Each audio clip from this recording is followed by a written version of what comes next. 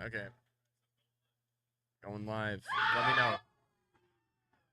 All right.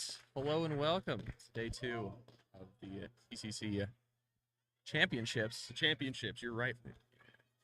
That wasn't a hesitation. My name is Skylar Allen. This is my co-host Ryan Hawley. Yes, no, I'm Graham Wiltrout, Director of Oregon Tech Broadcasting. We're here today to present the Cascade Collegiate Conference Outdoor Track and Field Championships here at the John F. Mull Field at Oregon Tech. We're a little late to the start. There was an event that we missed earlier today, which was men's discus, but that was moved from yesterday. We were not able to plan around that. Going on now, I think the women's 100 is getting ready to go. Just kidding. That was a lie. A complete and total lie, but you know, Javelin is going to be throwing. Is that men's or women's Javelin? It looks like right now men's Javelin is going, women's shot put is going, men's triple jump, women's high jump, and then up soon, the women's 100-meter race. All right. Well, let's see if we can get some camera angles on those, and none on us. Yeah. All right. It looks like up now for the men's javelin is Theo Manuel from the University of British Columbia. You can see him there stretching, getting ready to throw that really far.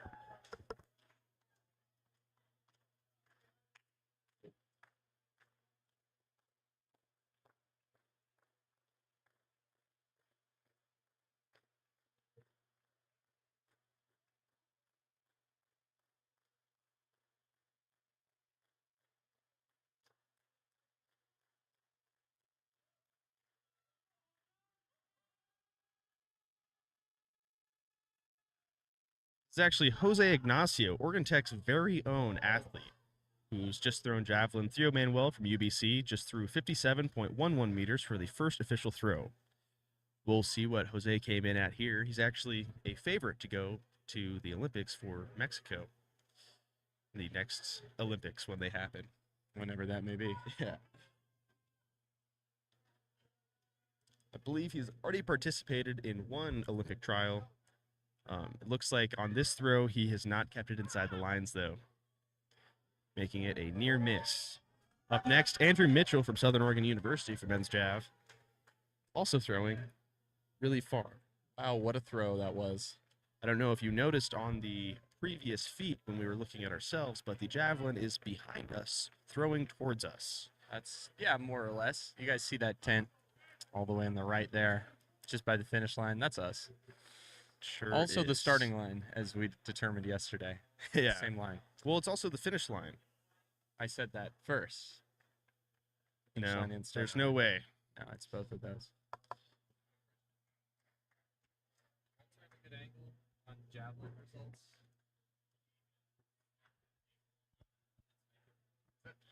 Let's take a look at women's high jump for a minute here. Andrew Mitchell from Southern Oregon also misses. DJ Wilson, Eastern Oregon University, up next for men's jav. It looks like women's high jump is still warming up. Men's triple jump appears to be in full swing.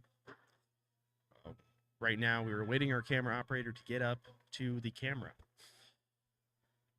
So momentarily, we should have results. Just to update for women's shot put, it looks like the leader was Allie Odell with 11.07 meters for most recent throw. Josie Ramos from Oregon Tech fouls recently and is actually in warm-ups. Just kidding. Neither of those are official results. DJ Wilson from Eastern Oregon University throws 49.78 meters in the men's javelin, coming in about 8 meters short of the previous lead, or the current lead, Theo Manuel from UBC, at 57.11 meters. In the men's triple is just fouled. We'll see who's up next in a point here. Meanwhile, the men's triple jump is led by Jermaine Schexnader from Bushnell University with a highest jump of, or longest jump of 14.89 meters. Owen Christensen from Oregon Tech up next. Now it looks like the women's high jump is in progress. Looks like Corona Parker from Evergreen University just or previously failed and is on her second attempt for 1.59 meters. We'll see what the result is in a moment.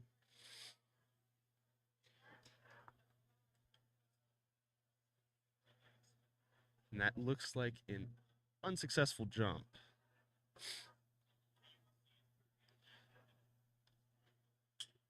She has one more attempt at 1.59 meters before the high jump is closed for her for the day. All of the jumping events, I believe they get 3 attempts. Lizzie Grandel, Eastern Oregon University, up next for the high jump. Second attempt for 1.59 meters as well. And that looks like a successful jump on her second attempt for Lizzie Grandel. She'll move on to the next height. Owen Christensen in the triple jump goes 12.58 meters, putting him in 6th place overall. Up next for men's triple jump is Trenton Johnson from Lewis and Clark State. For men's javelin, Josh Alejandra from Oregon Tech throws 43.17 meters, still led by Theo Manuel at 57.11. Dean Charnillo from UBC up next. Looks like on women's shot put, Josie Ramos fouls Michelle Datson from UBC up next.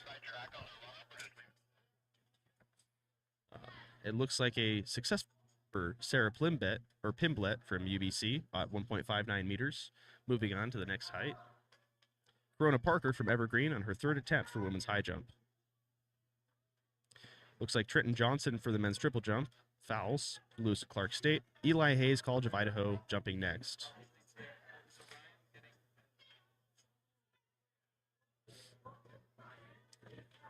The women's high jump looks like Corona Parker is gearing up to run and jump. All right, Corona Parker for Evergreen University runs and does not jump. I'm not sure if that counts as a scratch for this event. We'll see momentarily here. That may also be a practice run-up, because I know that they are allowed practice attempts before the official jump, but I believe if their feet leave the ground, it counts as an attempt. Which would make sense, Skylar, because that would be jumping. Yes, and the event is jumping. Now we see DJ Wilson from Eastern Oregon University running up for Javelin. Most recently, Jacob Moore from Corbin through 46.53 meters.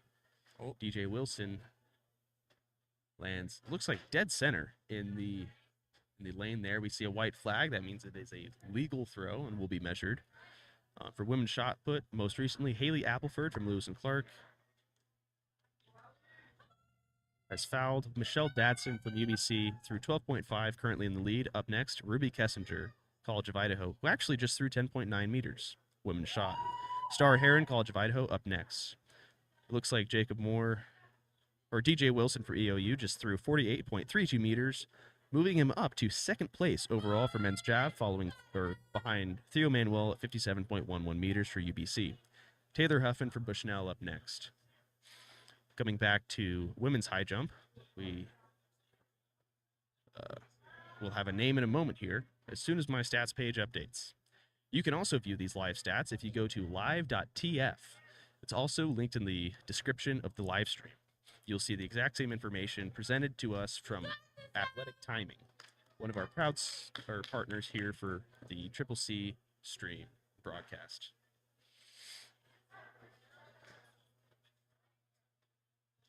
Looks like Corona Parker succeeded on 1.59 meters most recently for Evergreen in the women's high. Still unsure who's up next. Now we're watching Casey Cohen from Northwest throw. Looks like a legal throw. Taylor Huffman from Bushnell actually had a near miss.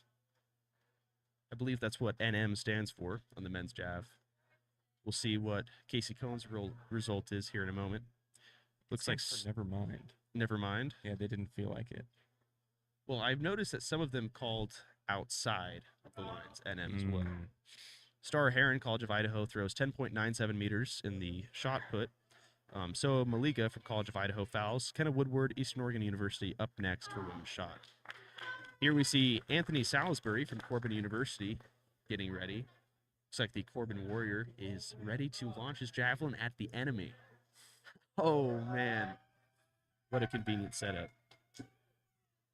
Tyler Jones jumps 12.89 meters in the men's triple jump for Eastern Oregon. DJ Wilson, EOU, up next for the men's triple. Jermaine Schexnayder from Bushnell, still in the lead, 14.89 meters.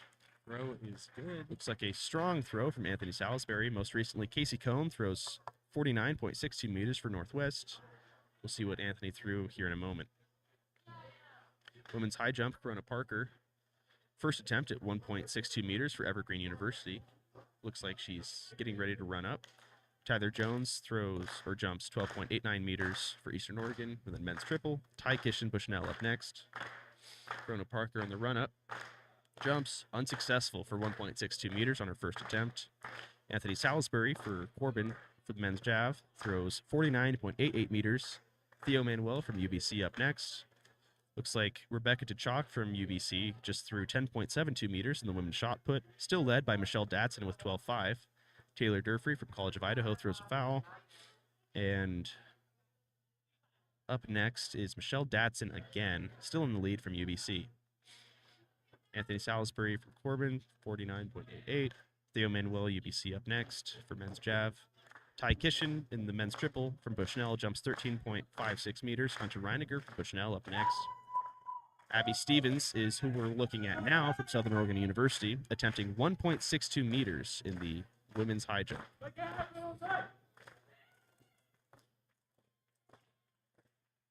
I will say 1.62 is a lot.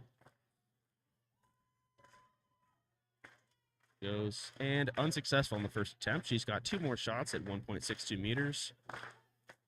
Looks like Kaylee O'Wellman for the men's triple jump is just fouled out. Our leader, Jermaine Schexnayder from Bushnell, up again. Men's jab. Looking at Jose Ignacio, our very own star here at Oregon Tech. Launches the javelin. We got a white flag that looks like a successful throw. Theo Manuel has previously thrown 53.05 meters for UBC. We'll see how Jose measures up here in a moment. Michelle Datson throws 13.53, unseating herself for first place. Haley Appleford, Lewis and Clark State up next for women's shot. Looks like Sarah Pimblett from University of British Columbia is up for women's high jump, attempting 1.62 meters. You know, I bet high jump would be a lot easier if they just used those poles that those guys were using yesterday. Yeah, I believe that would be correct, although I don't see a little bucket like the guys yesterday had to put it in to fling themselves over. Maybe not. I could be wrong. Sarah Pimblett with the run-up and the unsuccessful just first barely. attempt, 1.62. Looks like going back to the men's triple jump, Jermaine still in the lead. Tyler Jones, EOU, has just fouled. Trenton Johnson from Lewis and Clark State up next. Jose Ignacio comes in, 53.83 meters, putting him in second place for his first successful throw. Andrew Mitchell, Southern Oregon University, up next. Women's shot put, Haley Appleford, 6 meters for Lewis and Clark State, putting her in second place. Ruby Kessinger, College of Idaho, throwing next. Looks like Kayla Morgan from Corbin University is up next for the women's high jump with her first attempt at 1.62 meters. Looks like they're adjusting the bar for some reason. Unsure why. DJ Wilson with a near men's triple jump. Or never mind. Yeah, never mind makes more sense. It's got to be. Yeah.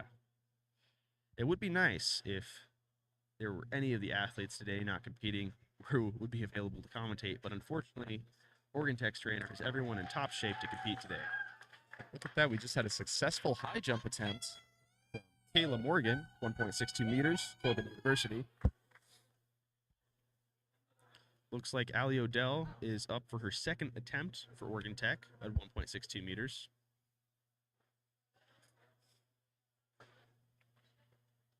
Andrew Mitchell now in first place with his recent throw for Javelin. Southern Oregon University, 58.76 meters. John Rose from SOU up next for men's jav.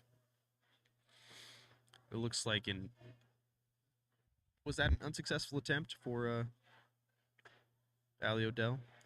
Josh Alejandra from Oregon Tech getting ready to throw for the men's jav here. Looks like he's getting his footing. He's begun his run up. Does a little skip and launches. Appears to be a white flag, legitimate throw. We'll see how that comes in. John Rose from SOU has thrown 43.71 meters most recently. Still in the lead, Andrew Mitchell, SOU, 58.76 for men's jav. Haley Appleford for Lewis and Clark throws 11.6 meters. Women's shot, B. Kessinger, College of Idaho, up next. Abby Stevens from SOU on her second attempt at 1.62 meters for the women's high jump. Looks like she's getting her footing.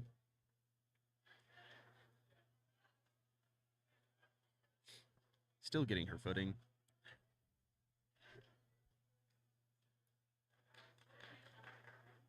And she's off.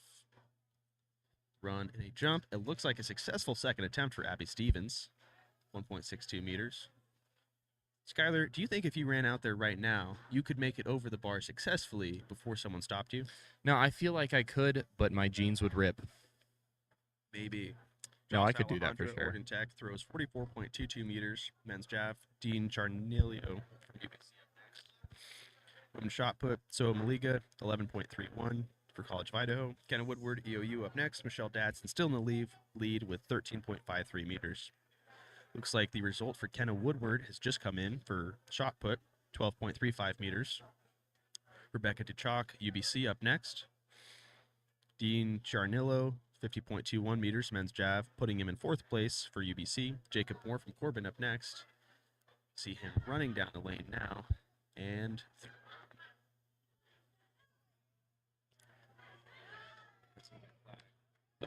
noticed a lot of the javelins have been arcing right after exiting the thrower's grip today.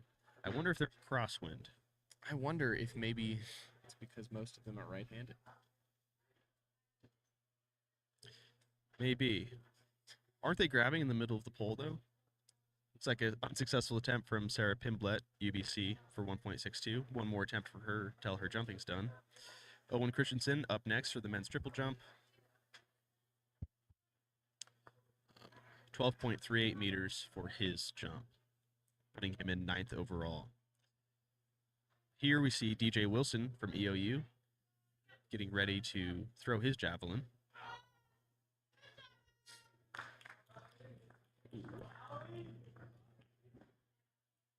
I have no idea how those officials have the mental fortitude to stand there and watch a javelin flying right at them without flinching or moving. It's like Rebecca DeChalk for UBC threw 11.28 meters from the women's shot put. Taylor Durfree, College of Idaho, up next. See what DJ Wilson's result is here in a moment. 51.82 meters, putting him in fourth for EOU. Taylor Huffman from Bushnell up next for men's javelin. Right now, we're looking at Corona Parker's third attempt for Evergreen University at 1.62 meters. If she makes this, then she moves on to the next height. If she doesn't, then that is the end of her high jumping for this season.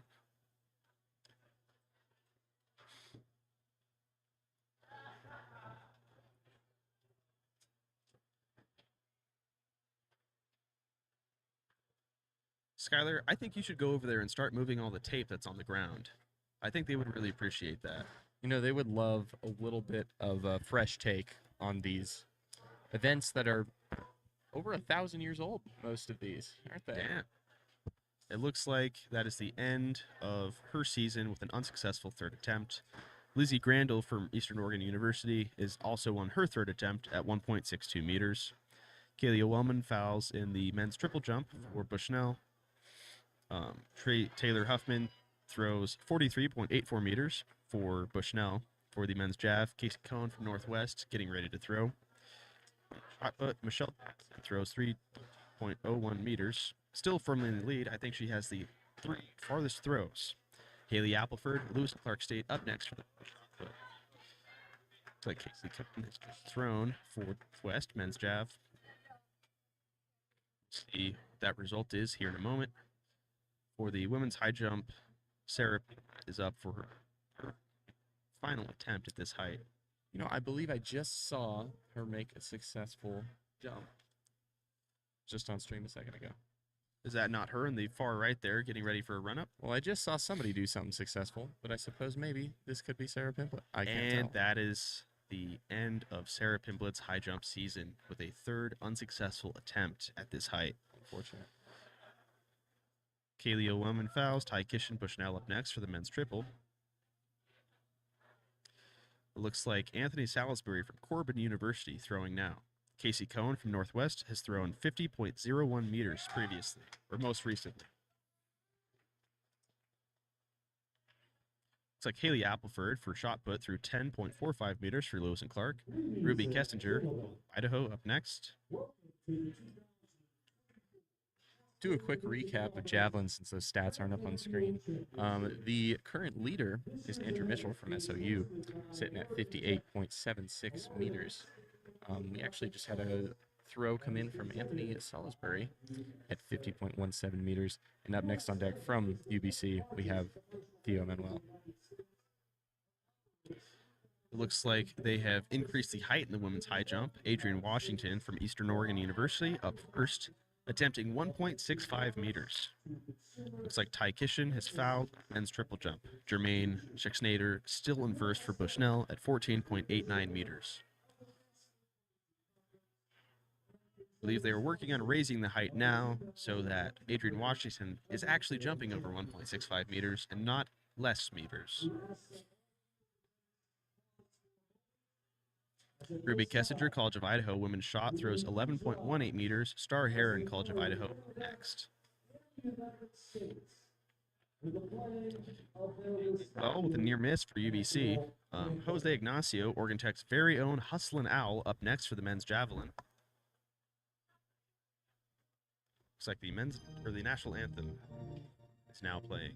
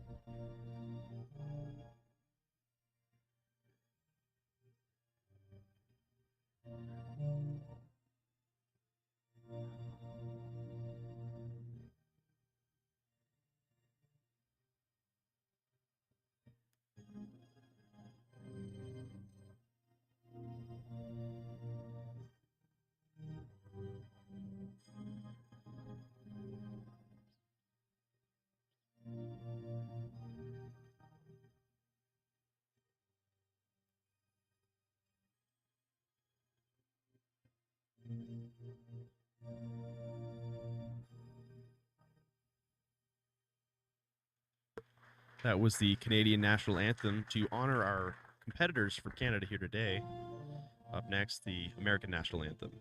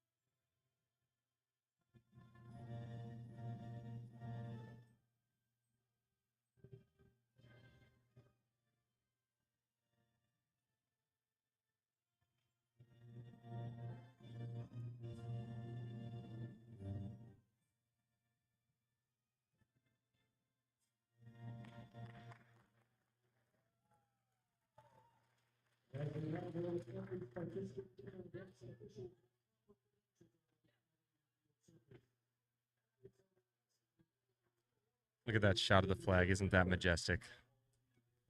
Following that majestic display is another one from Jose Ignacio, our Oregon Tech Hustling Owl. Let's see if he can smash that javelin record. He has begun his run up from javelin. Quite the throw that was. That's starting to get into the range where it could actually hit us. Oh my god. A really bad throw. and just a little bit harder. It's going right through me. A few more meters and a sense of direction, and that takes one of us out.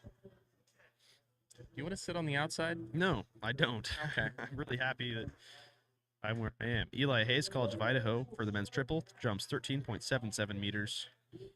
Adrian Washington, EOU, with an unsuccessful attempt at 1.65 meters, the women's high jump. Going back down to women's shot put, it looks like Soa Maliga has fouled out of College of Idaho. Rebecca DeChalk, UBC, up next, women's shot. Jose Ignacio with 57.97 meters, chasing down Andrew Mitchell's throws. Andrew Mitchell up next, and a throw, and Wow. oh my God. That has to be the That farthest throw that we've was a seen hell of so a throw. far. And it's off the stream. Sorry, guys. I'll move that shot over just in case we have any more Yeah. heaters like that one. And see what the result of that was. But right now, it looks like we have another attempt from Abby Stevens. Well, actually, this is our first attempt over in women's high jump for 1.65 meters. Eli Hayes, 13.77 for men's triple. Lyle Lowe from UBC up next. It's like Abby Stevens is getting dialed in, ready for her jump.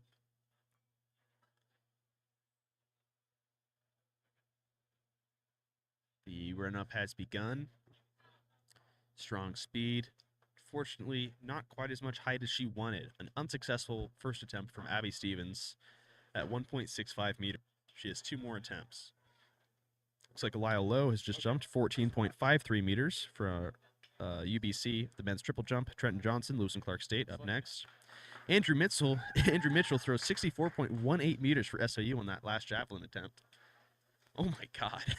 No, that's ridiculous. Ooh, A looks like successful high jump attempt. Love to see it from Kayla Morgan at 1.65 meters. Corbin University.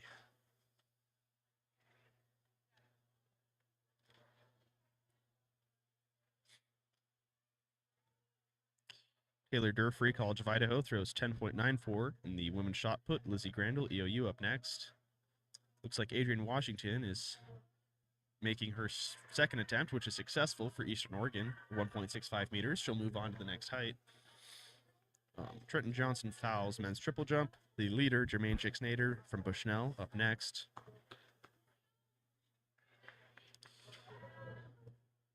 Lizzie Grandel, EOU, fouls the women's shot. I wonder if the fouls are intentional or for throws that they don't feel very good about. Because most of the fouls we've seen here today have been exiting the wrong part of the ring. Do the fouls count as one of their attempts? I'm not sure. If they are fouling to avoid counting an attempt, that would make sense. With a successful attempt over in women's high jump, Abby Stevens, SOU, just cleared 1.65 meters. It looks like our very own Josh Alejandra for Oregon Tech has just thrown for Jav. Trenton Johnson, last up, men's triple. Jermaine up next. Lizzie Grandel, first attempt at 1.65 meters, EOU.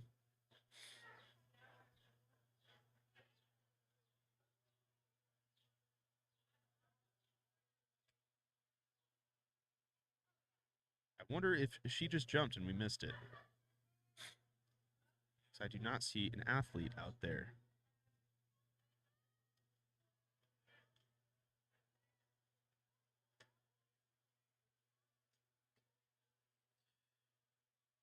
All right, Jacob Moore for Corbin University throwing for Javelin. Josh Alejandra, Oregon Tech, just threw 45.15 meters. Looks like a legal throw from Jacob Moore. Lizzie Grandel from Eastern Oregon University just threw 12.39 meters over in women's shot put. Could we have you guys see?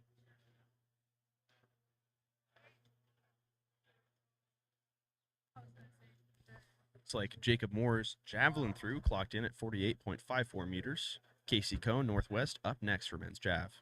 Jermaine Chixnader with a 14.48 meter jump, followed by Kalia Wellman with a near miss. Or never mind. Owen Christensen, Oregon Tech, up next for the men's triple. Maybe it's New Mexico. You think it's New Mexico? They're declaring New Mexico for. Perhaps.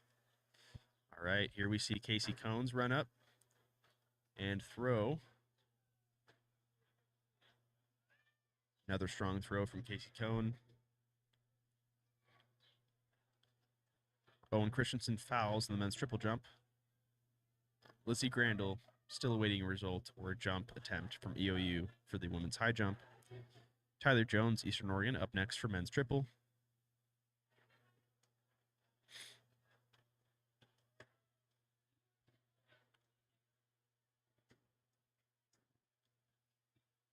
Casey Cone comes in 47.64 meters for Northwest. Anthony Salisbury from Corbin up next for the men's jav. Here we see Anthony Salisbury with springs for legs. See the run up and the throw. And a successful throw.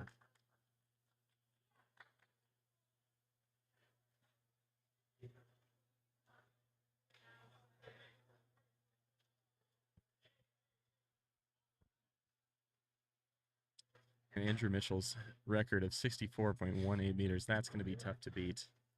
That was a crazy throw. These last several throws have not quite approached that record, but it looks like we just got a throw from Anthony Salisbury measuring at 52.72 meters.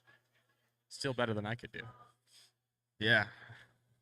Up now, Dean Ciarniello.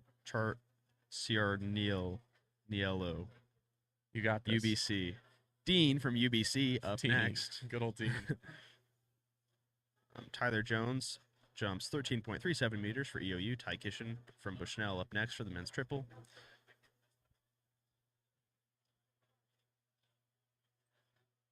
Not sure what the status of the women's high jump is. It's the one event we can't quite see from the casting tent over here.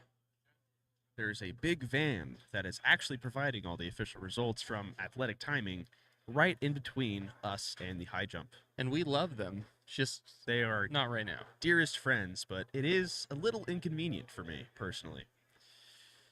Looks like Anthony Salisbury, 52.72 on the last throw. Dean getting measured now. Just to go over some of the information here for the men's jav so far, we already have 3 people qualified for the national competition. Wow. And I don't even think we might be getting towards the end, but I think we might be just about halfway done with that event. We have Andrew Mitchell with his monstrous 64.18 meter throw, qualifies for the NAIA Nationals. Jose Ignacio, Oregon Tech's star, 57.97, qualifies. And Theo Manuel from UBC qualifies with his 57.11 meter first throw. Looks like Dean threw a 46.57 meter throw for UBC. DJ Wilson from EOU has just thrown.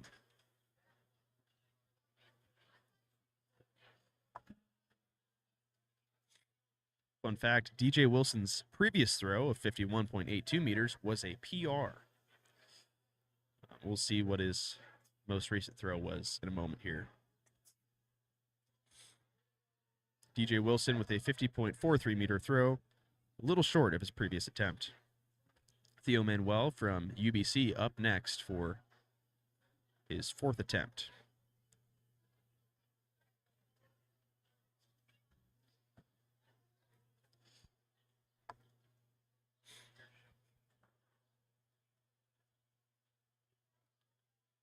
Theo Manuel gearing up for his throw. Up now for UBC. Strong throw. Wow. Very strong throw. Wonder if that'll touch the record. He is one of the 3 qualifiers so far for the national competition, so wouldn't shock me. Up next, Jose Ignacio, looks like. Oregon Tech. Let's see what Manuel clocks in at here. Or measures it. I guess it's not a clock for field events. No, not really. Theo Manuel with the 56.52, about half a meter shy of his best attempt. Jose Ignacio getting the crowd to clap here. I don't know if you can hear that behind us, but there's a lot of energy in the stands today. He's gearing up for his best throw yet. He's already going to nationals, but now he's just coming for that top spot.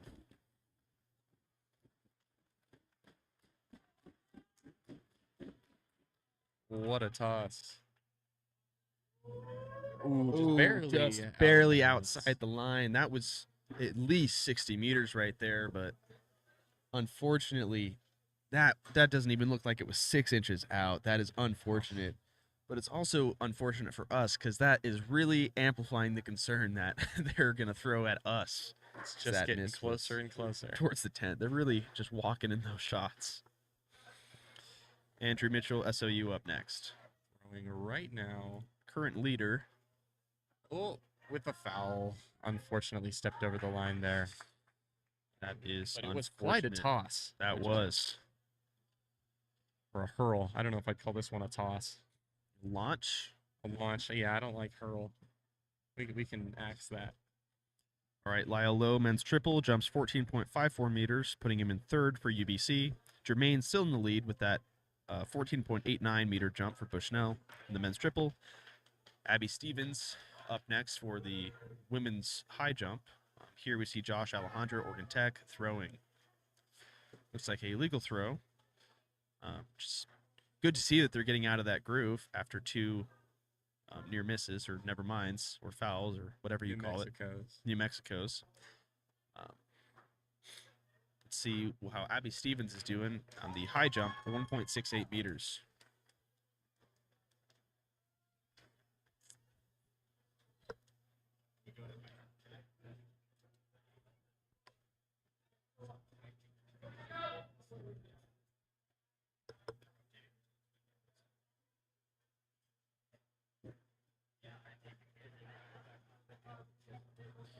Here we see Jacob Moore getting ready. Josh Alejandro comes in 44.91 meters with his last throw. Jacob Moore, Corbin University, throwing now.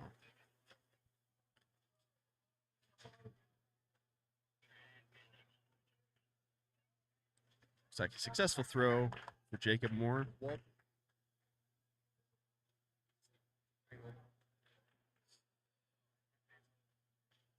Just to update here, we are down to 5 people who were still competing in high jump for women's high. 2 people set PRs. That was Adrian Washington, who's still in the race, and Ali Odell with a PR of 1.59 meters. Successful jump. Kayla Morgan at 1.68 meters for Corbin. She'll move on to the next height, along with Abby Stevens from SOU, who has also had a successful jump. They are both now qualified for the NAIA B qualification for the national competition. And it looks like Abby Stevens may have just set a PR. Javelin throw there. A white flag. Right now, Adrian Washington up for women's high jump. Lizzie Grandel, Jenna Carpenter, Abby Stevens, and Kayla Morgan all still in it for the women. Looks like the men's javelin, Jacob Moore, 349.23 for Corbin. Casey Cohn from Northwest has just thrown. Andrew Mitchell still in the lead with that that crazy 64.18 meter jump or throw. Casey Cohn comes in 47.12 meters. It looks like Jenna Carpenter unsuccessful on her second attempt at 1.68 meters for Lewis and Clark State. Michelle Datson still in the lead for women's shot put, 13.53 meters. So Maliga, College of Idaho, 10.96 recently. Haley Appleford just threw 11.67 meters for Lewis and Clark State.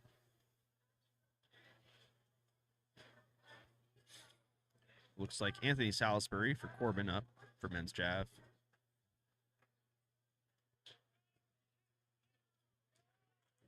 Looks like dead center of the lane. We'll see what that is in a moment. Casey Cohn with a 47.12 meter throw. Haley Appleford, 11.67 meters. Women's shot put, Taylor Durfree, College of Idaho, up next. Adrian Washington, third attempt at the 1.68 meter bar for Eastern Oregon, the women's high.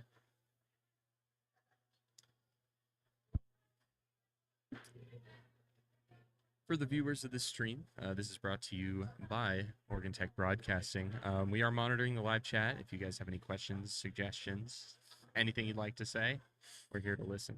And that looks like Adrian Washington's high jump career for this conference or this season is over with a third unsuccessful attempt at 1.68 meters. We come back to Dean Ciarnillo from UBC for men's jav. Anthony Salisbury threw a 53.02 meter throw in the last attempt. Looks like a successful throw for Dean. Owen Christensen jumps 12.69 meters in the men's triple. Jermaine still in the lead. Jenna Carpenter, unsuccessful third attempt for the women's high jump from Lewis and Clark. That also puts an end to her season for high jump. Just barely. That was close. Well, if everyone scratches in 1.68, doesn't that put them all back in it? Dean Ciarnillo throws 49.06 meters for UBC. DJ Wilson, EOU, up next. Star Heron for the women's shot put just threw 12.09 meters. Kenna Woodward, EOU, up next. Let's see how DJ Wilson does here. We just heard celebration. I'm presuming Lizzie Grandel from EOU has just succeeded at the 1.68 meter high jump. She'll move on to the next height. Looks like DJ Wilson has a successful throw. Tyler Jones up next for the men's triple jump. Owen Christensen with a 12.69 recently. Looks like we'll have DJ Wilson's result here for the javelin in a moment.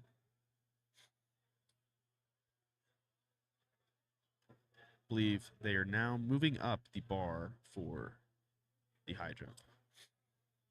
Kenna Woodward has just thrown 12.61 meters for EOU, putting her in second place behind Michelle Datson from UBC. Lizzie Grandel, EOU, up next. DJ Wilson threw 51.55 meters for EOU. Theo Manuel from UBC up next for men's jav. You see the run-up and the launch here. Not sure if that was a foul on the launch, but the other official has called it a good throw. Tyler Jones jumps 13.34 in the men's triple. Ty Kishin up next. Looks like we do have a shot on shot put.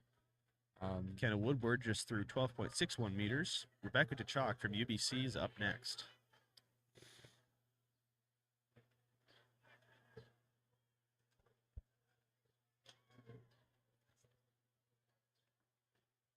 Looks like Jose Ignacio is up again. Theo Manuel threw 56.96 meters for UBC. Jose, Oregon Tech, getting ready for his next throw. Keeping the crowd quieter this time. He's completely rated. And is that another foul? Ooh.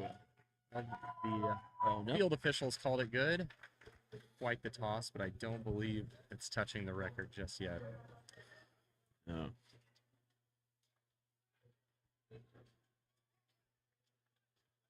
Ty Kishin jumps 13.97 meters for the men's triple jump. Still in fourth place.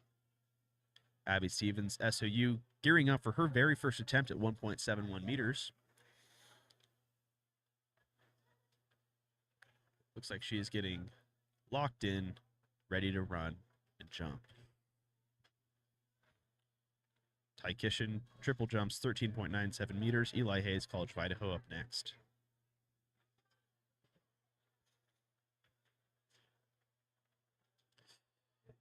Abby Stevens here has had a very strong but a very stressful meet so far.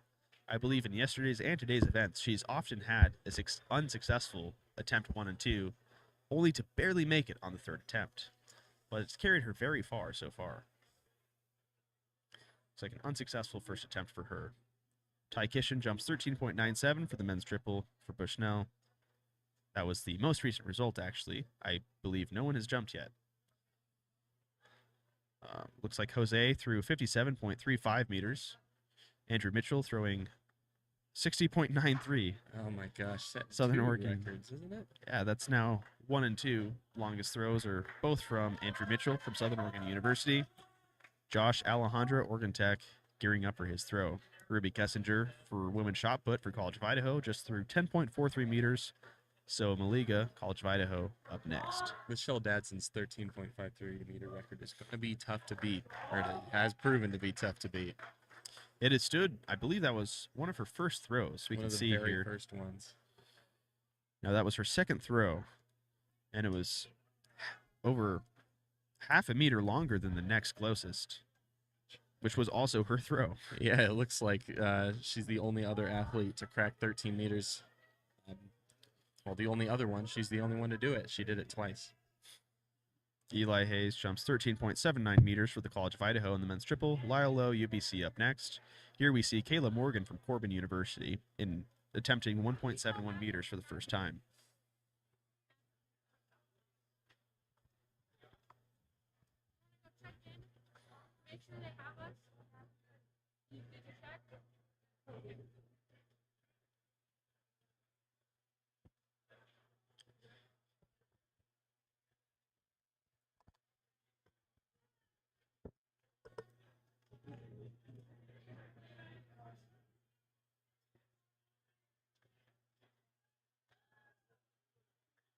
It's like Kayla Morgan, unsuccessful on her first attempt for Corbin University, 1.71 meters.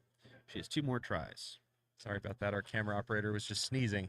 So Lyle Lowe for UBC jumps 14.85 meters, the men's triple jump.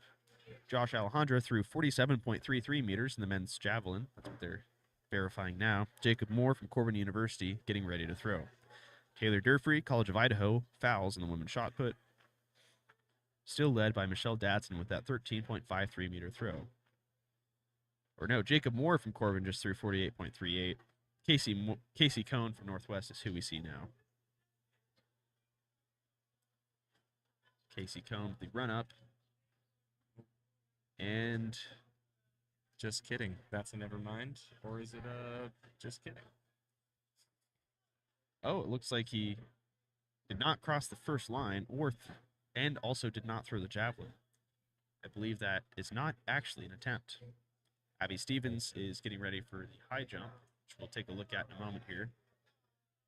Casey Cohn with the mighty throw. Looks legal. That's probably Casey's best throw today. That looks pretty solid. Sounds like Abby Stevens may have had an unsuccessful second attempt. Lizzie Grandel from Eastern Oregon up now for her second attempt.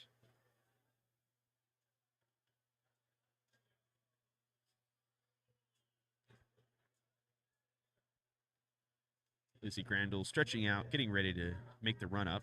For men's triple jump, Trenton Johnson just jumped 14 meters even. Jermaine up next. Lizzie with a barely unsuccessful second attempt. Fortunate. You know, I wonder if having long hair is a disadvantage. Yeah, maybe it's touching the bar there. I couldn't quite tell if she had an issue like that. Casey Cohn for Northwest just threw 51.67 meters in the men's javelin. Anthony Salisbury from Corbin University getting ready to throw. Kenna Woodward, Eastern Oregon, threw 12.74 meters in the women's shot. Anthony Salisbury with the run-up for Corbin. And a really good throw. Legal on both lines.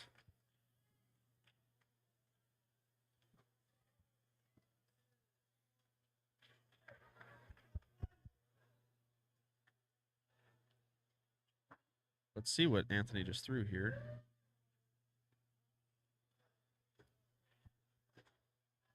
Any minute.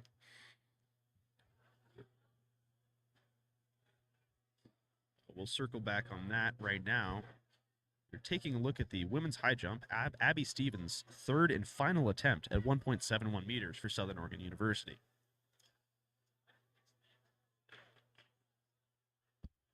It's like Anthony Salisbury threw 54.26 meters. Dean Giarnillo from UBC up next for men's jav. No updates since the previous Lizzie Grandel 11.86 throw for women's shot. Abby Stevens with the run-up. The leap. Oh, and man. Unsuccessful jump. Looks like she just couldn't quite get her heels over. That is an unfortunate end to Abby Stevens' season here. She's been a strong performer across all of the sports we've seen her compete in today. Up next is Lizzie Grandel, also with her third attempt, 1.71 meters. From EOU.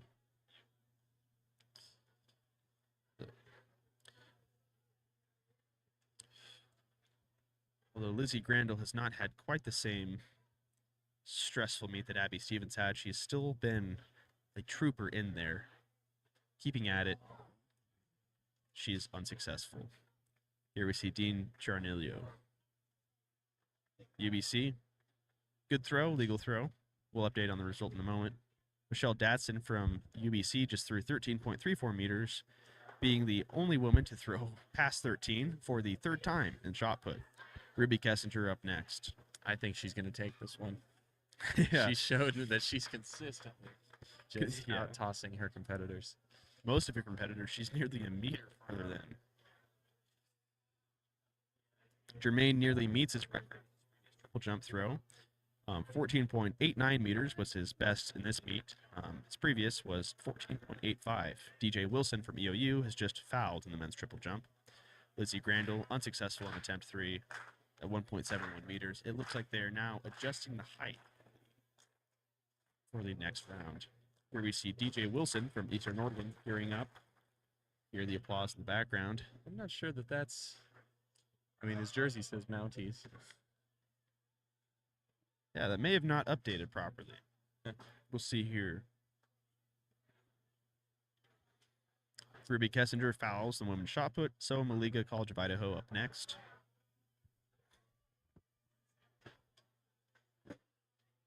What is the Eastern Oregon mascot? I'm not really sure. Probably a rattlesnake. I think it was the Mountaineers. Or like a tumbleweed. 51.84 meters from DJ Wilson. Theo Manuel, UBC, up next. DJ Wilson also competing in the men's triple jump. It looks like he is up next there as well.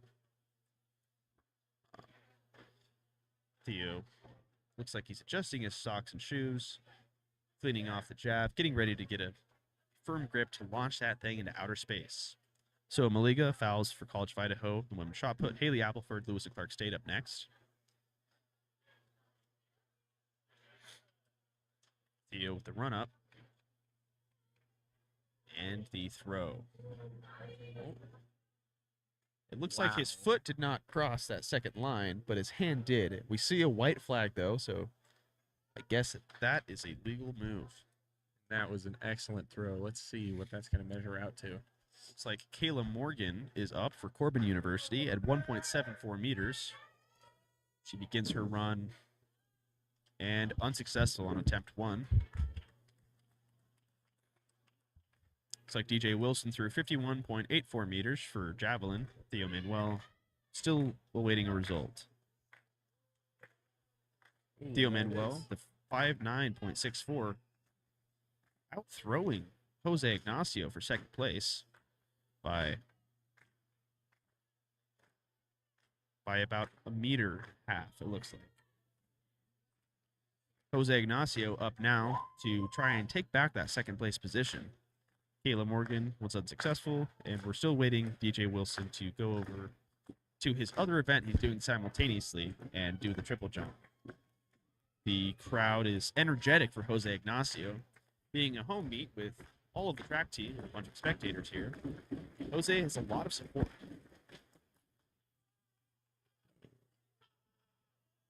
And the officials run out of the way. It looks like that's about 200 feet. What is that in Tommy units? Yeah. And those imaginary made-up units that, for some reason, we're measuring with. I guess all units are made up, but those more so. Those are more made up than the real units, which are yards. Yes. And that guy wants a high five. Does not look like he's going to get it. And I can't believe they would leave him hanging like that. Truly disrespectful. Especially a volunteer for an event like this. It looks like that was just an attempt from Kayla Morgan for Corbin University, 1.74 meters. Appears to be... Looked to be unsuccessful. Unsuccessful, yeah. We'll see if she can bring it back for her third. Jose Ignacio, 58.78 meters, firmly in third place. Andrew Mitchell, our leader from Southern Oregon, up next. Jose did smash his previous record, but he was just shy of the second place. Now the differential is about half of a meter between second and third. Andrew Mitchell with a strong throw. Wow. And what a throw. Oh my God. I'm glad we moved that camera because that would have been off out of frame again. You know it's a good throw when the officials start running backwards. Yeah. Jeez. I'll tell you what, that guy can throw a big stick very far. He sure can. Kayla Morgan, 2 unsuccessful attempts for Corbin, 1.74 meters. Let me check. I believe she might be the last person competing. Yeah, she's the last jumper for the women's high jump. She might win this with a 1.7 meter record. We'll update on her third attempt when we have results. Let's see if we've got that javelin recorded. Andrew Mitchell with 62.54 meters on that latest one. His second throw cracking 60 meters. Kayla Morgan looks like she will only win with 1.71 meters at 0.74. What a shame that she won. Yeah, it's really tough. Not enough. She eventually reached a limit for how high she could jump. Kenna Woodward with a foul from EOU and women's shot put. Lizzie Grandela. That 13.53 from Michelle Dadson, UBC, still holding on to first by a very healthy margin. Women's shot put.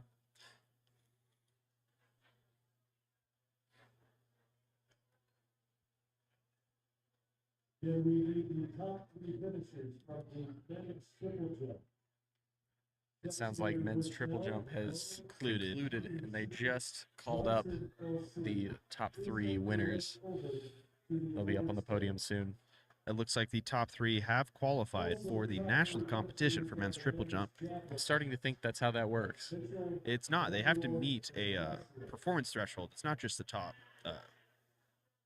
top number. If every contestant beat the threshold, then we would have 10 people from this meet proceed. I see. Looks like first place for men's triple jump is Jermaine Schixnader from Bushnell. He qualifies for the national competition with 14.89 meters as his best. Lyle Lowe from UBC, also a qualifier in second place. 14.85 as his best. And then Lewis and Clark State, our third and final qualifier for the national competition. Trenton jumped 14.68 meters. Andrew Mitchell with that 62.54 and that 64.81. Like, that's crazy. He actually had 3 throws above 60 meters. 3 of them. He had a 60.93 attempt 5. Suppose he did. Hey, it looks like that's all the throws for this flight, isn't it? Yeah, it looks like that's it. All right, let's see if we can check in with some of our other events. I believe women's high jump is wound down. Men's triple jump is wound down. I believe that's it for men's jab as well. Women's shot put is our only active event right now. Let's see if we can get a camera over there.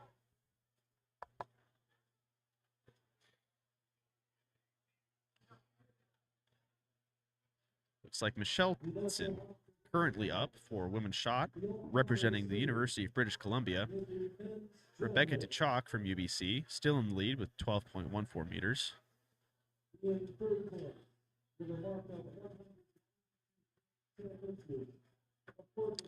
it looks like this is a different flight. Michelle Dadson is in first place overall with a PR of 13.53 meters and a qualification for the national competition. Kenna Woodward in second with 12.74 with a season best. Rebecca DeChalk, 12.41, third place. Looks like Rebecca DeChalk fouls on her 6th and what looks to be final attempt.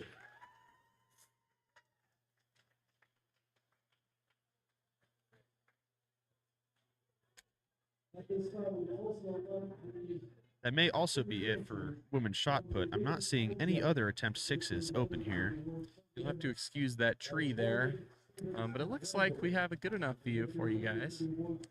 There's Jose Ignacio stepping off the podium after making it to the national competition. You know, I regret to inform you guys that the commentators at nationals, we just can't guarantee that they'll be the same quality that you're getting right here.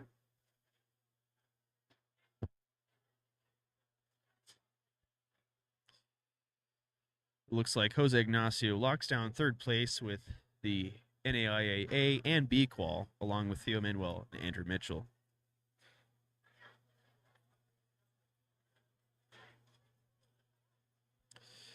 Let's take a look at the overall standings between all of the teams for men and women for the meet so far. Right now, the men's CCC Outdoor Track and Field Championships standings are as follows. Eastern Oregon University is in first place with 102 points overall. Second place is held by University of British Columbia with 75 points.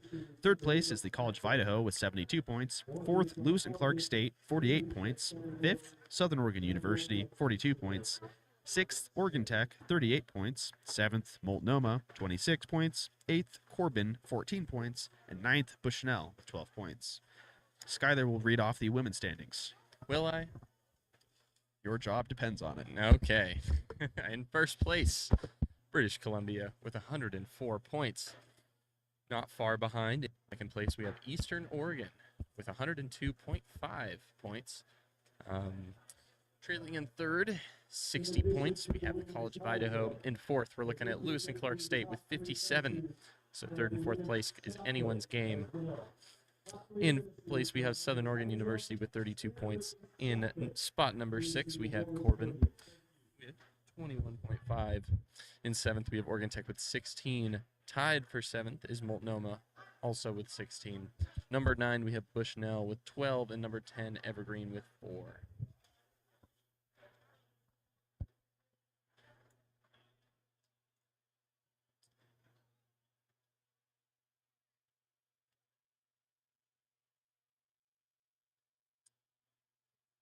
The only currently active event is women's shot put right now, so we will try to update you guys as that continues. And as new events come along, I'll also update you.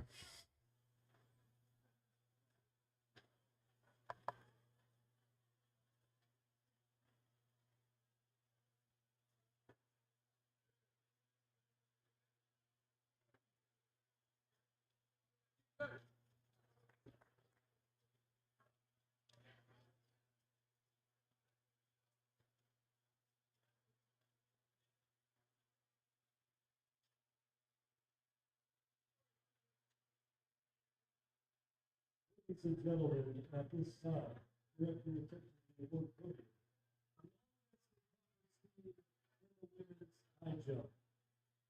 This is third, with the clearance of 60.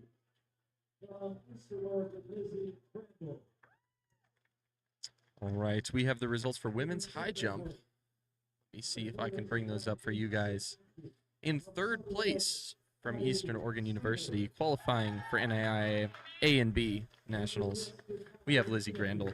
In second place from Southern Oregon University, also qualifying for both, we have Abby Stevens. And in first, setting a CCC record, we have from Corbin University, Kayla Morgan.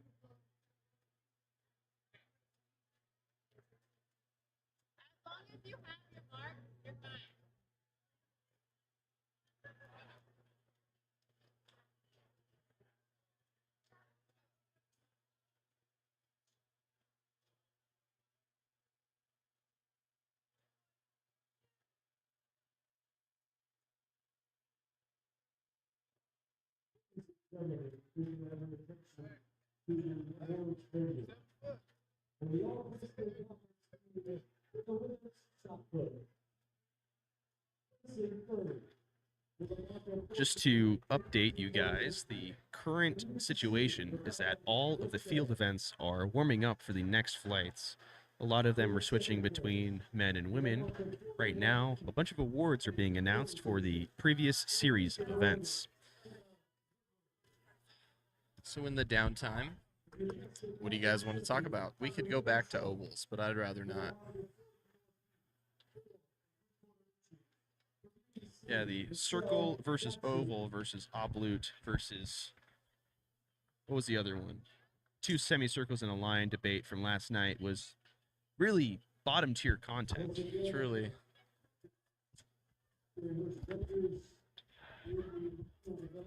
Looks like some of the women there are receiving their awards.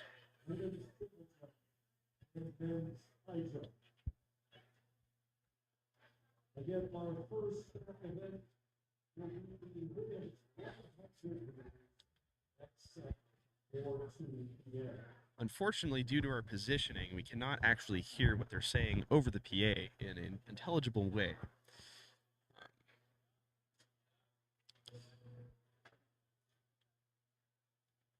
Yeah, we see here some of the women warming up for javelin. It looks like some of the men are over there getting warmed up for shot put.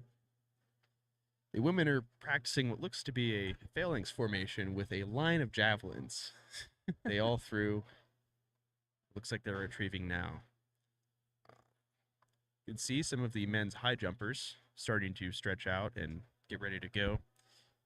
And I believe women's triple jump will be next in the jumping events. I'll take a gander at the schedule here and update you on what's coming.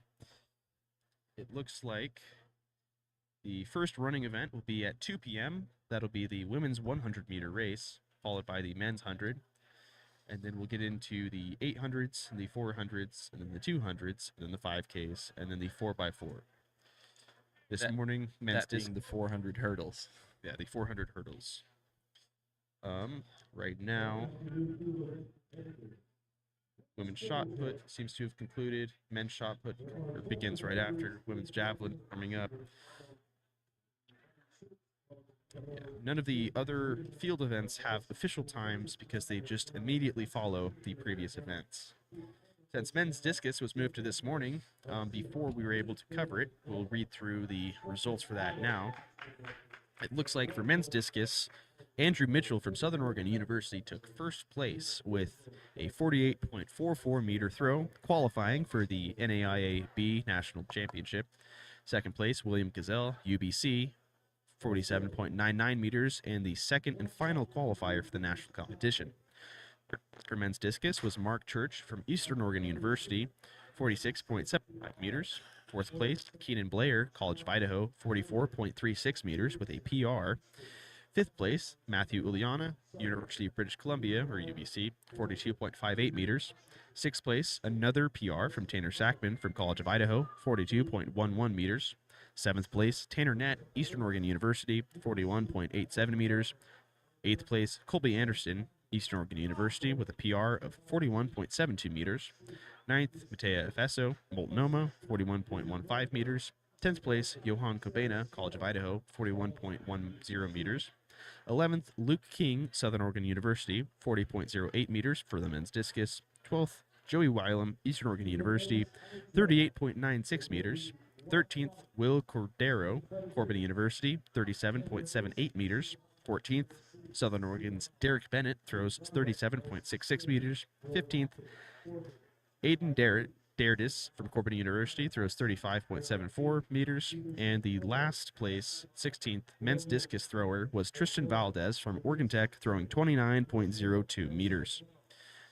If you would like us to go back and read any other specific results or give you the specific times of other events, please let us know in the YouTube live chat. We're monitoring it as we speak here. Otherwise, we are just yapping for the minutes until warm-ups end and the events begin. If you had to do one field event, Skylar, what would you choose? One field event. And you can't say pole vault. Well, let's pick one of the ones from today. I don't know. I don't think I have the arms for javelin. As much as I'd love to do that. Yeah, I'm not really sure. Maybe I would try shot put. Not that I'd be great at that either. I'm just curious to do it. I think the most fun would be javelin. Personally, I think I would be atrocious at it, and I would honestly be surprised if I could get it far enough to even be worth measuring, but it just seems like a lot of fun. Thank you. for. Is this Orion's mother? Shouting out our guy on camera 2. That is Orion up on the hill, getting the wide shots for us. Who's tracking the run-ups for javelins? I think while we're just yapping, it might be good to go to the vanity cam. Oh, maybe so. Let me sit up straight. Yeah, get some good posture. My posture. Yeah. We're just waiting for everything to finish warming up. It is a pretty nice day out, though, here in Klamath Falls, Oregon City of Sunshine. That's right. We get over 300 days of sunshine a year. Doesn't mean it's warm, No. but over 300, and it's certainly a nice contrast over last weekend where it was 40 degrees, hailing, and there was wind chill. Luckily, last weekend, and I mean this sarcastically, was our biggest outdoor event of the year, Music Garden, where we fly out a bunch of bands to perform live on campus for the students. And usually we get a bigger turnout, but usually it's not hailing. Yes, it snowed in the morning. It was hailing and raining throughout the day. I think it was a high of 40 degrees. Something like that. And unfortunately, that means a lot of people were not hanging out, which is why we broadcast it. If you go and check out the YouTube Live VODs, you can actually watch all of 2024 Music Garden on the OTB YouTube channel. That's true, you can. If you check some of our social medias, you can see the after party. There officially was no after party. Just mention. It did not happen. Yes, allegedly it was a really fun time, though. It was a really good party. Looking at YouTube chat here, Skylar is. You're happy with the performance here tonight so far. My name is Graham Wiltrout. If you're not happy with it, then my name's Ryan Hawley. My name is also Ryan Hawley. If you think this sucks, otherwise, I'm Skylar Allen. If you would like to go and see any of the warm-ups, just give us a heads up. We have cameras operated right now, so you could see people, not jerseys, practicing their runs and jumps. Otherwise, we're going to continue filling time until we get into the next round of events. Again, the earliest running event starts in about an hour and 18 minutes at 2 p.m., and that'll be the women's 100-meter race. Now, I know this is a track event, but maybe we'll start something early. That's a really funny joke that you just said, Skylar. Okay. All right. Well, It would be cool if we started early, but a lot of the field athletes for the events today are also sprinters. You'll notice that there is a lot of speed required for things like the pole vault yesterday or the high jump today. I think the initial speed run-up is critical for the height that they go. well, it is kind of a two-part event. That would make it 50% of the event. That would. That's quick math from Skylar Allen, engineering student here at Oregon Tech. Oregon Tech broadcasting employee. For now. Now, yeah. We'll see. The fun fact, this stream performance actually dictates whether or not he gets hired again. No one else Sorry wants for to do picking it, on you. so I don't believe that to be true. Yes. You know, I really wish that we had some spiffy red suit jackets like these guys do. Yes, that would really enhance the stream. We throw out all of the school colors. Or no, maybe we get bright yellow. I mean, Oh, gold gold. colored jackets that we wear. Looks like we can take a look at the shot put. Yeah, nobody wants to see us Cam show a here. shot put.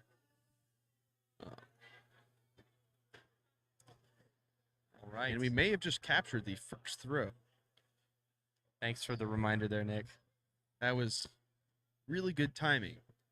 Although it looks like this is a warm-up still. I'm still amazed at how they launch literally cannonballs. That's how it started. I think. Shot put. They're putting it. I may have And just it's a made that shot. up, but Nope, you've got the microphone, which makes it true. anything Actual someone with a cannonballs. microphone says, yeah.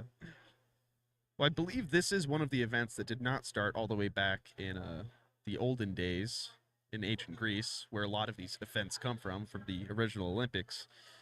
Because why would they have balls and why would they call them shots if they were not shooting them out of a cannon? Not really sure. Maybe it started as a rock. Rock put. Should we Yeah. call it that for the rest of the event? Maybe if we get enough viewers on this and they all start calling it rock put, we can get it to actually change. Turn my radio down here so you don't hear all of our production communications. Maybe we should have headsets. I do have a headset. Oh, you've just decided to cosplay as a long-haul trucker. Yes. Or campus safety. It's like a strong throw. Right on the line, though. I wonder if they're going to re-chalk the lines before the event officially begins. Looks like there's someone out there with an umbrella. I'm not sure if they're aware that umbrellas are for the rain. And in Oregon, if you have an umbrella, you'll get made fun of.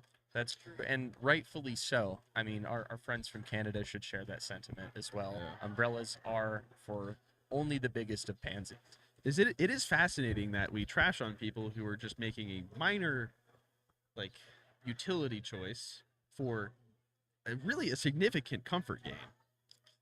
But despite questioning it, I still wholeheartedly condemn anyone who uses an umbrella in the Pacific Northwest. Absolutely.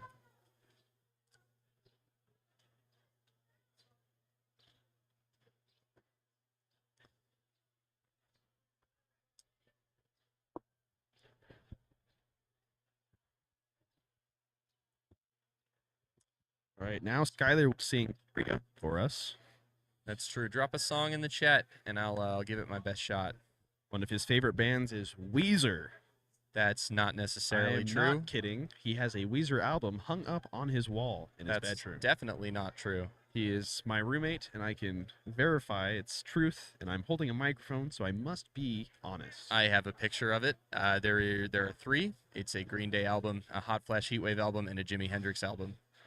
Well, unfortunately, there's no way of knowing who's telling the truth because we can't show. All right, switch to camera. Picture. Oh my Five. God! Do I'm- not go to the vanity cam. I will not give him this, Christian. On the field, it's pretty blistering right now, but that's because of the direct sun. I think it's only around 60 degrees out for an air temp. Let's check the weather. We've really. 71 and sunny. Little bit of wind, but man, it is. What's the UV index? There's currently a solar storm happening on the sun. Isn't there always? No. I think there's an 11-year cycle, actually. Yeah, we're looking at a 9 on the UV index, so make sure you wear your sunscreen. And according to the government, 9 is very high. It's true. But it is a great day to get a farmer's tan. It's also a really good day to sit in a tent and, ramble on about people who are doing really difficult things in the direct sun. Complain about umbrellas as well. Green Yes. Day, yes, yeah. Green Day was my original first. It was like my first favorite band, so gotta pay tribute. And Thomas, Oh, there is yes, no way temperature you in could make me Celsius. do that. Meters is a courtesy. And That's true. That's true. Well, you know what? We'll see. We'll see if I can translate that. well, we could just make up a number because Celsius is made up just like meters. All right. It looks like. Oh, I did that the wrong way. Let me swap those real quick. 71 degrees Fahrenheit is about 22 degrees Celsius. That makes it sound cold It does. because 22 is less than 71. That's a quick math fact from Our math major caster here. my primary major is electrical engineering. Let the record Okay. show. Well, it's I'm a good actually thing a math is dual secondary. major student. I haven't done math with numbers in years. In fact, I barely do it with symbols anymore. It's all in code. If you would like to know about applications of Taylor series and undergraduate curriculum, I've been researching and presenting at conferences on that recently. Anyway, It's crazy. Doing a little bit of algebra to a Taylor series let's expansion of take a a function, look. you can actually get All right, I'm really muting- good I'm muting estimations. Are we at the actual event now? It looks like warm-ups Check the stats. Let's see what we've got. have ended. We're clearing the little field thing that they have going there. Little field thing. It's What kinda would you call demeaning. it?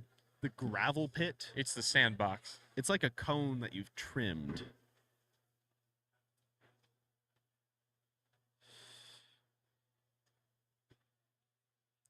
Oh, is he? Oh, All right, that looks like our very first throw just outside the lines. is at Tanner Nett from Eastern Oregon University. Appears to be a foul. So close. It bounced right back in. It's like Zechariah with a name so long they've abbreviated it off of the screen here. Let me pull that up. Zechariah from Multnomah up next. Tofeono Fagua is his last name. Getting ready to throw.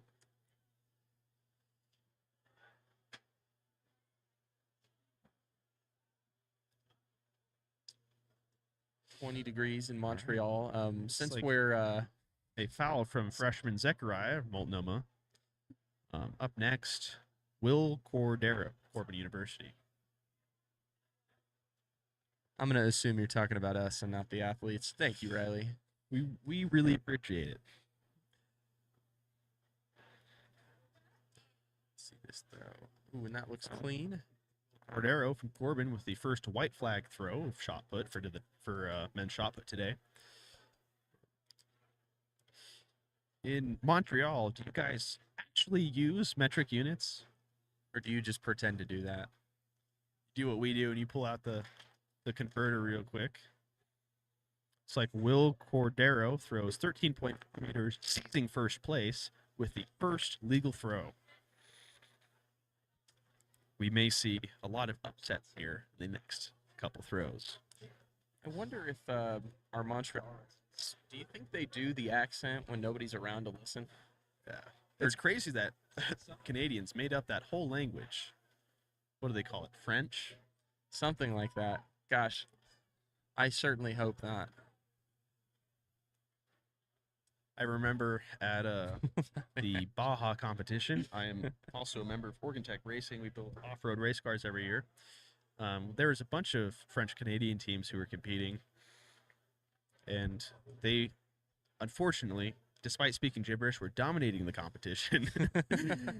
They took, I think, the first 4 places, or I guess 2nd through 5, after Cornell took first. Tanner Sackman, College of Idaho, is just fouled on the men's shot put. Luke King, Southern Oregon University, throwing now. It looks like they have finally taken down the men's triple jump results, an event that has already had the awards awarded several minutes ago. Thank you, Twin Gems Travel, for clarifying that they do, in fact, practice the accent, even when no one's around to judge them. Not to brag, but 27C in Vancouver. You know, I got to say, I'm a big fan of Vancouver. Big fan of BC. It's a fantastic province. I think sometimes Idaho likes to think they're a part of the Pacific Northwest. I would gladly trade Idaho for BC. Beautiful area.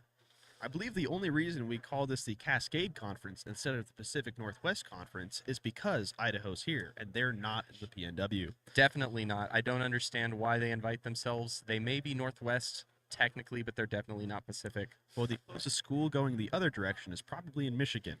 Luke King, Southern Oregon University, seizes first place with a 14.52 meter throw. Hunter Enoch, Oregon Tech, has just thrown. It looks like... was looking at results. Was that a white or a red flag right there? Didn't see. I was just looking at the chat. Maybe if we watch our own stream for a minute, we can see. Well, there are 2 of us. I'll look at the chat. It's Quebec French. What is the what's the difference? Hunter Enoch from Oregon Tech throws 12.54 meters. Sam Weller from Lewis and Clark State in Idaho throwing next. I will say, I have always wanted to go to Banff, and I do believe that is in British Columbia, because I'm pretty sure that's just what's north of us, right? Aside from Washington. Right. I'm not familiar with that town. Banff is a national park in Canada. Oh, well, it shows you how much I know. Said to be just as beautiful as Yellowstone. Sam Weller with a red flag. It looks like that is a foul on the throw. Just barely outside the lines again, I believe, unless that was a red flag for stepping over. It looks like he stepped out the back, but he may be right. Mark Church from Eastern Oregon University taken to the ring. Getting ready to do a little spin move and a throw. Little spin move. I'm not sure what you would call it officially. A big spin move. It is a big spin. It's a rapid spin. That's true.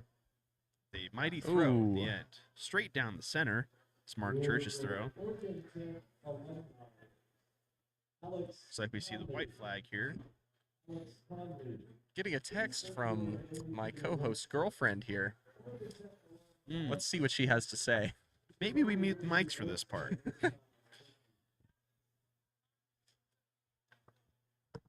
Oh, it's a long one. She's still typing, folks. I would like to point out for all of our viewers out there, this entire stream is run off of a hotspot on my phone because somehow, in all of the massive renovations that happened to this track, which is really nice, they forgot to put in internet. And that is not a joke. Mark Church throws 13.19 meters for Eastern Oregon.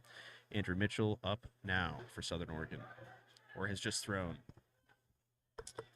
You know, I do appreciate you telling us where it is, but I don't know if you should be saying it's better than things in the States. Not on this stream, maybe. Well, he doesn't say that it's better, but it's different. That's a very good point. Different is Andrew Mitchell throws 12.55 meters, men's shot. Keenan Blair, College of Idaho, up next.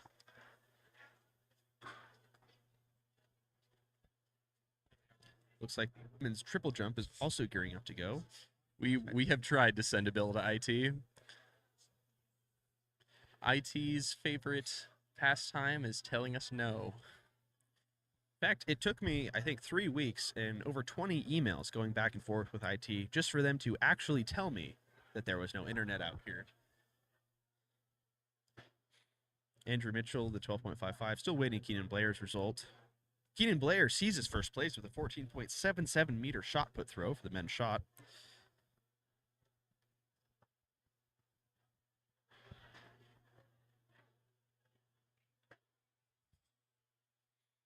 Joey Wylam, Eastern Oregon University, getting ready to throw.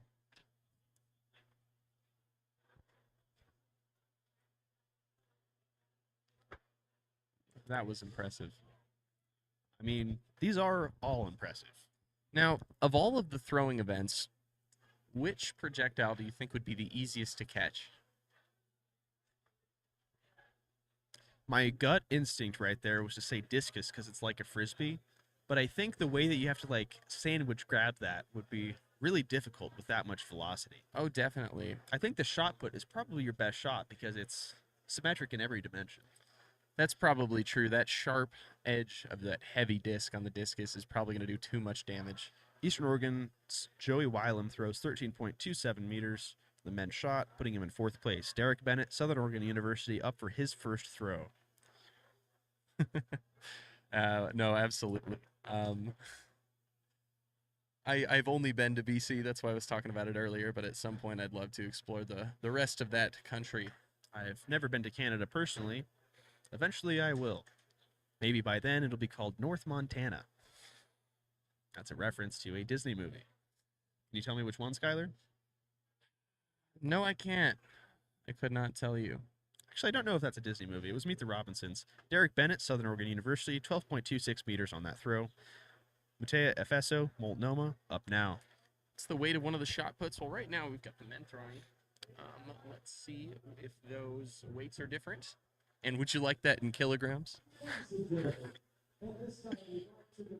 I think we should do it in stone. That's true. Let's weigh it by the mass of Glock mags like a true American. Yes. How many 9mm rounds? How many 45 ACP rounds? All right. Yeah. Let's keep it Okay. American. Okay. Quit yapping there, buddy. Just didn't like hearing you say millimeter. This link is titled, it's a college shot put, and it goes into youth shot put and Paralympic shot puts. Let's go to sizes.com and see if that'll give us some more information.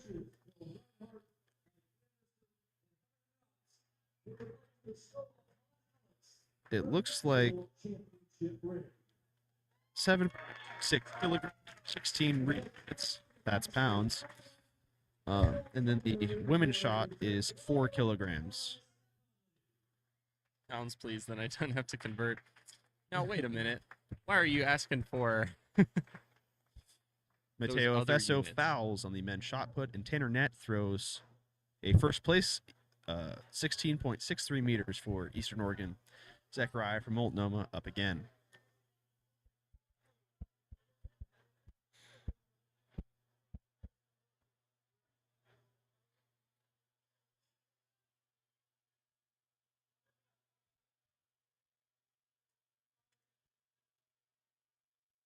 I would, it would be really funny if we gave it to you in kilograms and then you called Orion, had him convert, and then radio it to us. You should absolutely do that. It looks like women's javelin is also getting ready to start, along with women's triple jump. But right now, Zechariah just fouled on the men's shot put. Will Cordero for Corbin University throwing next. Do we have women's jab active right now? I believe they may be in the beginning of the practice throws because I'm not seeing Well, the officials are out there. flight information. Let's see if it. I believe they're still in the warm-up period. But women's triple jump has just begun. First jump from Maddie Schertz from College of Idaho, 12.36 meters. You think she gets a discount at clothing stores? Will Cordero throws 12.57 meters for Corbin University. Tanner Sackman, College of Idaho, up next for men's shot. Looks like Gianna Anderson has thrown the first javelin for Lewis and Clark State, 29.23 meters, taking first place. I will point out, at this point, it's also the only place. Kate Miles, Oregon Tech, up next for women's jav. That was Tanner Sackman with a foul right there on the men's shot put. Looks like it was outside the line yet again. We'll see if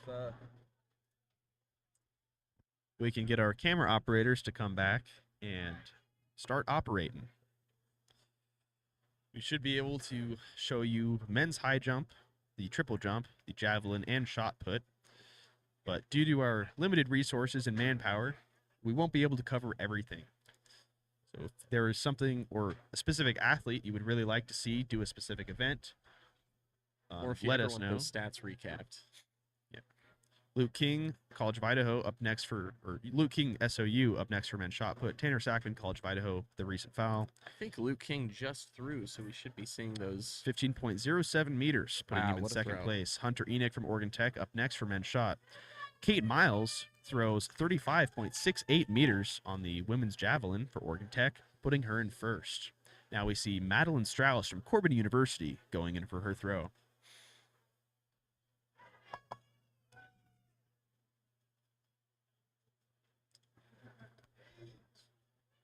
We'll get those stats up for you in just a moment, hopefully.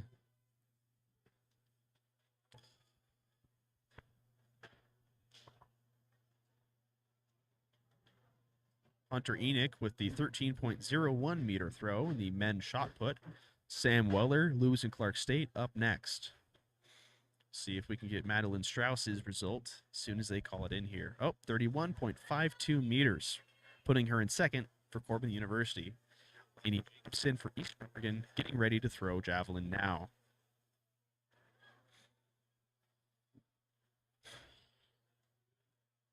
See her beginning her run up here. The skip and the throw. It looks clean.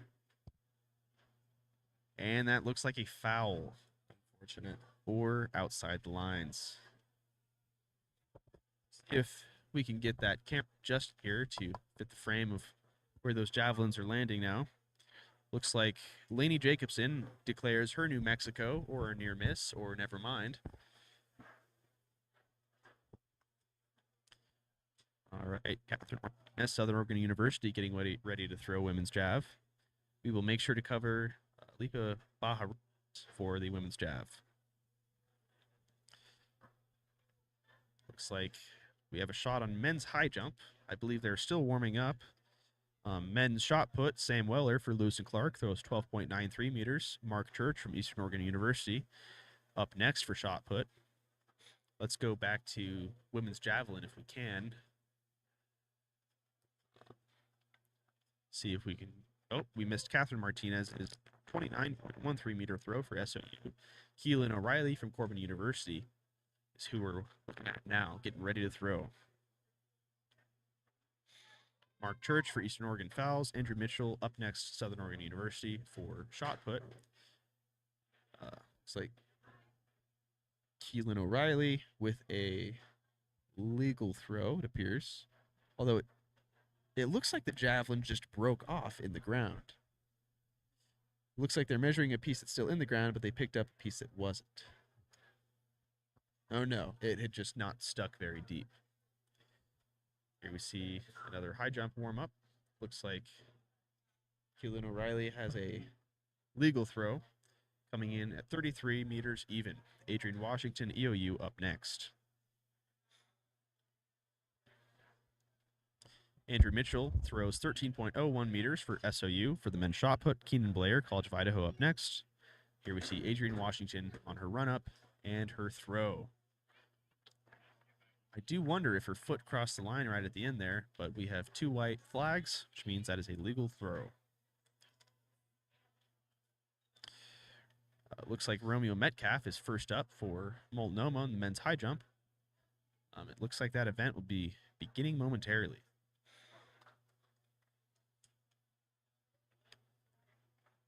Let's see what Adrian Washington throws her javelin right into first place for Eastern Oregon University at 39.53 meters. Keenan Blair for College of Idaho launches into third place for the shot put in the men's shot put, 14.95 meters. It looks like they are actually just setting up men's high jump. That previous information was not accurate. Madison McMillan, Eastern Oregon University, up next for women's javelin. Yeah, we'll be sure to cover women's jab. Do not worry. Just look at the chat here. And of course, Mother's Day is tomorrow. Don't forget. Legal throw from Madison McMillan there. Waiting measurements now.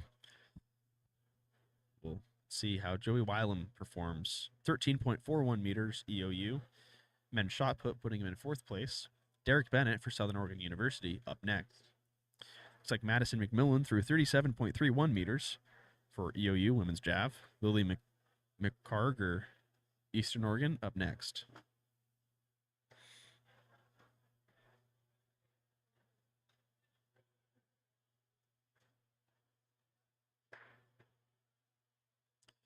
There she goes, Lily McCarger, EOU. We see the white flag, and a successful throw. Derek Bennett, SOU, fouls, men's shot put. Matea Fesso, Multnomah, throwing next. I'm not sure why the shot put athletes insist on making themselves dizzy before throwing. Maybe that's why they end up outside the line so often. That might be true. Lily McCarger throws 37.02 meters, putting her in third for women's jav. And then we'll stay on javelin for Lipa Baharunas from UBC. One of our viewer requests here.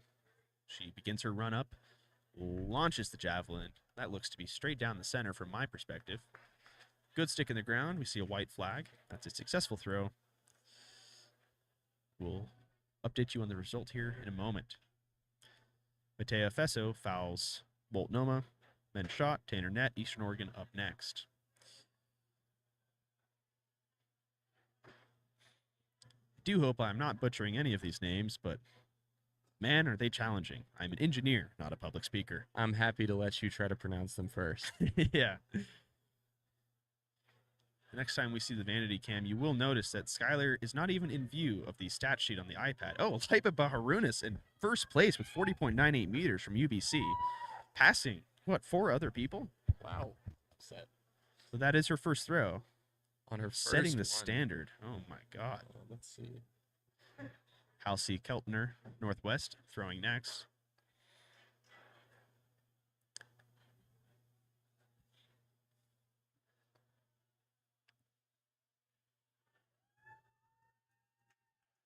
Solid throw, straight down the barrel.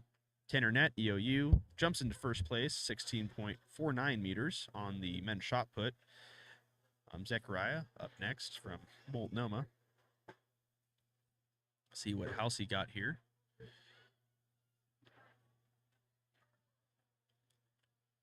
Looks like Tanner Macy will actually be first up for the men's high jump. See if we can take a look over there in a moment here. But first, let's see Sammy Conley from EOU throw her javelin. Halsey Keltner came in at 38.95 meters, solidifying a third place spot on her first. Oh, we've got a phonetic pronunciation there.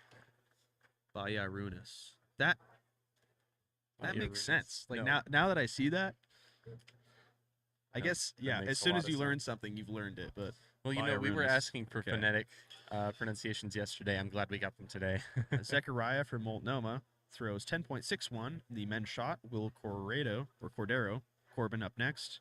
Halsey threw that 38.95 for Northwest. Sammy Conley getting measured now. Looks like All right, we've got a request to show Sarah Snell in javelin, so let's make sure we get her, and also a request to try to show triple jump. We're doing our best to show triple jump. It does not. It's just very far away, so we'll see if we can get a camera on that. It looks like triple jump actually just had their very first official jump. Sammy Conley passes for first, coming in at 41.22 meters. Giovanna Janes from UBC up next. Ooh, we do have a shot on triple jump. Looks like that was Princess Brown from Multnomah, who just jumped. The only other result we have is Sydney Zawina from Lewis and Clark State, who jumped 12.09 meters. This is Kia Stieglitz from Lewis and Clark State, throwing jav.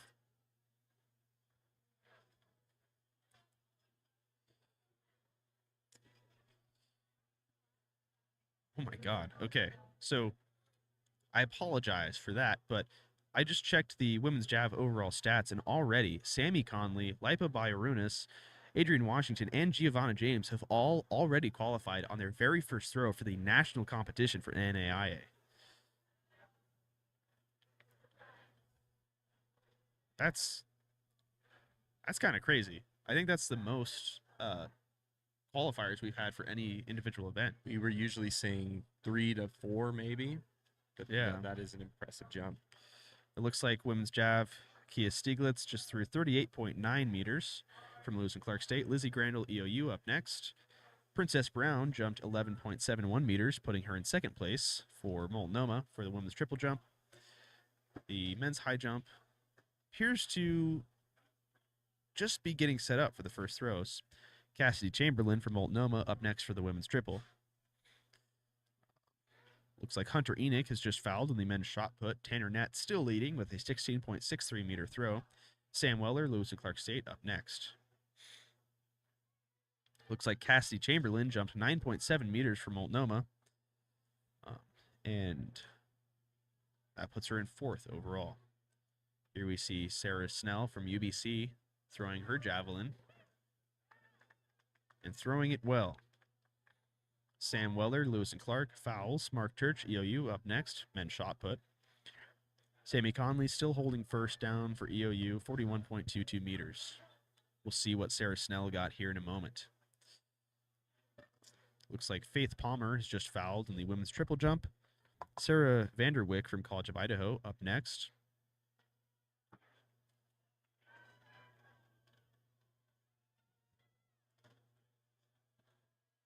Looks like Snell goes into first, 43.17 meters for UBC. That makes 5 qualifiers with their first throws from the Cascade Collegiate Conference.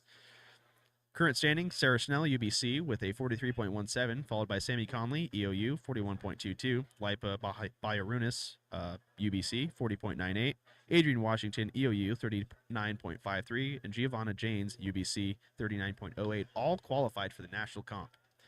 Here we just saw Gianna Anderson from Lewis and Clark State make her first throw. Faith Palmer fouls on the women's triple jump. Sarah Vanderwick up. That was the same as last time. Looks like Mark Church threw 13.1 meters for Eastern Oregon in the men's shot put. Andrew Mitchell for SOU up next. Snell with her 43.17 meter throw was the best so far, but Gianna Anderson with Lewis and Clark State comes in at 30.5 meters with that previous throw. Here we see Kate Miles, Oregon Tech's very own Hustlin' Owl, with no G at the end. That's Hustlin'. Hustling down that lane and launching the jab. We see white flag. That's a successful throw. Sarah Vanderwick from College of Idaho jumps 9.98 meters in the women's triple. Brittany Coleman from Multnomah is following. Looks like Andrew Mitchell for men's shot for SOU just threw 13.47. Keenan Blair, College of Idaho, following. Here we see Brittany Coleman attempt the triple jump. It's interesting that she spun around at the end there, but that looks to be a legal jump. Come back to Madeline Strauss from Corbin University throwing women's javelin. Runs and throws. Seeing a lot of consistency here in the middle of the pack for the women's javelin. What's the record to beat? 43.17 meters. Still waiting to see Brittany Coleman's result for Multnomah for the triple jump. The last standing is Sarah Vanderwick, College of Idaho, 9.98, and Sydney Zawina in first. Lewis and Clark State, 12.09 meters. Looks like Madeline Strauss's throw is 31.7 for Corbin. Lainey Jacobson, Eastern Oregon, up now. Keenan Blair throws 15.02 meters, moving into third place for the College of Idaho in the men's shot put. Looks like in a foul from Lainey Jacobson for the javelin. Joey Wylam up next for Eastern Oregon for men's shot put. Up next for women's javelin is Catherine Martinez. And let's take a look at triple jump real quick if we can. Here in triple jump, Scotland Hill for Eastern Oregon University makes a throw, or not a throw, throws herself. This is Catherine Martinez, SOU, with a legal throw. Brittany Coleman from Multnomah is in second, or 11 meters. Hill, the jumper we just saw, awaiting a result.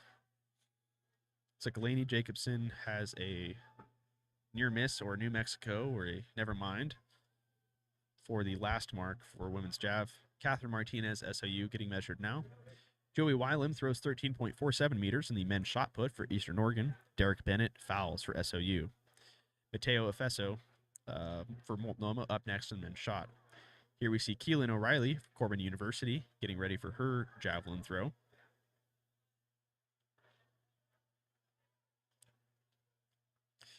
Here we see Keelan O'Reilly from Corbin run and throw. We'll update on her result in a moment. Scotland Hill, Eastern Oregon, 10 meters, 5th place. We're now watching Mari Bjornberg, or we just saw Mari Bjornberg from College of Idaho make her triple jump. Catherine Martinez, SOU, 34.08 on the last javelin mark. Keelan O'Reilly still awaiting a measurement. Sarah Snell still in first from UBC, 43.17 meters. Matea Efeso fouls on the men's shot put. I have noticed the men were using the left shot lane and the women were on the right, and the men are having significantly higher number of fouls here. I wonder if it's because of that right-handedness you were mentioning earlier with the javelins. Perhaps, or maybe it's the wind. It might be the wind too.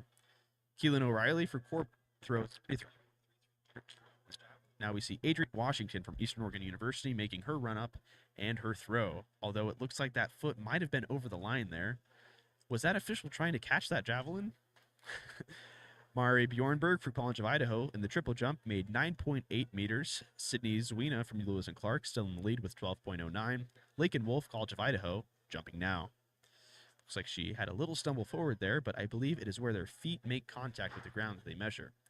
It looks like men's high jump is now commenced. See if we can bring you up to speed on that in a moment here. Adrienne Washington's 34.62 still stands in fourth. We'll see what Madison McMillan made here in a moment. Unless that just was Adrienne Washington. Now Madison McMillan is throwing. Mateo Efeso fouls again for men's shot put. It looks like that might have been the end of that flight. Looks like Madison McMillan just threw. Legal throw. We'll see how she's doing in a moment here.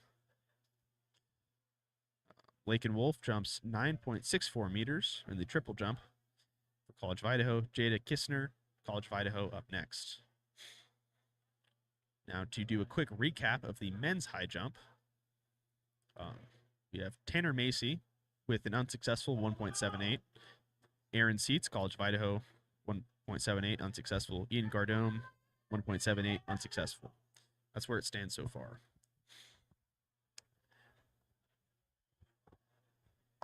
All right, Madison McMillan threw 37.32 meters there. We're seeing Lily McCarger here for EOU. Looks to be a pretty strong throw. That might move her up in the standings here. Sarah Schnell still holding down first place with that 43.17 meter throw.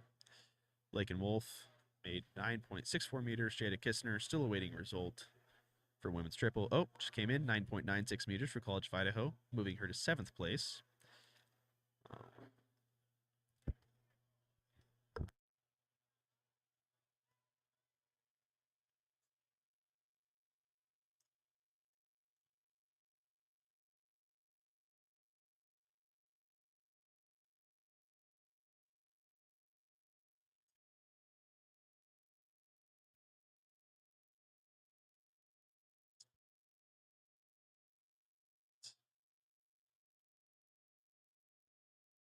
Looks like we've got Bud Patsky up next for men's high jump. They're going to attempt 1.78 meters soon. Over in women's javelin, we have Halsey Keltner from Northwest University on deck. Bud Patsky is, of course, from Oregon Tech.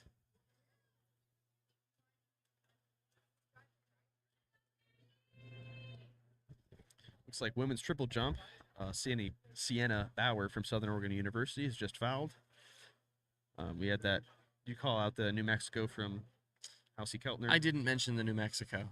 Okay. Sammy Conley, EOU, up next for women's jav. Looks like men's shot put next up is Hunter Enoch from Oregon Tech.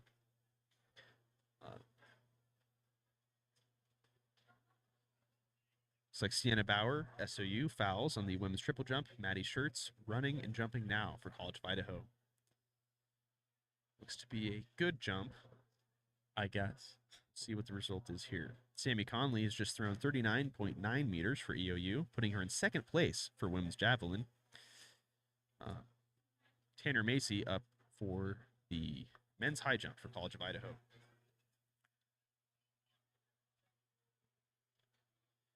This just in, NM means no mark, not New Mexico. I don't think that's true. That couldn't possibly be right.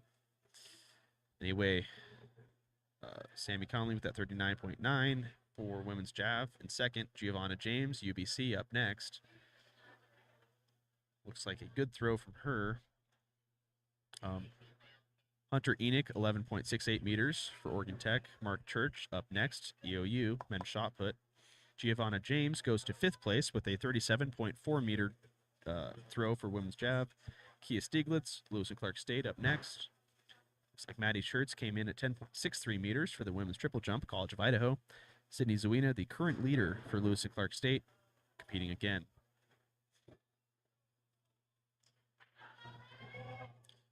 Looks like Giovanna James threw 37.4 meters for UBC. Kia Stieglitz from Lewis and Clark State, I believe, is getting measured now. Mark Church from EOU fouls in the men's shot. Will Cordero from Corbin up next. Kia Stieglitz throws 37.75 meters for Lewis and Clark. Lizzie Grandel from EOU throwing now. City Zuina, Lewis and Clark State fouls in the women's triple jump. Princess Brown from Multnomah up next. Lizzie Grandel makes her throw. Looks to have very high altitude. All right, looks like a good throw. Here is Will Moppin from Corbin University. 2nd unsuccessful attempt, 1.78 meters, men's high jump. Looks like Will Cordero threw 12.42 meters in the men's shot put for Corbin University. Andrew Mitchell, SOU, up next. Lizzie Grandel came in at 39.72 meters, putting her in 4th place for EOU. Sarah Snell, UBC, the current leader with the 43.17 meter throw, throwing again.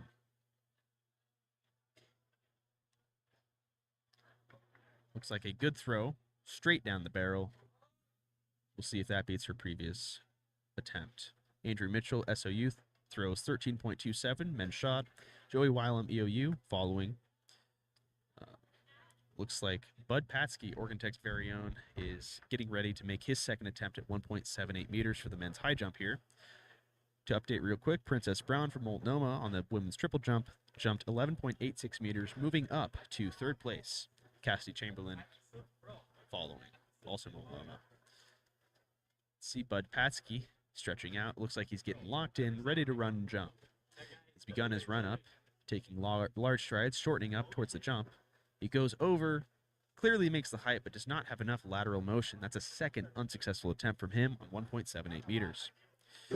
Looks like Sarah Snell came in at 38.05 meters for UBC on the previous javelin throw. Gianna Anderson, looks like we may have missed her throw, but they're measuring that now. Joey Wylam throws 14.21 EOU. Men's shot, Tanner Sackman, College of Idaho up next. Here we see Tanner Macy on his third and final attempt for College of Idaho.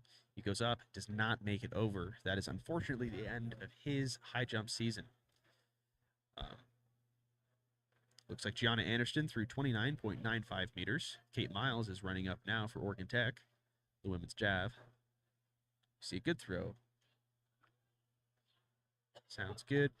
Joey Wylam was the last call, 13.33. Or no, Tanner Sackman, 13.33, College of Idaho men's shot put.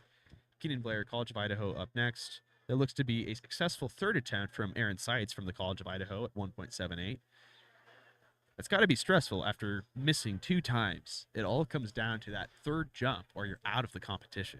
I think that would pump me up, personally. I bet think it helps. the pressure on for that's got to be, well, a lot. Here we see Keenan Blair, or not Keenan Blair, we see Madeline Strauss from Corbin making her run up. Kate Miles through 32.58 meters. Madeline Strauss for Corbin has made a throw. Looks like they're measuring it. Come back. Ian Gardome, Lewis and Clark State, just missed his third attempt at 1.78 meters. That means his season is over for high jump. Looks like Cassidy Chamberlain jumped 9.68 meters for Multnomah, the women's triple. Faith Palmer from Bushnell jumping next. Right now we see Will Maupin from Corbin University attempting his third attempt unsuccessfully, 1.78 meters for the men's high.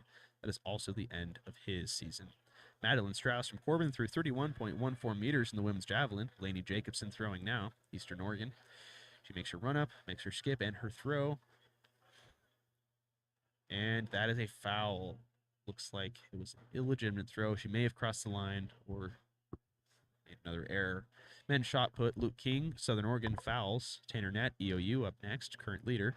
Looks like Catherine Martinez from Southern Oregon getting ready to throw her javelin. Cassidy Chamberlain jumped 9.68 for Multnomah. Faith Palmer, Bushnell still waiting. Bud Patsky on his third attempt for high jump, but will probably stay on here for Catherine Martinez's throw, SOU. Looks like a good throw from her. We'll update with results in a moment. Let's see if we can go over to Bud Patsky, who's running up. He goes...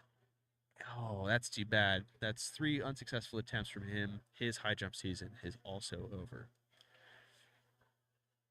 I will say for him, it looked like he had the height, just not the, forward motion. His calves just clipped it on the way over. Faith Palmer from Bushnell University just jumped 10.11 meters. Sarah Vanderwick from College of Idaho up next for women's triple. We're looking at Keelan O'Reilly from Corbin University on jav right now. Just previously, Catherine Martinez from SOU threw 35.05 meters. Looks like she was aiming for that line judge. Our athletes doing their very best to hit the officials, and it looks like our line judge didn't like that. Looks like Keelan O'Reilly with a foul there. No mark. The red flags.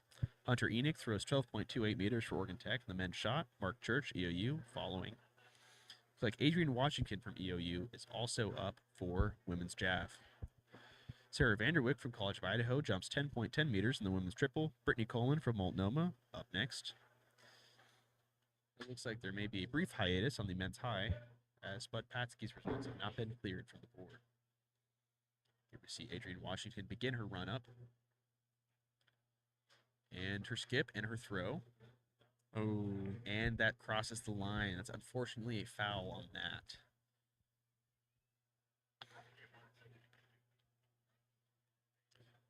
Mark Church, Eastern Oregon, throws a foul for men's shot. Will Cordero, Corbin University, following. Let's see if we can catch Brittany Coleman's jump. triple here. Looks like Adrian Washington had that foul. Madison McMillan, EOU, following. She's going to throw next.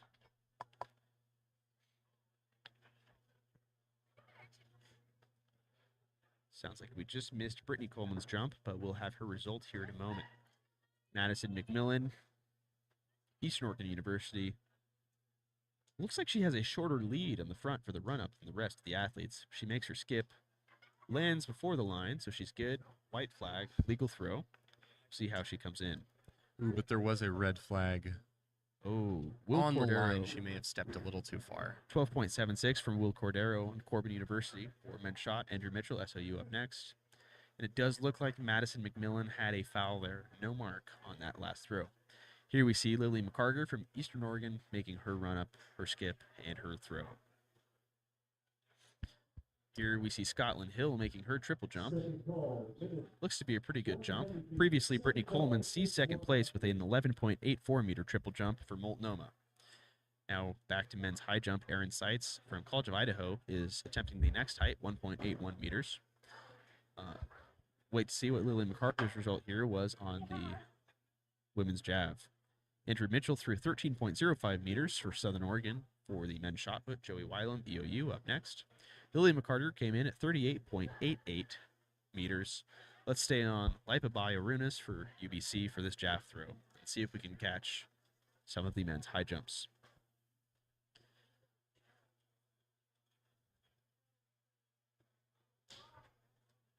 All right, looks like white flags. Successful throw from her. Scotland Hill's jump was 10.27 meters. Looks like Mari Bjornberg for College of Idaho's up next on triple here. Looks to be a good jump. Looks like Aaron Seitz from College of Idaho was unsuccessful for his first attempt at 1.81 meters for the College of Idaho. Here we see Halsey Keltner, Northwest, women's jav. Joey Wylam fouls, men's shot. Tanner Sackman, College of Idaho, up next for men's shot. Halsey Keltner with her run-up, her skip and her launch. Looks to be good. See what's going on there.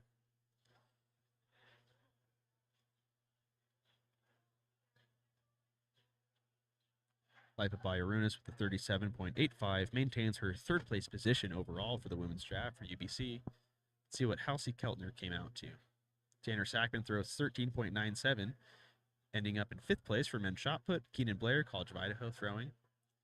Looks like Halsey Keltner from Northwest threw 37.5 meters. Now we're looking at Sammy Conley from Eastern Oregon, currently sitting in second place.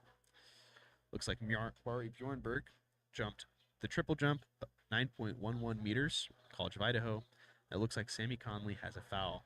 Here we see Lakin Wolf from the College of Idaho make her triple jump. Aaron Seitz, College of Idaho, on the triple or the high jump right now. It looks like he's down to just one attempt for 1.81 meters before his season ends.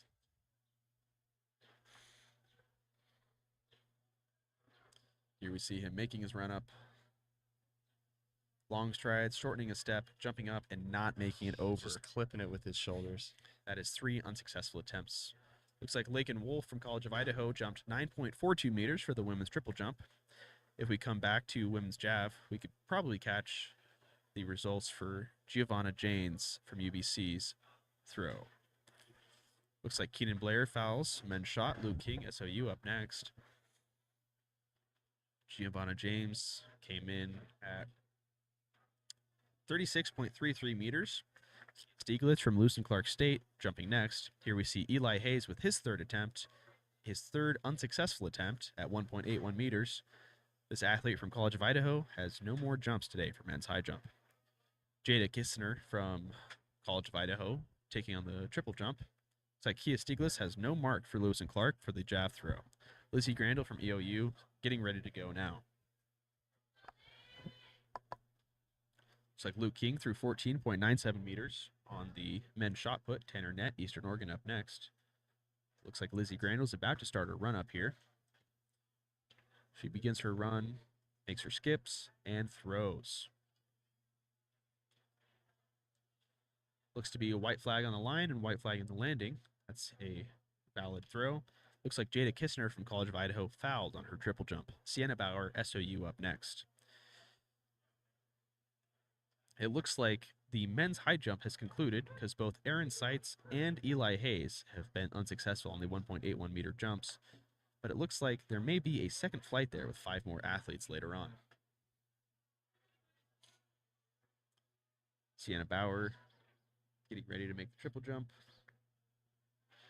Sarah Snell up next for UBC. For women's javelin, Lizzie Grandel threw 38.79 meters on that last throw for EOU, maintaining that 4th place position.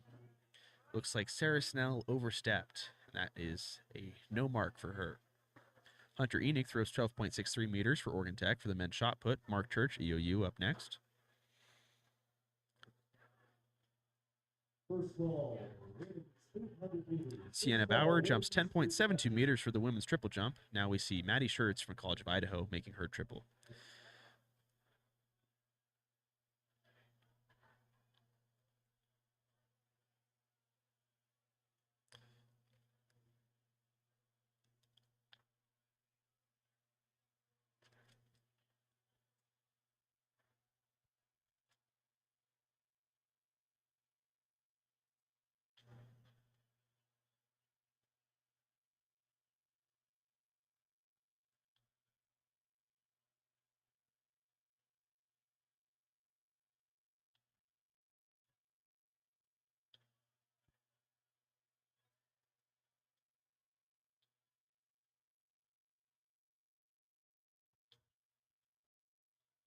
I wonder if that is still Sarah Snell making those warm-up and practice run-ups right there.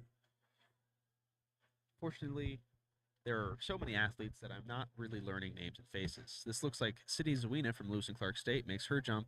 Maddie Schertz from College of Idaho just came in at 10.74 meters in 4th place. Mark Church throws 13.72 meters in the men's shot put. Will Cordero from Corbin University up next.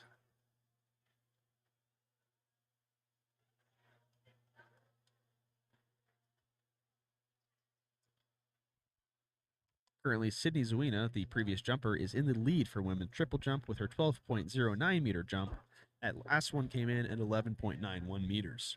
3rd place, Princess Brown from Multnomah, jumping next. Looks like Will Cordero from Corbin University just threw 13.8 for men's shot. Andrew Mitchell, SOU, throwing next. Looks like the men's high jump moved on to the next flight, getting ready to go.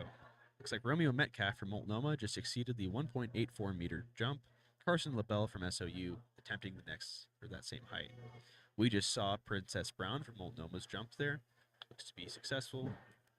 Now, Sarah Snell, well, it still says Sarah Snell is up, but I believe this is Lily McCarger based on the number. Yep, Lily McCarger, EOU, up next for women's jav.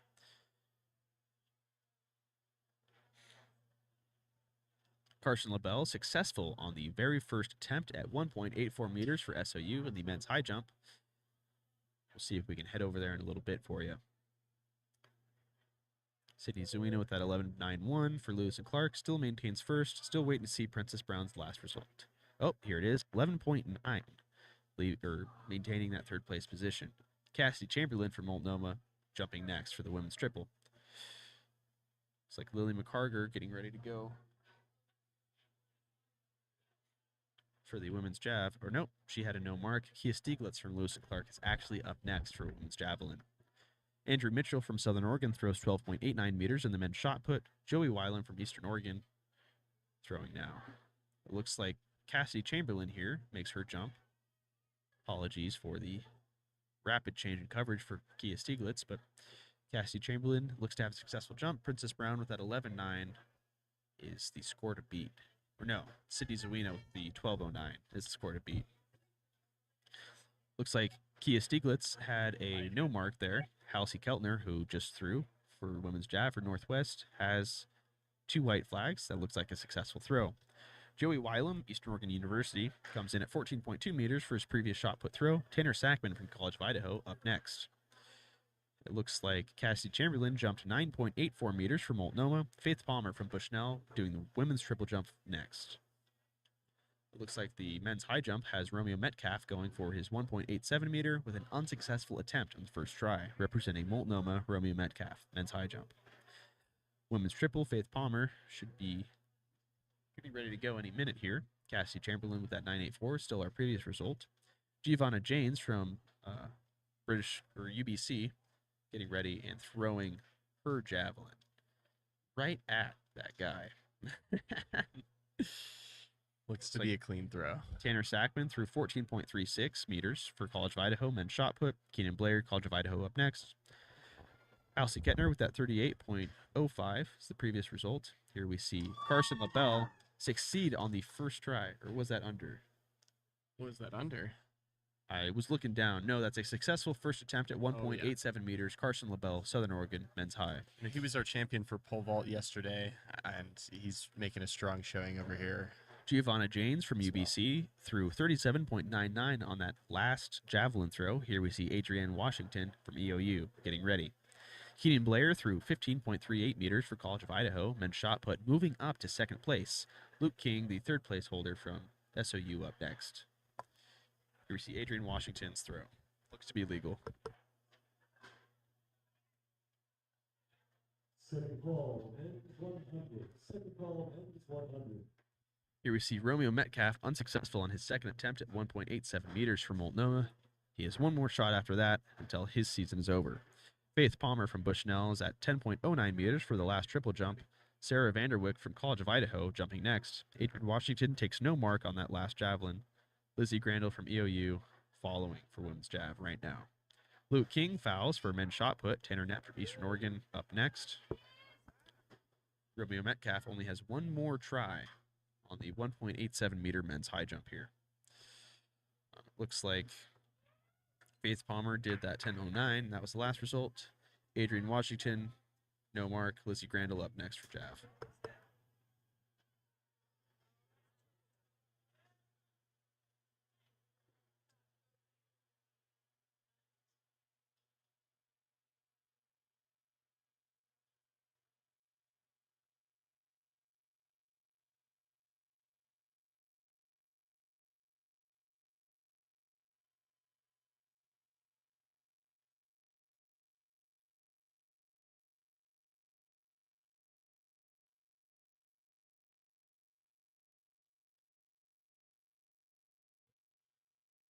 Like Lizzie Grandel's javelin throw is 42.3 meters, moving her up to second place for Eastern Oregon. Aipa Bayarunas from UBC throwing next. Throwing. It looks like Romeo Metcalf is trying his third and final attempt at 1.87 meters for Multnomah here on the men's high jump. That is a run up and a successful third attempt. He'll move on to the next height. Looks like Sarah Vanderwick for College of Idaho. Triple jump at 10.29 meters. Brittany Coleman from Multnomah up next. Aipa Bayarunas came in at 40.58 meters on that last javelin throw. Sammy Conley from EOU throwing now. Tanner Nett from men's shot put just threw 18.09, which puts him in first place for Eastern Oregon. Tanner Nett still shows up as next. That must be a mistake. Sammy Conley looks to have a successful throw here. Brittany Coleman, last triple jump was 11.89 meters for Multnomah. Scotland Hill, Eastern Oregon, up next.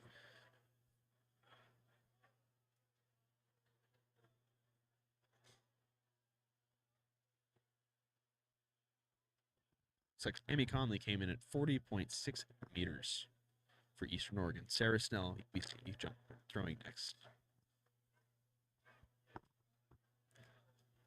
Looks like Romeo Metcalf will also be the first up for high jump right after that for Multnomah, attempting 1.9 meters. There we just saw Sarah Snell from UBC make a legal throw.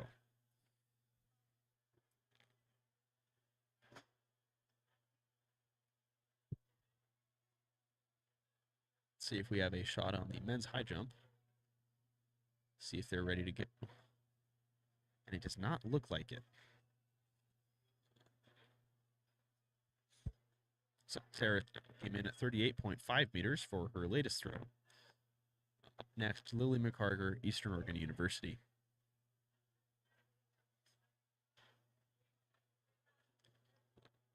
coming up and throwing. You can see now, after how many shots have gone right towards the officials, they're starting to take a step back as soon as they release. Looks like Scott jumped 10.25 meters for EOU on the women's triple jump. Mari Bjornberg for College of Idaho jumping ninth. Here we see Romeo Metcalf getting ready to make his first attempt for 1.9 meters for Multnomah in the men's high jump.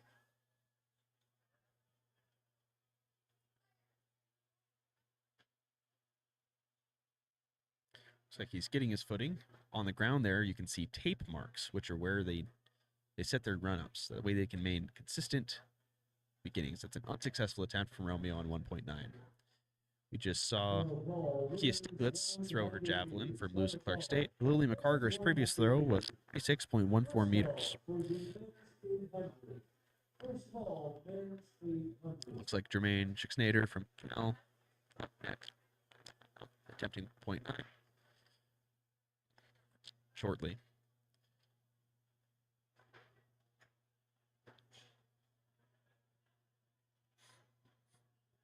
Kia Stiglitz throws 06 meters. Lewis and Clark. Kelsey County Northwest up next for women's jav. Looks like she's begun her run up. Throws. Looks to be an unsuccessful throw as it did not stick in the ground. Let's take a look at the men's high jump and see if Jermaine's about ready to go. Looks like he is walking out there, getting ready to make his attempt. Actually, no, we missed Jermaine. Carson LaBelle is up next. Mari Bjornberg for College of Idaho jumps 10.13 meters for triple jump. Lakin Wolf, also College of Idaho, up next. Let's see how Carson LaBelle does here. Looks like that last mark for Halsey Keltner was a no mark. Giovanna James from UBC following. Here we see Carson LaBelle make his run up and go over with a successful first attempt at 1.9 meters. Jada Kistner up next for the women's triple jump. Lakin Wolf with a 9.86 on that previous one. Looks like Giovanna James has had a legal throw. We're awaiting results now. Romeo Metcalf getting ready for his second attempt at 1.9 meters for Multnomah. Previous one unsuccessful. Looks like Giovanna James threw 39.49 meters for UBC. Adrian Washington, EOU, getting ready to throw now.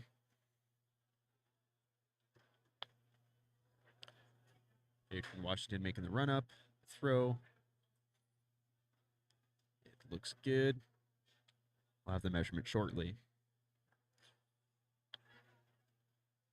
Let's see Romeo Metcalf on high jump here. See if he's ready to jump yet. Romeo Metcalf begins his run up for men's high jump, and he has a successful second attempt there. Jada Kistner jumps 10.35 meters on her last women's triple jump event for College of Idaho. Sienna Bauer, Southern Oregon University, up next. Looks like Adrian Washington threw 31.44 meters for Eastern Oregon. Lizzie Grandel getting ready to throw now. She begins her run up, makes the skip here, and throws. That looks to be not stuck in the ground. But it looks like they're measuring it anyway. We'll see how Lizzie Grandel did here in a moment. Where Romeo Metcalf was successful in that second 1.9 meter attempt. Jermaine Schixnader from Bushnell will make his first attempt for 1.93, the men's high jump, in a moment.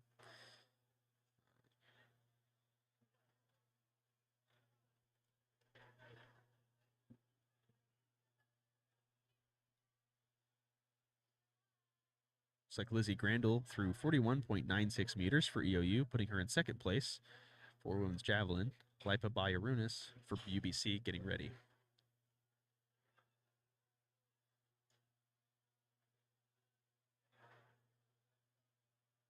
She begins her run up, makes the skip, and throws. Staying behind the line, looks to be a good throw. Although it does not stick in the ground, so that goes down as a foul. Looks like Sienna Bauer jumped 11.03 meters in the women's triple jump. Up next for the women's javelin is Sammy Conley from Eastern Oregon University.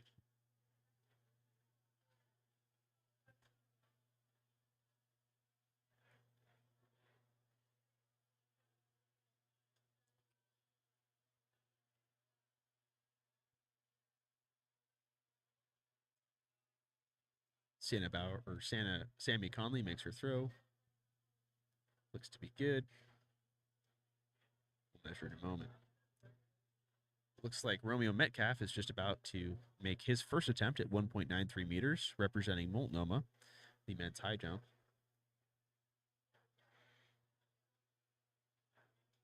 Begins his run up with his long strides at the beginning. They shorten steps up and unsuccessful in the first try. He has 2 more shots at that, and then the competition is over for him. Sammy Conley came in at 38.45 meters for EOU. Sarah Snell now throwing for University of British Columbia. Looks to be a good throw.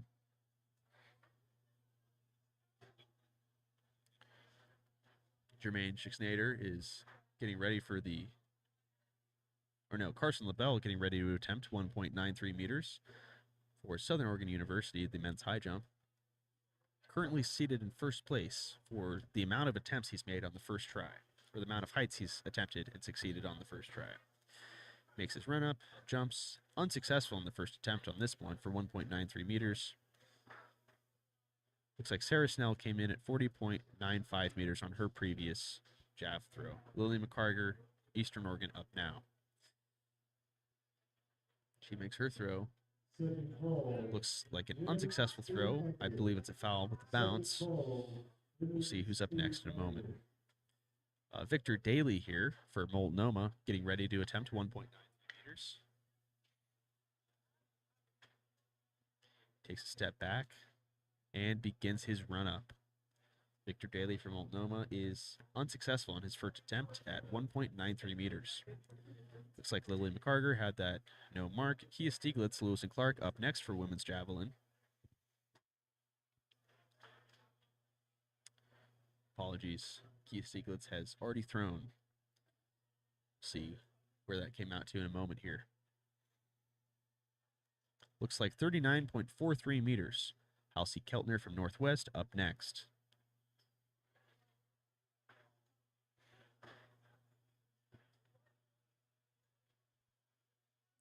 Looks like she stops her run up and goes to reset. I believe as long as they don't cross that line and the javelin does not leave her hand, it does not count as an attempt. I also could be making that up. I have no idea whether or not that's true.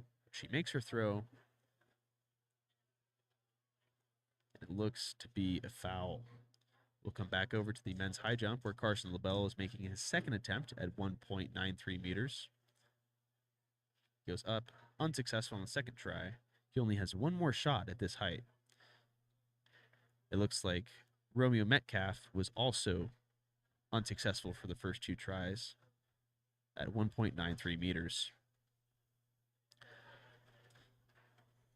Coming back to javelin, we see Giovanna James throw. Halsey Keltner with that no mark. Giovanna James from UBC throws what appears to be a successful throw. And Victor Daly makes his second attempt, which is unsuccessful at 1.93 meters.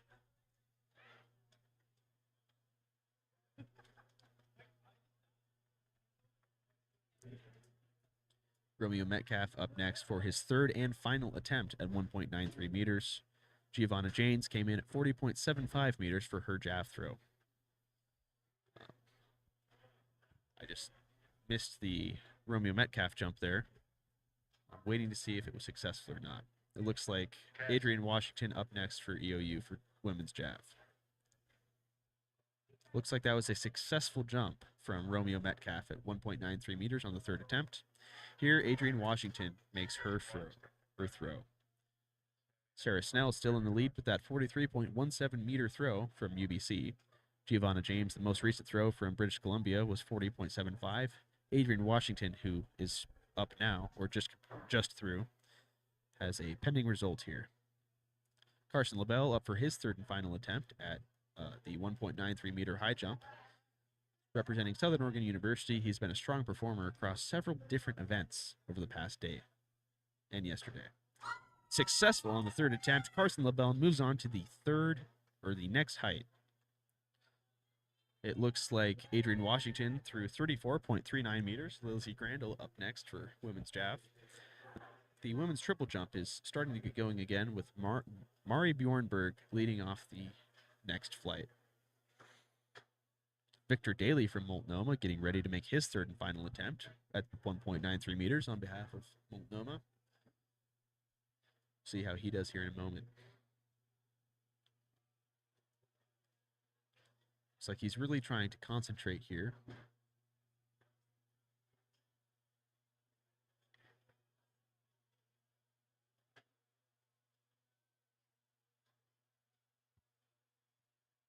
He begins his run up. Makes his third jump successfully. He will move on to the next height. Mari Bjornberg for the women's triple jump from College of Idaho jumps 8.87 meters. Scotland Hill up next. Adrian Washington with that 34.39 in the women's jab, still waiting on Lizzie Grandel's result.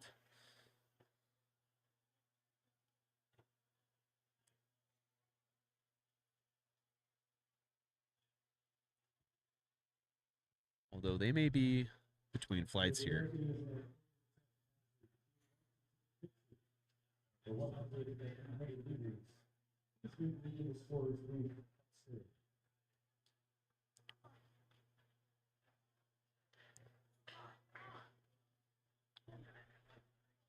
Looks like Lizzie Grandel fouls in the women's javelin. Lipa Bayarunas for UBC up next.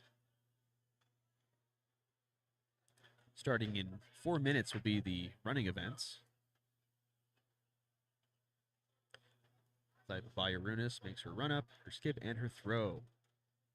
Here she stays behind the line. Let's see how it lands, and it's a successful landing for her javelin throw. On the women's triple jump, Scotland Hill from EOU jumped 9.98 meters. Sarah Vanderwick for College of Idaho up next.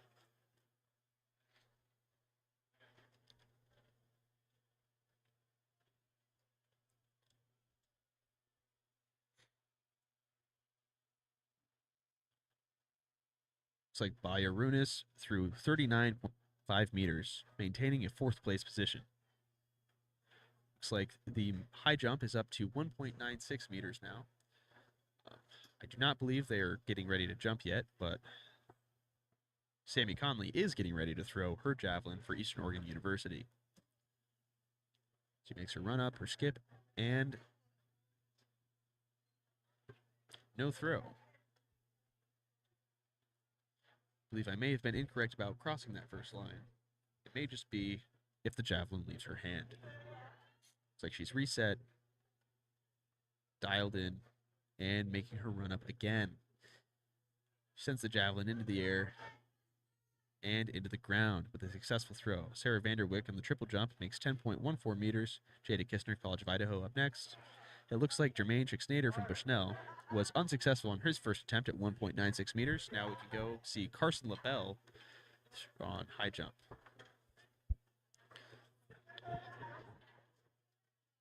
Looks like Carson LaBelle is starting his run up now for Southern Oregon University, and he is unsuccessful on his first attempt at 1.96 meters. We're back to Sarah Snell for women's javelin. Sammy Conley just threw 37.79 meters for EOU. Sarah Snell, her throw for UBC. Still in first place. Looks like a legal throw, but she steps over, invalidating the result. Jada Kistner from College of Idaho jumps 10.16 meters in the women's triple jump. And we can see Victor Daly making his first attempt at 1.96 successfully for Multnomah, the men's high jump. Maddie Schertz up next for women's triple. Sarah Snell, no mark on that last throw for Jav.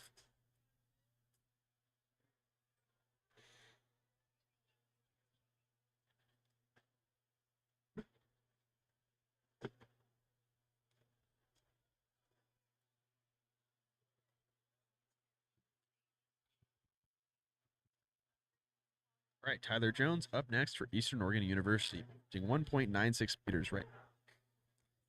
In about a minute, we should have our very first running events begin.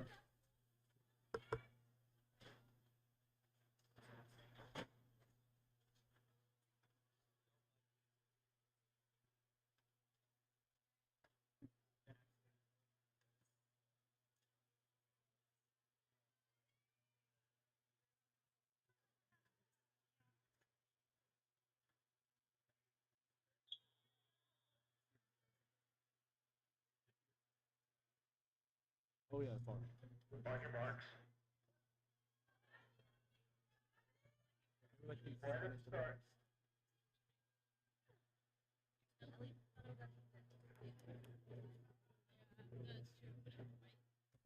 Looks like we've got our 400 beginning in just a moment here. Yes, this is the women's 400. 100, excuse me. We're set and off. Come on, Lizzie. Get away. Get away. Come on, Liz.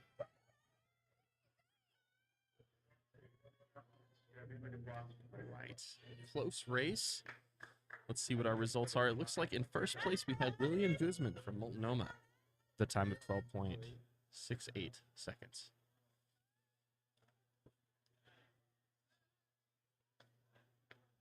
That's still good though. Question out in the sun all What's day. like the sub 10? That's like, huh? What's the sub 10? Or sub 11? Sub 11. Oh. Because this is what we're seeing often. Looks like we've Oh, got wait, Carson yeah. LaBelle on his Sub second 12, attempt yeah, for yeah. 1.96 meters over in high jump. I would say On right now. I would say like sub 12. Over in women's triple jump, the most recent event we have is from Sienna Bauer at 10.64 meters. And up now we have Princess Brown from Multnomah. Sub 12. There's only 2 girls and a half that are sub 12. Women's javelin is in the finals.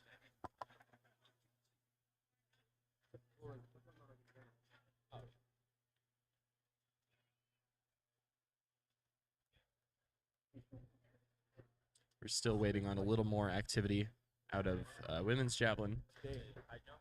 Right now, the highest record set today was by Sarah Snell at 43.17 meters. Looks like Carson LaBelle unfortunately did not make the 1.96 meter high jump attempt. That is his second scratch there. He's got one more. The second heat for the women's 100 is about to begin. Everyone's getting ready to run. Done.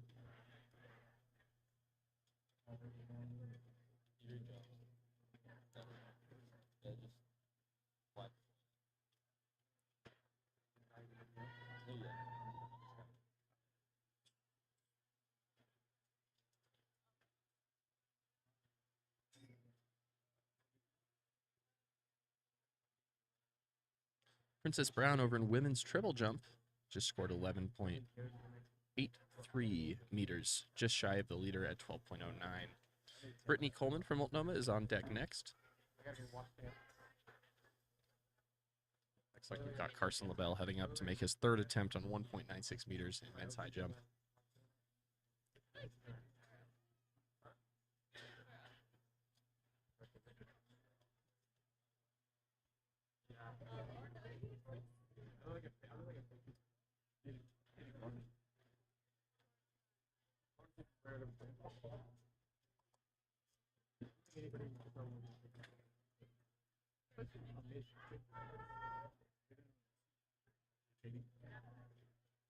Go, Katie! I think so.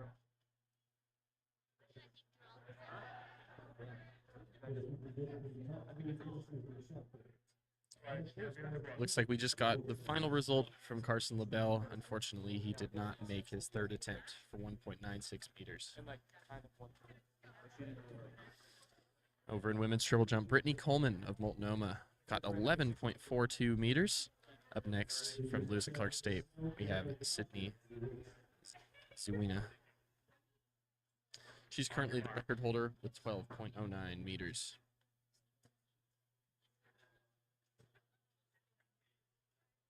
All right, any second now, we'll get started on Heat 2 for the women's 100. They're on their marks.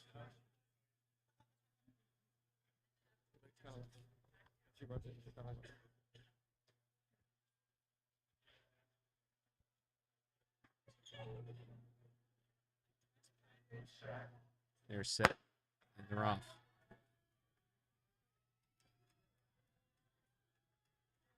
Let's go, Katie! Katie! All right, another close finish. Let's see who we have in the lead here. It looks like the winner of Heat 2 is Lizzie Banky from Northwest. The time of... Oh, won't tell me the time. Oh, the time of 12.39 seconds. Over in women's triple jump, Sydney Zawina just scored 11.1 meters.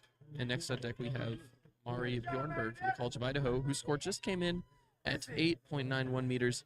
Next up is going to be Scotland Hill from Eastern Oregon University.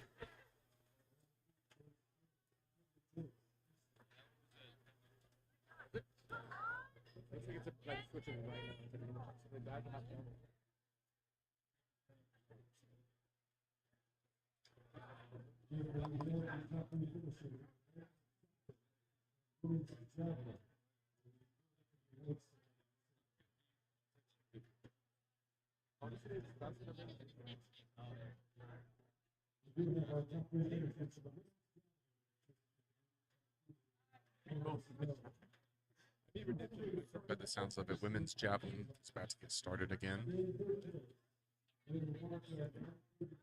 Oh, by the sounds of it, it's over and they're announcing the winners. Let's take a look at those results. Next year we're coming different. I'll probably only get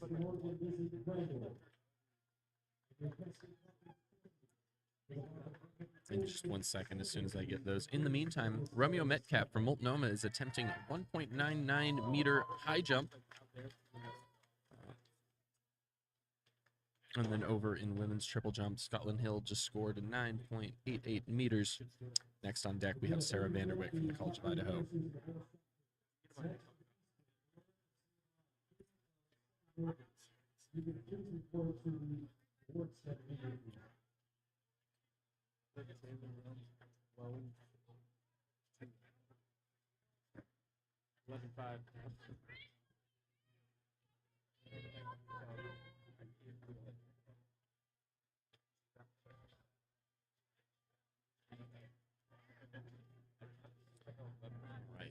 Victor Daly will now be making his first attempt on 1.99 meters. Victor from Multnomah is currently in second place. This is his first attempt.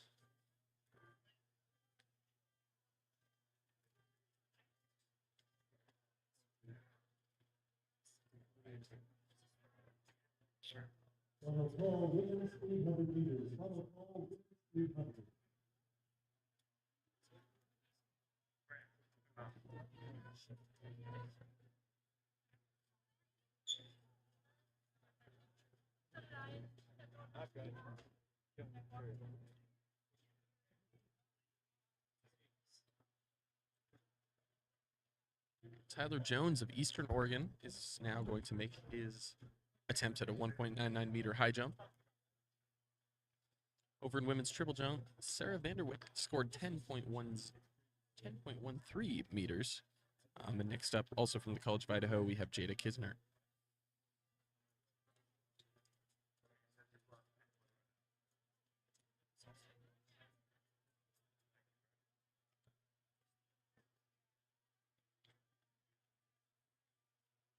Looks like Romeo Metcalf is going for his second attempt on the 1.99 meter high jump.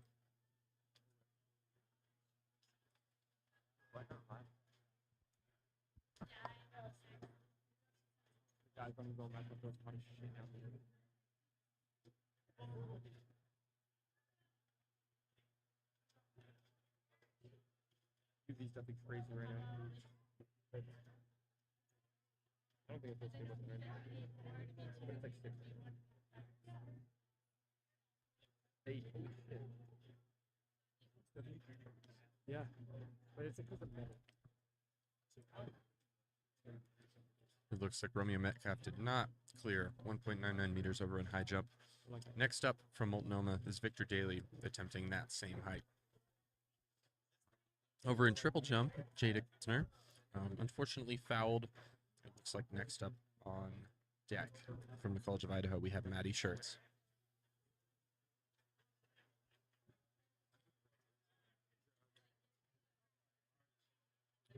Women's 100 are on the marks.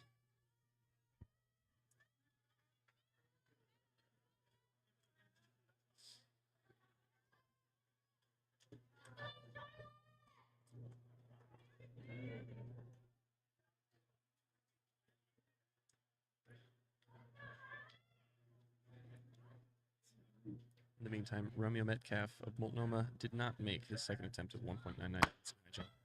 And the women's 100 is off.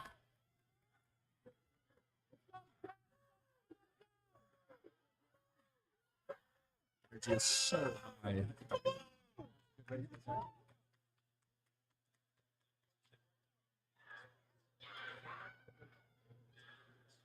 And at the last second, Trinity Montgomery from Multnomah, with a time of 11.92 seconds, takes first place in Heat 3 of 3 for the women's 100. Over in men's high jump, Romeo Metcalf did not make his third attempt at 1.99 meters. That will be the end of his high jump for this meet. Over in women's triple jump, Maddie Schertz scored 10.85 meters. Up next on deck from Southern Oregon University, we have Sienna Bauer. Those results from women's javelin should be in. Let's take a look at those. They are in third place. Oh, wow, we had a lot of qualifiers here. Starting in seventh, we had an NAIA B qualifier from Lewis and Clark State, Kia Stieglitz. In sixth place, another qualifier from Eastern Oregon University, Adrienne Washington. In fifth place, an NAIA A and B qualifier from UBC, Giovanna Janes. In fourth place, also an NAIA A and B qualifier with a PR, we have Lipa Bayarunis. In third place, with a PR as well, from Eastern Oregon, we have Sammy Conley.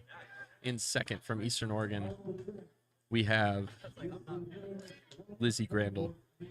And in first place, from British Columbia, we have Sarah Snell.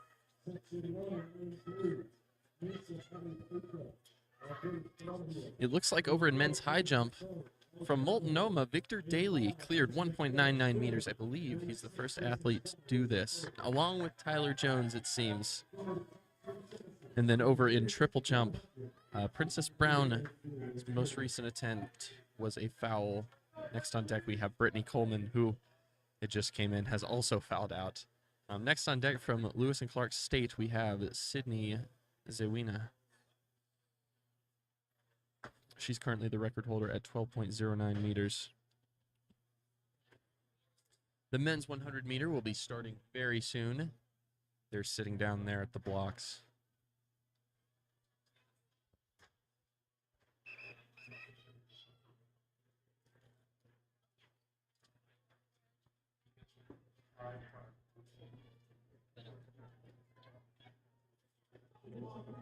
They're on their marks.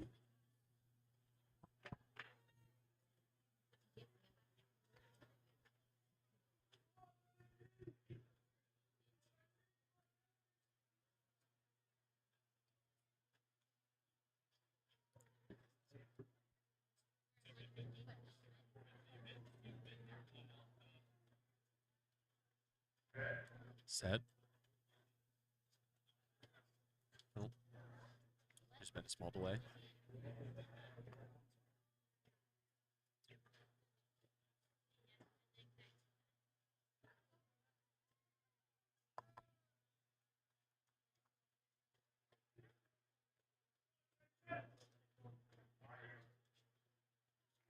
They're back on their marks. Meanwhile, Jermaine from Bushnell is attempting 2.02 meters over in men's high jump. His first attempt at men's 100. Almost set.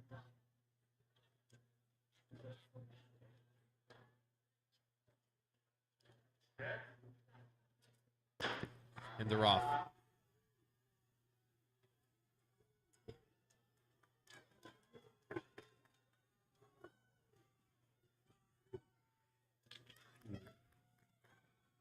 It looks like over in men's high jump, Jermaine has not cleared his 2.02-meter attempt.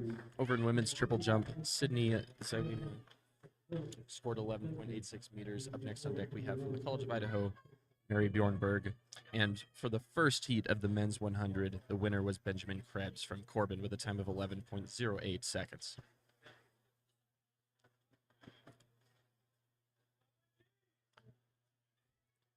Victor Daly from Multnomah is on his first attempt of 2.02 meters in high jump. And Mary Bjornberg over in triple jump just scored 10.01 meters. Up next on deck, we have Scotland Hill from Eastern University.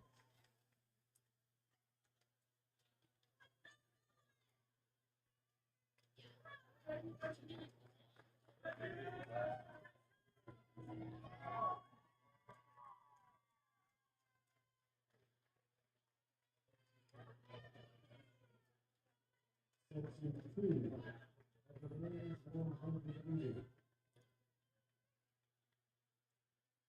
Lane 1, Bryson Spears, Eastern.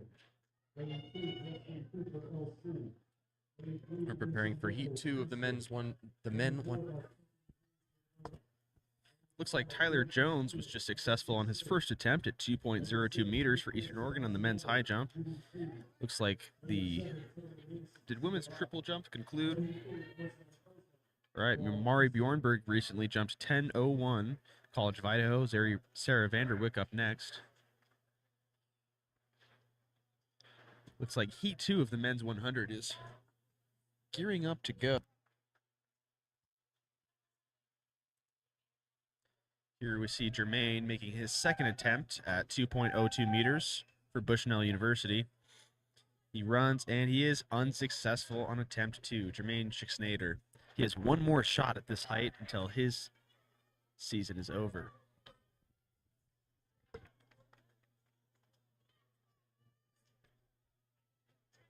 Looks like the men's 100-meter race, heat 2, is on their marks.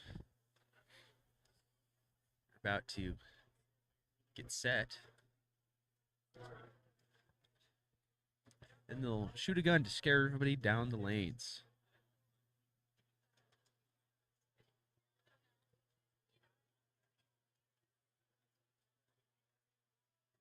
All right, they're on their marks.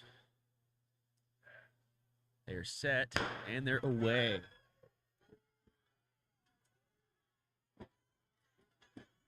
I will say the camera really does not do justice for how fast these guys are going. Looks like someone from Multnomah, yet again, wins the sprint. We go Mark Anthony Hayes with a time of 11.04. If we go to high jump, we might be able to catch Victor Daly's second attempt here. Looks like Victor Daly for Multnomah is getting ready to run. Unsuccessful on his second attempt. He has one more shot. Let's take a look at those results from the men's 100-meter heat 2. It looks like Mark Anthony Hayes from Multnomah ran 11.04 seconds. Bryson Spears in second place from EOU, 11.18. Third place, Preston Cooper, Lewis and Clark State, 11.21. Fourth place, Osman, Eastern Oregon, 11.25. Fifth, Jordan Castillo, Lewis and Clark State, 11.31. Sixth, Nicholas Sebastianelli from UBC, ran 11.32. And Tanner Macy from College of Idaho ran 11.32 as well. So it seems like they are tied for sixth there. And eighth, Mason Nichols from EOU. We go back and look at Jermaine Schixnader's third and final attempt for the 2.02 meter high jump for Bushnell University. It's like he's getting hyped up here, and he's begun his run. It looks like Jermaine Schixnader's high jump season is over with a third unsuccessful attempt. Jada Kistner just jumped 10.36 meters for the College of Idaho in the women's triple jump. Maddie Schertz, College of Idaho, up next. Looks like the final heat of the men's 100 meter is getting ready to start. So we're going to look at that right now. Yeah. Very subtle, Skylar. Thank you. Thank you. All right, the whistle's blown. The track is getting cleared. The athletes are now on their marks.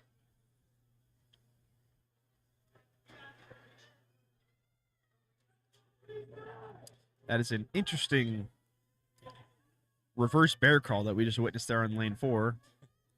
This is heat 3 of 3. If this has been seated properly, this should be the fastest race we see for the men's 100 meter. Last race, the first place athlete. They're came in set. 11 seconds. They're away.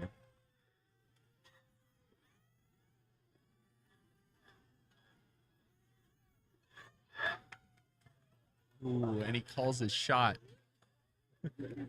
An athlete from Multnomah taking first place here. Yet again, Multnomah has been dominating the sprints yesterday and today. It looks like the guy that called his win was Prater Fornisari Banguera with the 10.64 second run for Multnomah. Although I am not seeing that qualified for the national competition. We'll see in just a moment. Our top 5 finishers, as a matter of fact, come from Multnomah. That is an impressive school for the 100.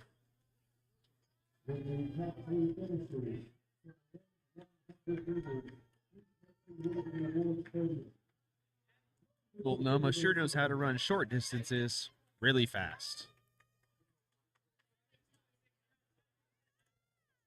All right, as we wait for the rest of those results to roll in, I believe Victor Daly is getting ready to make his third and final attempt at 2.02 meters for Multnomah. I'm curious, do you think we were waiting because he was just running? We'll have to check. Princess Brown from Multnomah just jumped 12.01 meters in the women's triple. Brittany Coleman from Multnomah up next. See Victor Daly shaking out his arms, shaking out his legs, getting his footing, getting locked in, run, and jump. This is the make or break moment. He goes unsuccessful on the third attempt.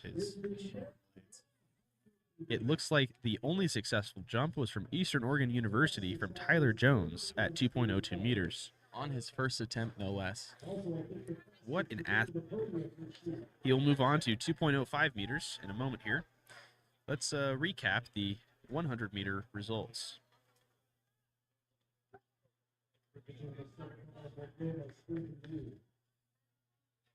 Again, these are unofficial results until they are certified by the race officials and the timing organization, but tentatively, Prater Fornisari Banguera from Multnomah is in first, 10.64 seconds. Second, also Multnomah, Daron Roberts, 10.87. Third, Marcus Purcell, Multnomah, 10.87. Fourth, Daniel Dixon, Multnomah, 10.92. Fifth, Willie Mabena, Multnomah, 10.94. Sixth, Jed Barnaby, Lewis and Clark State, 10.96. Seventh, Mark Anthony Hayes, Multnomah, 11.04. Eighth, DJ Armstead Jr. from Corbin, 11.05. Ninth, Jaden Moore, Multnomah, 11.06. 10th, Benjamin Krebs, Corbin, 11.08. And since there's only 10 more here, I'll just finish it out. Keegan, I believe this is all of the results combined. Keegan Croteau from College of Idaho, coming in 11th at 11.13 seconds. 12th is Bryson Spears from Eastern Oregon, 11.18. 13th is Yusuf Hanafi Bacha from University of British Columbia with a season best of 11.2. 14th is Preston Cooper, Lewis and Clark State, 11.21. 15th, Osman, Eastern Oregon, 11.25. 16th, Jordan Castillo, Lewis and Clark State, 11.31. 17th, Nicholas Shabastolini, UBC, 11.32. 18th, Tanner Macy, College of Idaho, 11.32, with 0.03 of a second slower than 17th there. So that was unfortunately not a tie for them. 19th was Mason Nichols from EOU, 11.57. And 20th, Jesse Squires, Corbin University, 12.66 seconds. All right, we'll continue to cover women's triple jump in the meantime. Women's 800 is the next event. And we have our athletes lining up on the track right now. Looks like Sydney Zawina has just set a new standard for the women's triple jump, coming in at 12.13 meters for Lewis and Clark State, seizing first place. And it looks like Tyler Jones has already succeeded the 2.05 meter high jump, which means he will move on to 2.08 when he's ready. Let's see if we can take a look over at high jump.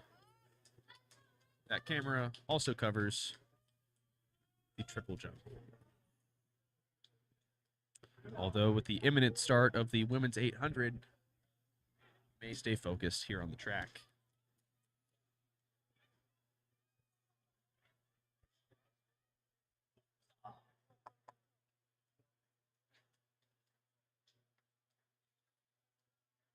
Looks like Tyler Jones was unsuccessful with his first attempt for the 2.08 meter jump. He has 2 more shots. If he does not make this, then he will only be winning by 5 centimeters, 6 centimeters. Why enough? Yeah. He will only be winning by a lot. Looks like the women's 800 has 2 athletes to a lane, a lot of these lanes. The officials are speaking to the racers.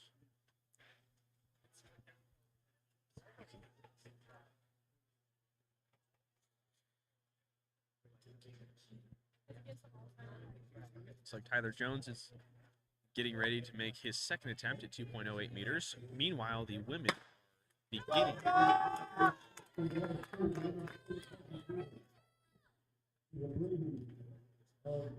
Looks like a strong start from the outside racers there, which makes sense because they start farther forward on the track.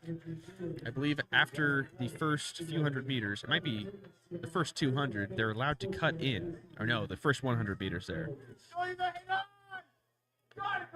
believe the only Oregon Tech owl in this race is Eva Brady. And the rest are athletes from other schools. Meanwhile, we also have Tyler Jones going for his second attempt at 2.08 meters. I just heard him hit the mat. Can't see it from here. As the women come around for the first heat, the final stretch, or the final stretch of the first lap, they only have 400 meters to go in a moment here. We'll see what the standings are. See that finish on cam in just a second.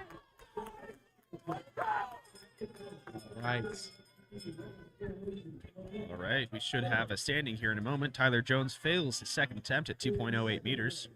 It looks like the leader in the 800 is Kylie Quinton, followed by Sarah Mock, and then Emma Jean Neal, Grace Teagues, Rachel Elliott, Riley Morris, Eva Brady, Caitlin Cook, Aubrey Williams, and then Macy Reed.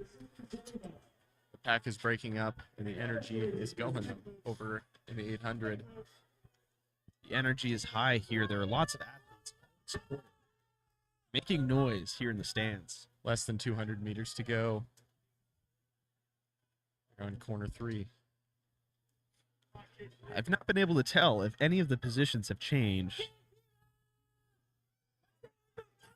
But it looks like the first 3 are making a really strong push here. A rock-solid finish.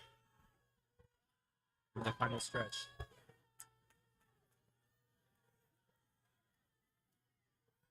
It looks like this might be a close one here. It looks like first place has just traded hands to one of the purple athletes. We have 1, 2, 3 here. Looks like Eva Brady may have just gained a place right in the last 10 meters there. Let's see what the standings are. First place is Kylie Quinton with a season best. Second place is Grace Teagues with a PR. And Sarah Mock in third with a season best. In a moment, once the rest of these results have trickled in through the system, we'll read the rest out to you. In the meantime, let's see if we can take a look at Tyler Jones as he gets ready to make his third attempt. Ooh, unfortunately, just came in, failed his third attempt at 2.08 meters. He still appears to have won the high jump with 2.02 meter jump. Looks like he skipped 2.05. Looks like his PR was 2.1 meters, so It's probably getting right there. Either way, Tyler Jones appears to have taken the crown for the men's high jump. Let's take a look now at the women's 800-meter results for the first heat. Looks like Kylie from College of Idaho took first place, allegedly. These are unofficial results, with 2:17.22. Second place is Grace Teagues from Lewis and Clark State with a 2-minute and 17.39 second run. Third place, Sarah Mock from Southern Oregon University with a 2-minute and 18.15 second run. Fourth place is Caitlin Cook from Bushnell with a 2-minute and 19.59 second run. Fifth, Riley Morris, Eastern Oregon University, 2 minutes and 20 seconds even. Sixth place, Eva Brady. Oh, the screen just changed on me. Give me one moment here.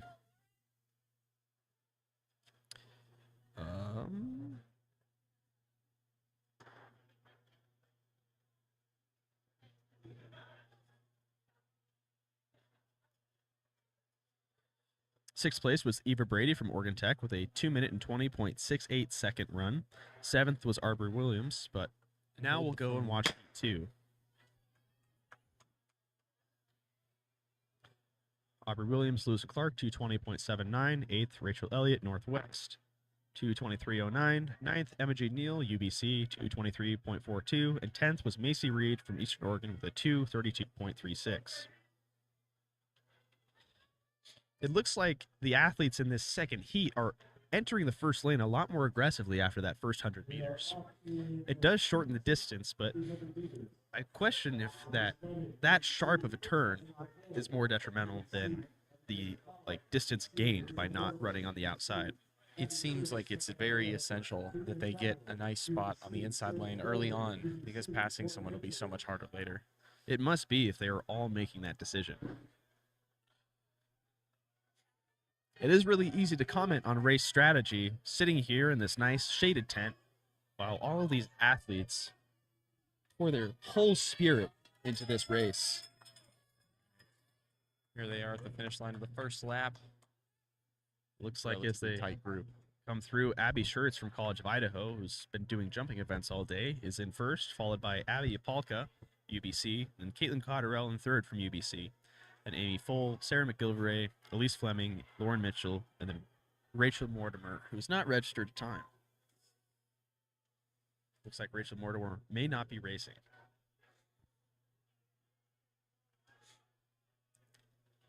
As they come around on the 600-meter mark here,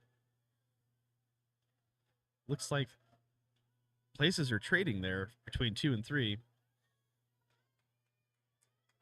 The rest of the pack may be splitting up. This would be another exciting finish here as those first 3 fight it out for those top places. In the last 100 meters, sounds like Abby Apalka may be making a push forward for UBC.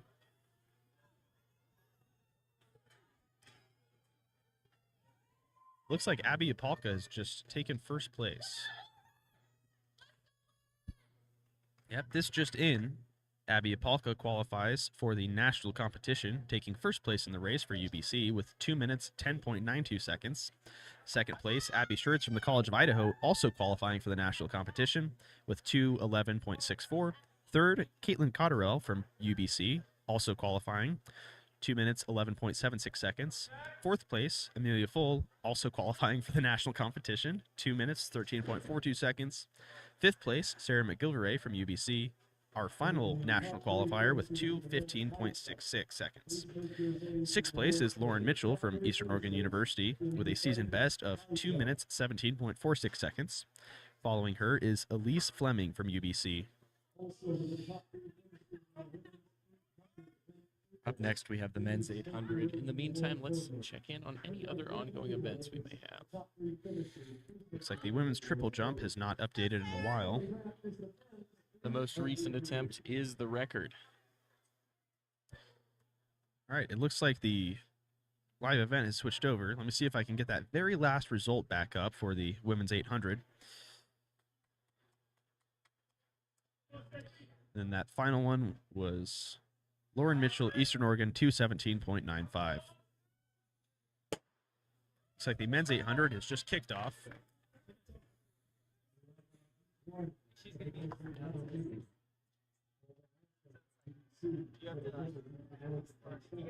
Looks like a very tight pack here around the first 100-meter mark.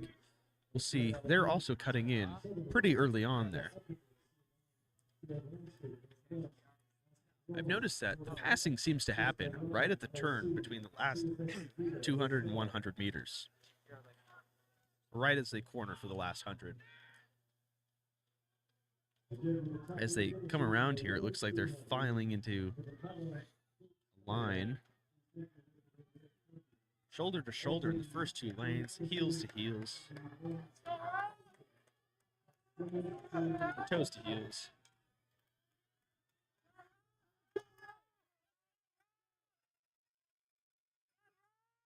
The bell rings. They only have 1 lap left of the 2-lap race.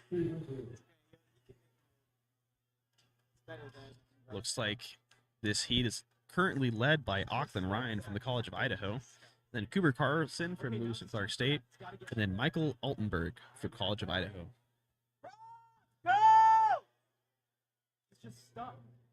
If you can hear behind us, there are people yelling for their teammates to run faster. I'm sure if they could, they would. You know, for hundreds of years, that has proven to be the predominant strategy for an event like this.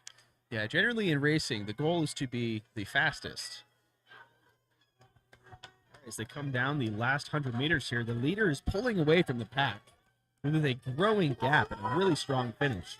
It looks like second place is trying to put some gas in the flame, and third place is actually coming up to pass second here. First, third place does not quite make the pass at the end.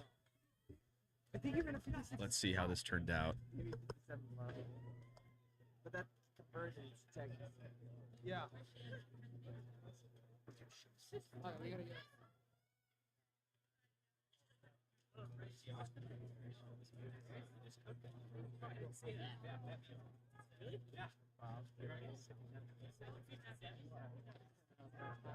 Good job, Rob! Go upstairs.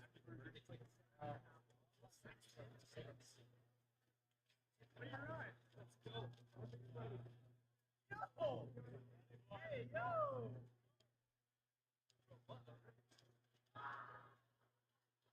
Ladies and gentlemen, at the podium are the top 3 finishers in the third. All right, that first heat resulted with a win from, ooh, hang on one moment, I just lost all the data there. Okay, that first heat resulted in a win for Auckland Ryan, College of Idaho, a PR of 1 minute 55.83 seconds. In second place from Eastern Oregon, we had James Thatcher, and in third from Southern Oregon, we have Raphael Glendini with a PR of 1 minute 57.03 seconds. In fourth, I have from Lewis and Clark State, Cooper Carlson with a PR of 1 minute 57.76 seconds. In sixth place, Trevor Nichols of Eastern Oregon. Oh, and we'll put that on hold as they start the next heat. They're on their marks, and they're off. More results from that first heat. Cooper Carlson of Lewis and Clark State came in fourth place. In fifth, Oregon Tech's own Austin Karomi with a PR, 1 minute 57.76 seconds. In sixth, Trevor Nichols of Eastern Oregon. And in seventh, from Northwest, we have Jaron Ransford. In eighth, from the College of Idaho, Michael Altenberg. In ninth, from UBC, we have Paul Van Ramsdonk. In 10th, from Lewis and Clark State, with a PR of 2 minutes, 1.21 seconds, we have Tristan O'Brien. And in 11th, from Bushnell, we have Sawyer Pescasolido. Come up, we can see that the second heat is nearing the end of their very first lap.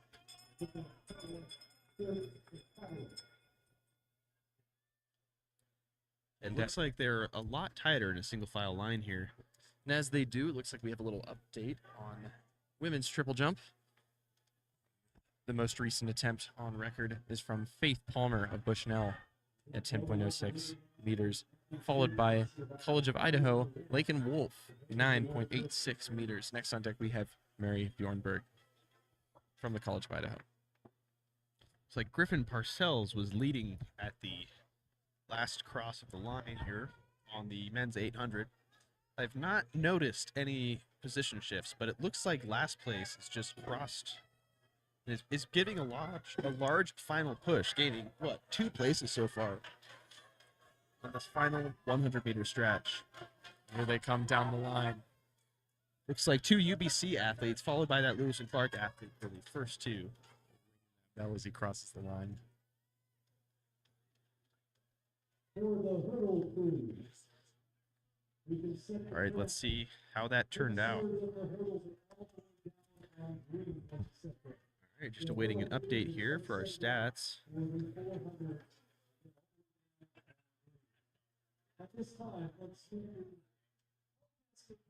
It looks like first place national qualifier Spencer Hardy from UBC finished with 1 minute 52.32 seconds. Second place, also from UBC, was Devin Meadows, also qualifying for the national competition, 1.52 or 1 minute 52.85 seconds. Following him was Griffin Parcells, Lewis and Clark State, 1:53.26. Fourth, Kobe Wessels, Lewis and Clark State, 1:54.25.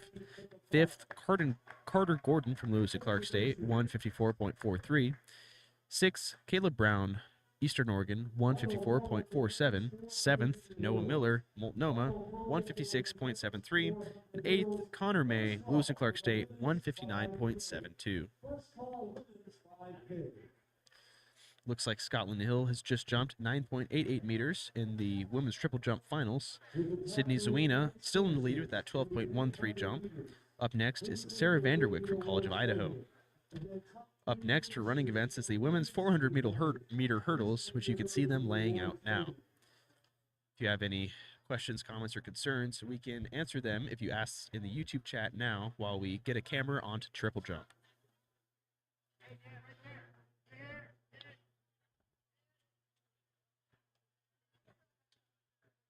Ladies and gentlemen, one thing we have not done today is thank volunteers that have been able to put on this event. It was working staff, the community, along with Looks like Sarah Vanderwood from the College of Idaho just fouled on the triple jump. Jada Kistner from College of Idaho up next. possible. So big round of applause. Volunteers in the right.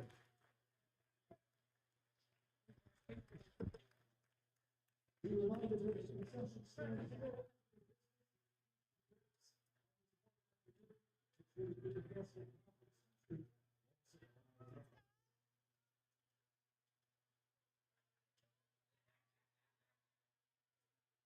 Then we are in need of Hardy, Meadows, and Parcells.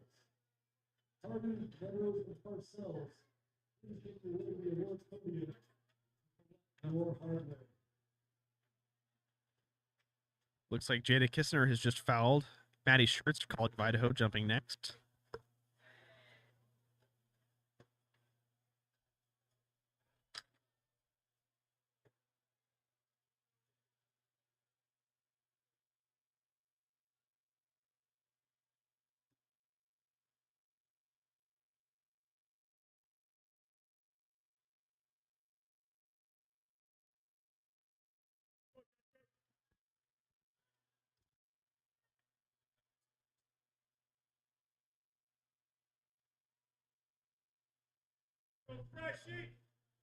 It looks here like there is a jump starting right now.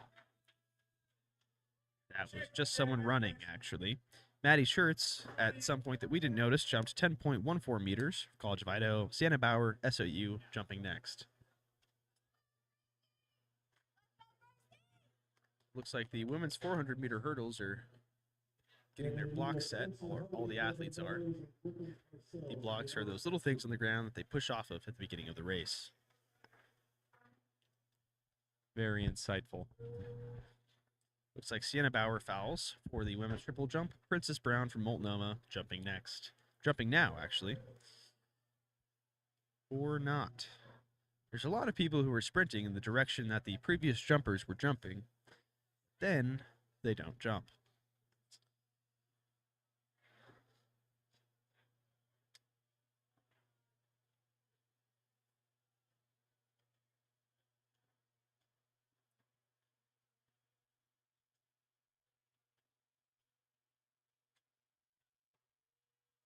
Seems like they may be jumping in the other pit because the John F. Moll Field has 2 long jump pits. The other one is obscured from our cameras and we cannot see. Looks like Princess Brown jumped 12:01 on her last attempt. Brittany Coleman up next. Getting ready is the women for the 400-meter hurdles. Angry Juice 7 in the chat thinks you're a funny commentator. Thank you, Angry Juice 7. Let's take a look now at the women with springs for legs getting ready to run 400 meters really fast with some jumping in between. It's like Brittany Coleman jumped 11.42 meters for Multnomah. Sydney Zuina, the current leader, up next for Lewis and Clark. They're set. The gun is raised. And the women are running. Looks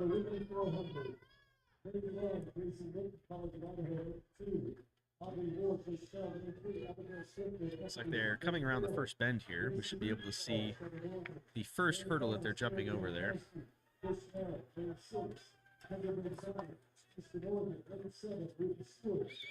Looks like so far all successful jumps. On some of the hurdles events yesterday, there was a lot of collisions.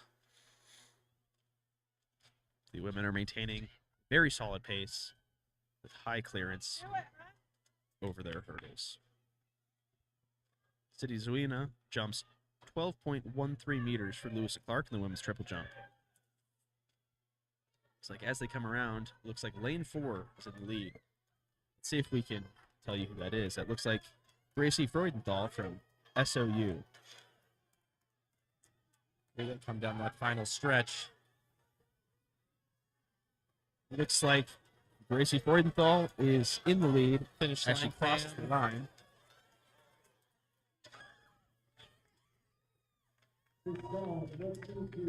In a moment, we can share the unofficial results here. The first heat. The first of Imagine 2. doing another one of those. Looks like Gracie Freudenthal did end up taking first place for Southern Oregon with a PR of 1 minute and 6.95 seconds. Second place taken by Abigail Strickland from Evergreen, 1 minute and 7.98 seconds. Third place, Sierra Janikowski, Bushnell, 108.66. Fourth, Ruby Stewart, College of Idaho, 109.42. Fifth, Kendall Bonzani, Eastern Oregon, 111.85. Sixth, Audrey Ward, Bushnell, 112.25. Seventh, Gracie Litton, College of Idaho, 112.62. Looks like the second round of women are getting ready on the blocks there. In the meantime, let's see if there are any updates for triple jump finals. Looks like Sydney Zuina's jump is still the last one that stands there. So we'll stay focused here on the second heat of the second flight of the women's 400-meter hurdles.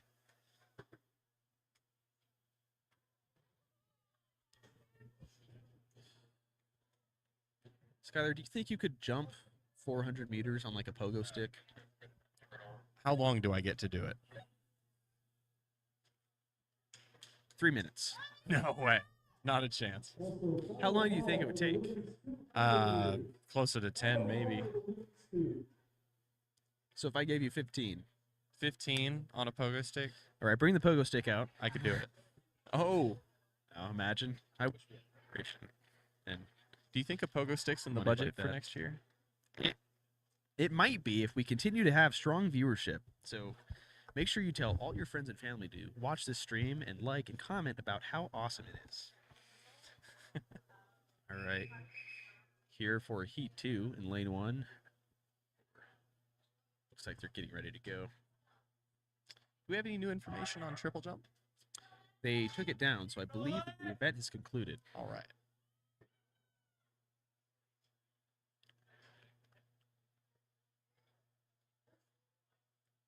Looks like the women are on their marks.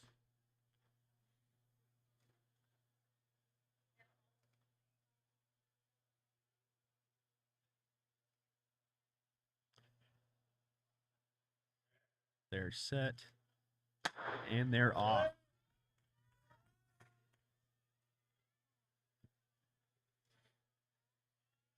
I wonder what your resume has to look like to be the guy who shoots a gun into the air. That's a really good question. Do you just kind of? Show up with a gun at a school? Yeah, I that's. don't think that's the move. Well, it is painted orange, and he's wearing a suit and tie Yes, if I just need a red velvet suit jacket. and an orange gun. Looks like lane 7 is in the lead here. It looks like that's Carly Bedard from Eastern Oregon. The nearest competitor looks to be Madigan Kelly from Lewis and Clark State. Gaining on them is Scotland Hill from EOU. Thank you, LB, for saying you'd watch the pogo stick race. Looks like Madigan is in the lead by a healthy margin here. She gets to the last 10 meters of the race. With a final push, it's like Madigan Kelly takes first, Scotland Hill takes second. We'll see what the actual results are here in a moment. Yep, Madigan Kelly for Lewis and Clark State with a 1:02.89 race qualifies for the national competition, and that's also a PR for her. Scotland Hill also qualifies for the national competition with a 1:03.69. India Ortiz from SOU, 1:03.9, qualifies for the national competition, also a PR for her. Sydney Peck from Eastern Oregon also qualifies with a PR of 1:04.26. And there are 4 more results that have not yet loaded for me. Oh, looks like Carly Bedard, Eastern Oregon, PRs with 1:04.89. Sarah Hathaway, Lewis and Clark, runs 1:06.32. Alessandra Ionesca Zanetti from UBC, PRs with 1:06.43. And Lily Everson from Oregon Tech, PRs with 1:06.71. Next up, the men are preparing for their 400-meter race.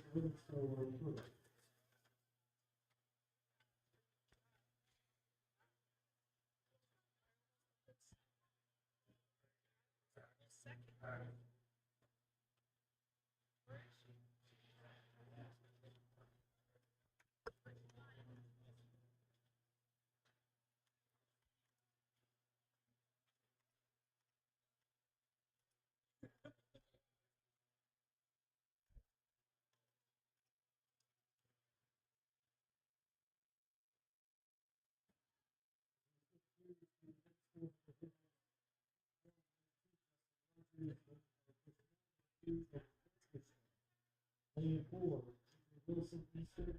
Lane 5, Ryan Robinson Easton. Lane 6, Kathleen Brian.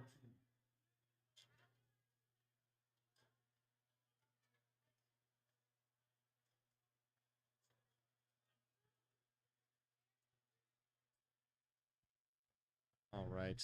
The men are gearing up for their hurdles race. The following event will be the 200 from the women, then the men, followed by the 5,000, the 4x4s, and those will conclude our meet today.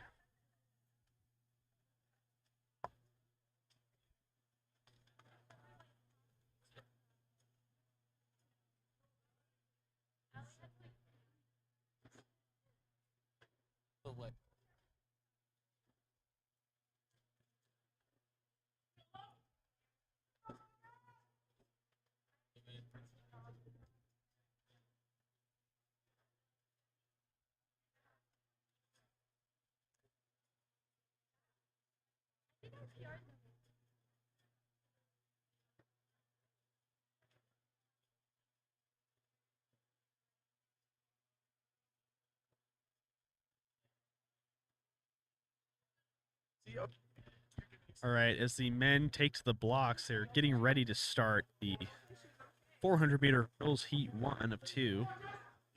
Looks like there are just 3 athletes for this heat. Let's see if we could go over to the starting line with our camera. They're taking to their marks.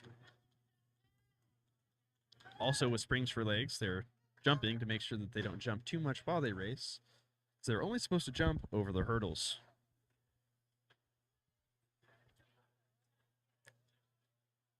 They could jump over rocks and ducks. Bugs. All right, it looks like another commentator who'd like to, who has just declined the offer of being given a They're mic. set and they're off. Looks like the outside lane competitor appears to be One of the athletes who's not listed here is making a healthy lead for himself out there.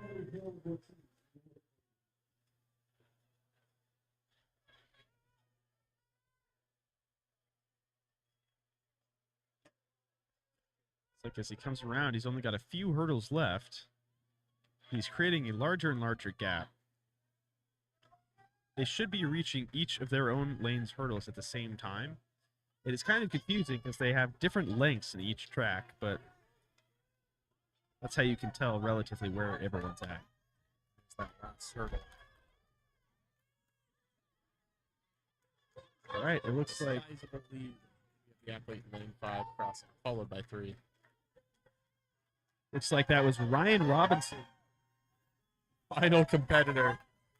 The most fans in the audience. Lots of noise for Justin Rogers from Bushnell University, our third place finisher. He runs 109.29. Second place Logan Gant from Bushnell ran 59.89 seconds.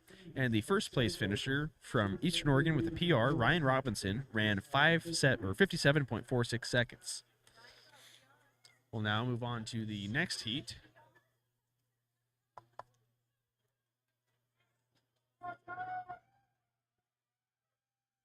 It's like DJ Wilson and Owen Lean got marked DNS, which I presume means did not start. While we wait for this other race to get going, we should speculate other meanings for what DNS. That's a really good idea. Since we've already decided that NM stands for never mind. No, and New not no Mexico. mark. Oh, my apologies. All we've decided is that it's definitely not no mark. DNS certainly needs its own acronym as well. DNS, really open for possibilities. We'll take suggestions here in the chat while we wait.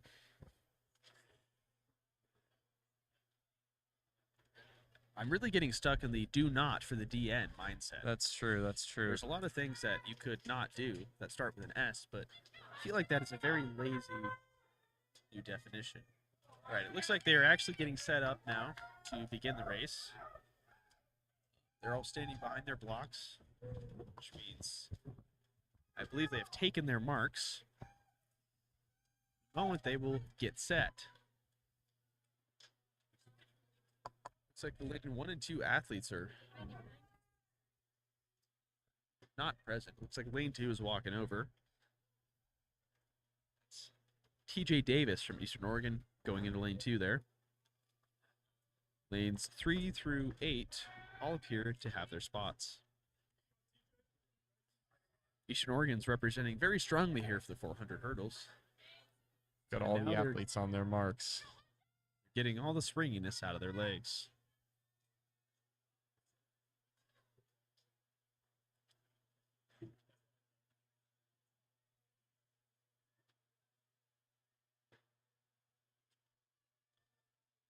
This guy with the red velvet coat there holding the gun up really likes taking his time.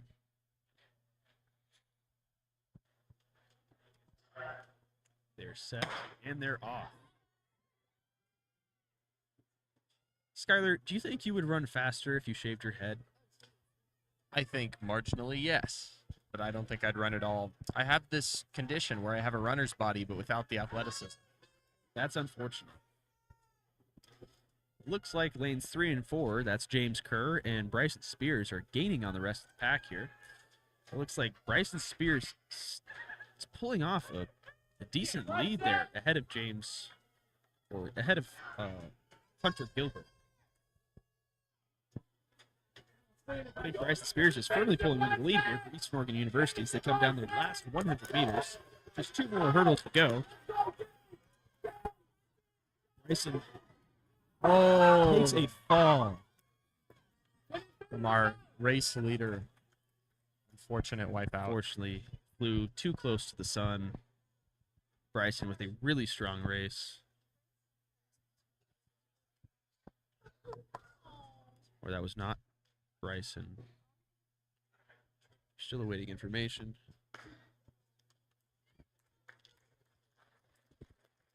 Runner appears to have taken a pretty bad fall there, but it's getting helped off the field by teammates and other competitors. It's being attended to. We'll get medical over to be sure he's doing all right.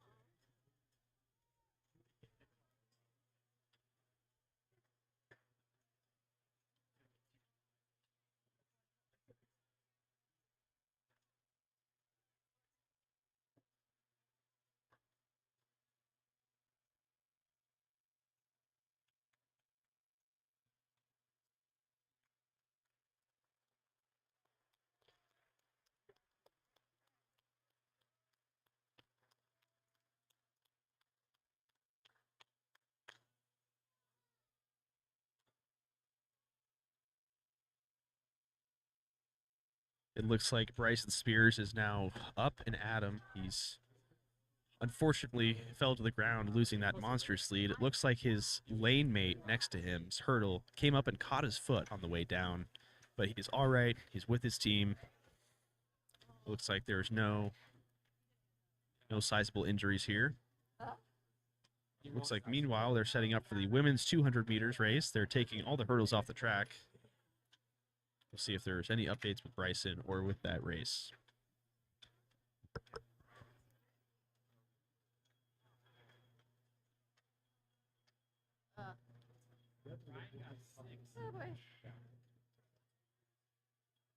I know. Mom.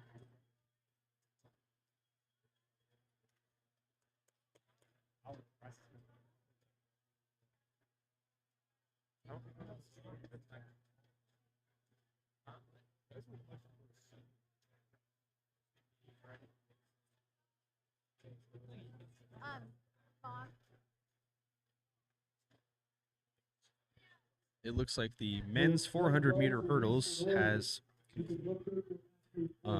James Kerr from the University of British Columbia finishing 52.5.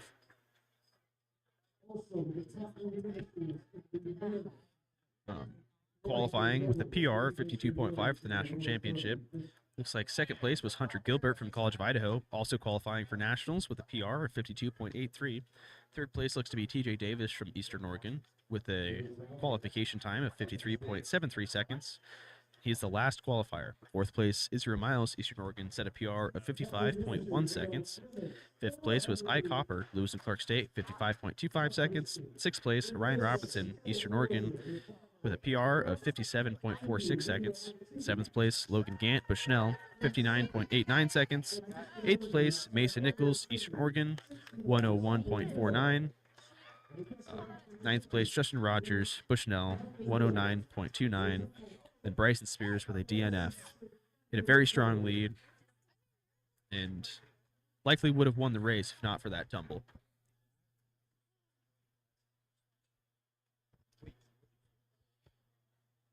We don't have instant replay here, but we're taking a look at the footage now.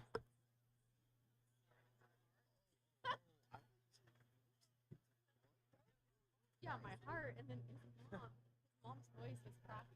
It does look like he cleared his hurdle, and then the hurdle on the lane inside of him clipped his heel, and that's when he took a fall. And he was supposed to go to nationals too. Oh. No.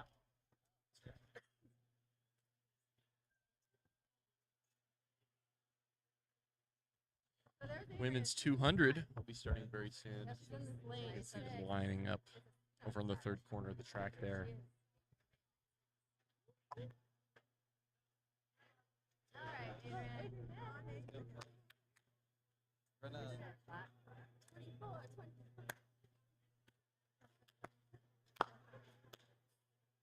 Is that good?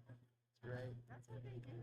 Yeah, when everyone's The dude was jumping like 6'4" over there with the high jump. I'm like, he's taller than me. Again, we were looking for the top three finishers in the men's 400 hurdles. Gilbert Davis. Gilbert Davis.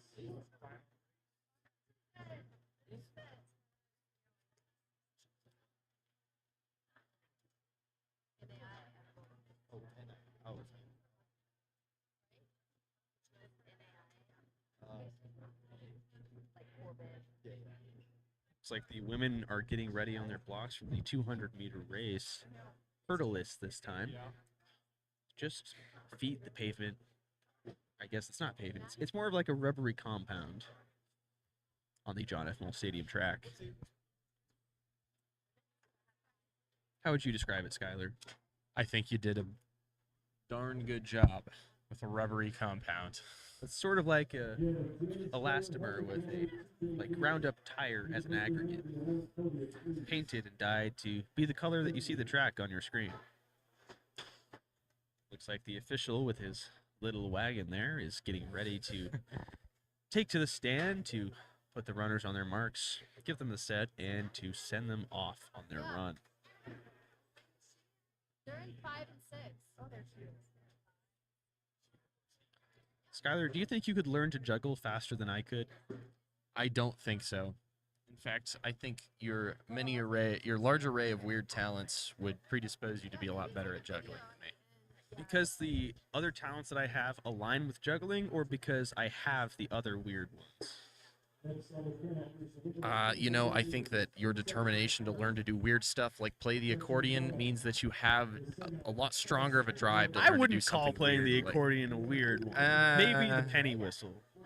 I can play a child's accordion that we found at a toy store pretty well. Better than a person should be able to. It is really atrocious to play because as you push in and push out on the bellows, the notes shift up and down a half step. Oh, nice. It takes a lot of concentration, and that's why I only play like little children's songs. All right, it looks like they're up there. The silly little man with the gun is directing other race officials there, as you see. Do you think he could fan that like a cowboy, or is it double action? Do you think the blank gun has... No, it must be a single action, right? It seems like the Because simpler mechanism they always have to would cock be it more practical. before they shoot. Or maybe they do that so that the timing is more precise. Maybe. I should go take it from him when he's not looking. Yeah, you should actually go run up and grab it out of his holster. People with guns really appreciate when you do that. I've been practicing on campus safety for weeks. Yes, we call that extreme hide and seek. You take something off of a officer's duty belt and try not to get caught. Our tax dollars paid for that. We must also It belongs to the specify that we're joking. We don't actually do that. That would be No. a crime, and we advise against it. But the man with the sweet red sport coat is now up on the stool. The women are jumping around, doing warm-up stretches, it looks like. And I believe they're just waiting for the stadium announcer to finish his announcements before they get going. Looks like the gun is raised in the air. They are now on their marks.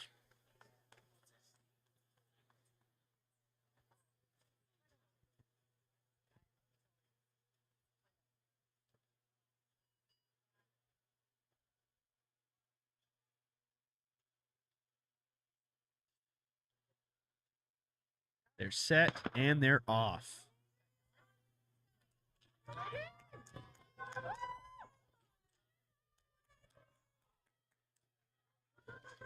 Wow, they sure are running fast. It's like Cadence Beck from Eastern Oregon is pulling ahead. The setup.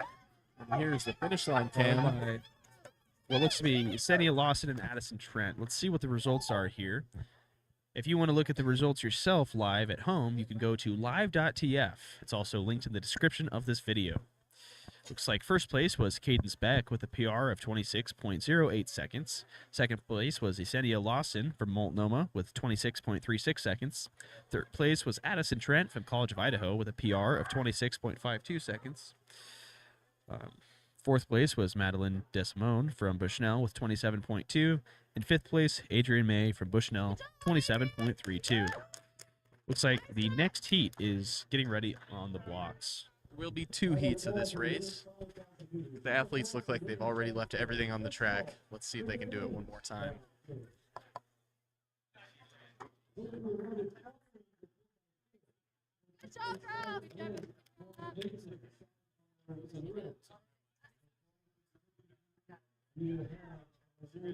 Okay. Oh,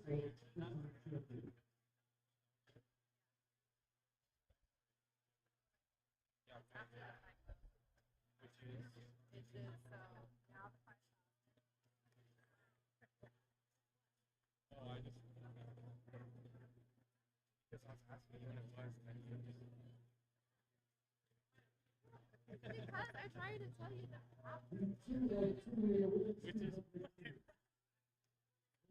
It looks like Heat 2 is standing behind the blocks, awaiting the call to get on their marks. This will be the second heat, and with the way that these are seated, this should be a moderately faster race. We'll see if there are any national qualifiers here today. I noticed there's a couple of EOU and Multnomah athletes. I mean, that's most of the athletes in this heat. They have been dominating a lot of the races here. I believe there was one race where Multnomah had the top 5 spots. Yeah, indeed. I don't remember which one it was, but I saw it. I believe it was the 400 or the 800 yesterday. Either way, they're on their marks. Okay. Looks like Kaylee Guthrie from Multnomah is not on her blocks in lane 7.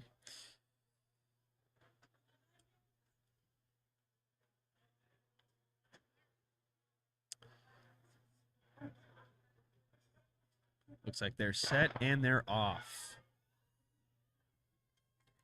Strung from Lizzie Benke from Northwest in lane 8, but the inside is being taken by Trinity Montgomery from Multnomah and Hannah Sobowik from UBC. It looks like Trinity Montgomery is pulling into the lead here in lane 4 there. She crosses the finish line. Just barely in front of second place, who almost took the lead. The last Looks moment. like first place does go to Trinity Montgomery from Multnomah with a 24.57 second run, qualifying for the national championships. Second place is Hannah Sobkowicz from UBC, also qualifying with a season best of 24.71 seconds. Third place is Taylor Joyce from EOU, 25.65 seconds. Fourth place, Charlotte Bowman, College of Idaho, 26.16 seconds. Fifth place, Lizzie Banky, Northwest, 26.17. Sixth place, Katie Brown, Eastern Oregon, 26.25. And seventh place, Karina DeYoung, Eastern Oregon, 26.48. It does look like Kaylee Guthrie did not start. Looks like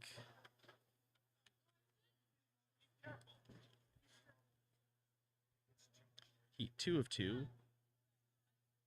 Or is this the men? Yes, the men are up now. Heat 1 of 3 here. Looks like they're warming up and getting ready to go.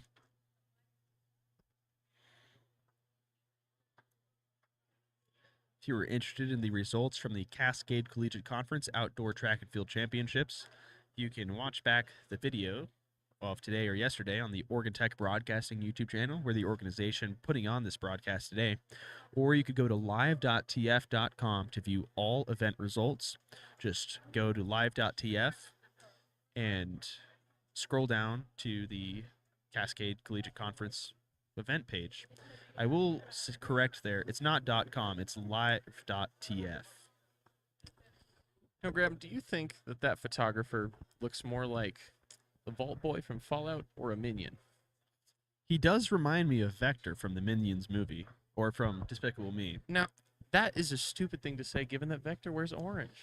But look at the composition of the tracksuit. It may be Fallout colors, but the style and the swagger that that guy walks with is more akin to what Vector gives off. I take it back. That's a really good point. Maybe he just really likes IKEA.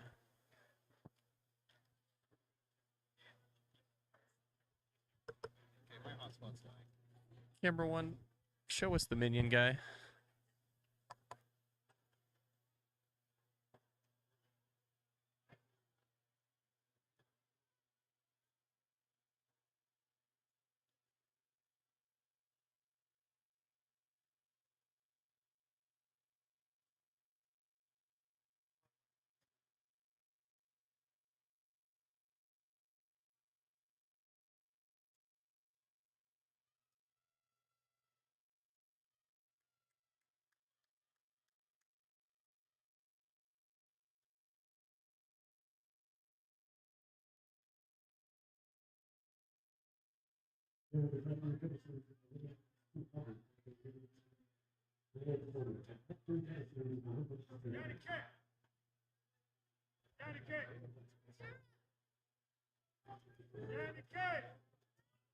Pick up your phone.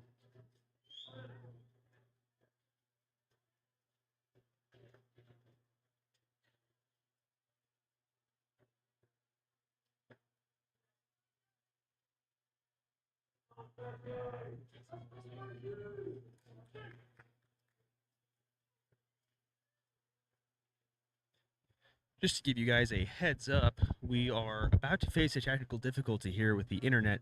We may drop out for a minute, but we will be right back as soon as possible. Meanwhile, the men's 200-meter race has begun, coming around a pretty even spread, other than lane 1, Tommy Gardner falling behind.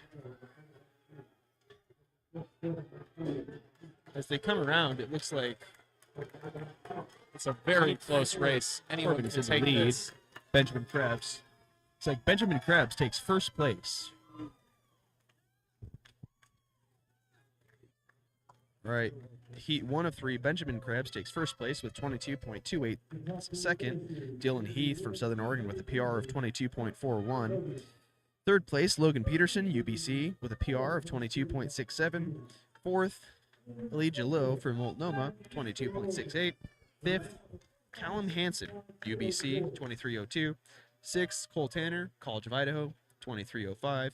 Seventh, Casey Shodall, Multnomah, 23.22. And eighth, Tommy Gardner, Southern Oregon, 23.35 seconds.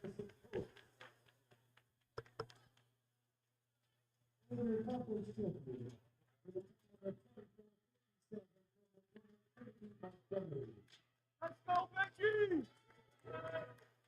Abu Dhabi!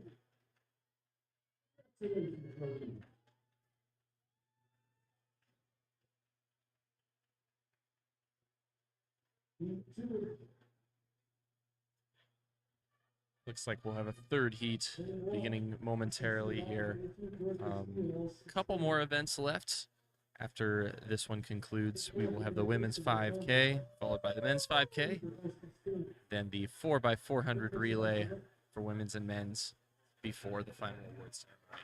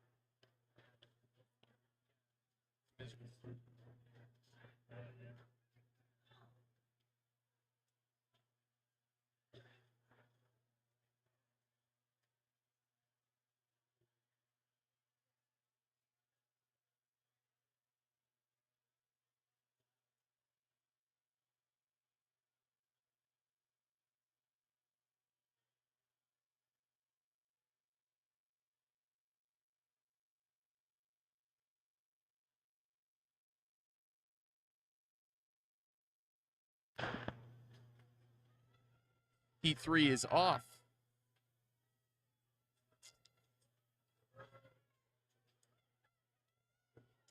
It's neck and neck. This pack is very close.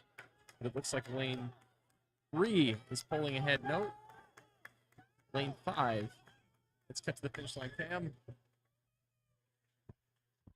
Decisive victory from Darren Roberts. Heat 3 of the men's 200 meters. Lane 1, Braxton Kennedy, Evergreen. Lane 2, Osman Osman.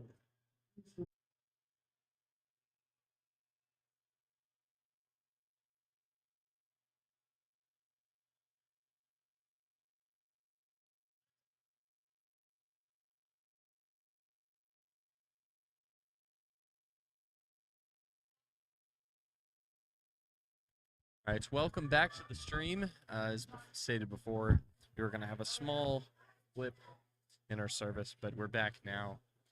Just to recap those race results from the third heat of the men's 200. Oh, in first place, it looks like we have... Oh, this is the seating for the third heat, which has just begun. Man, I'm behind. Yeah, unfortunately, we had a dip in our internet connection there. This is the final heat for the men's 200-meter foot race.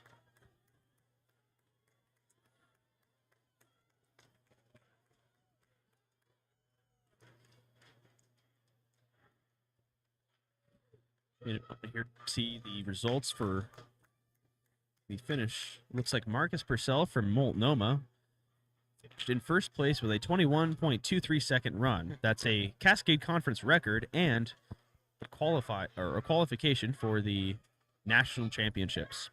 Second place, also a CCC record. Freighter Fornasari Penguera, Multnomah, 21.26 seconds, also heading to nationals.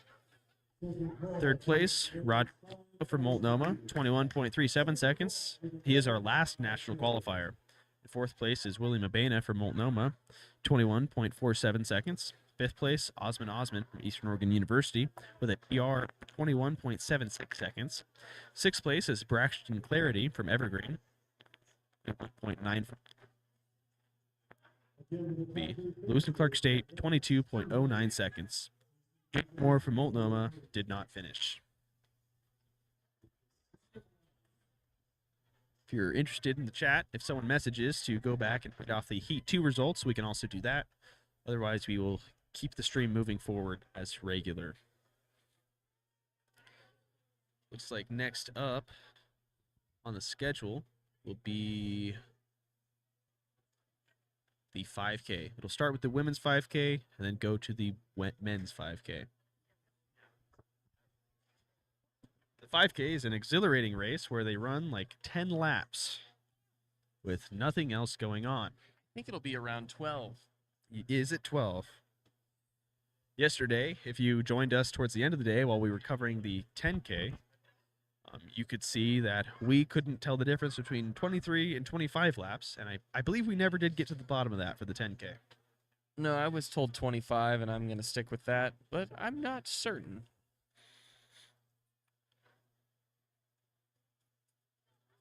Well, how much is 1,000 meters in real units? Oh, gosh, you're going to make me do math? Well, if 4 laps is a mile, then 10 of those would be 10 miles, and 10 kilometers is less than 10 miles. With that information, we could probably extrapolate out additional information, but our tent is currently collapsing on top of us here in the broadcast area. It's quite a windy day, and some of the crossbars broke. Right now, the OTB employees and other volunteers are helping us keep it going while we await the start of the 5K race for the women. It looks like this will be one heat with 13 runners. It looks like they are starting 2 to a lane.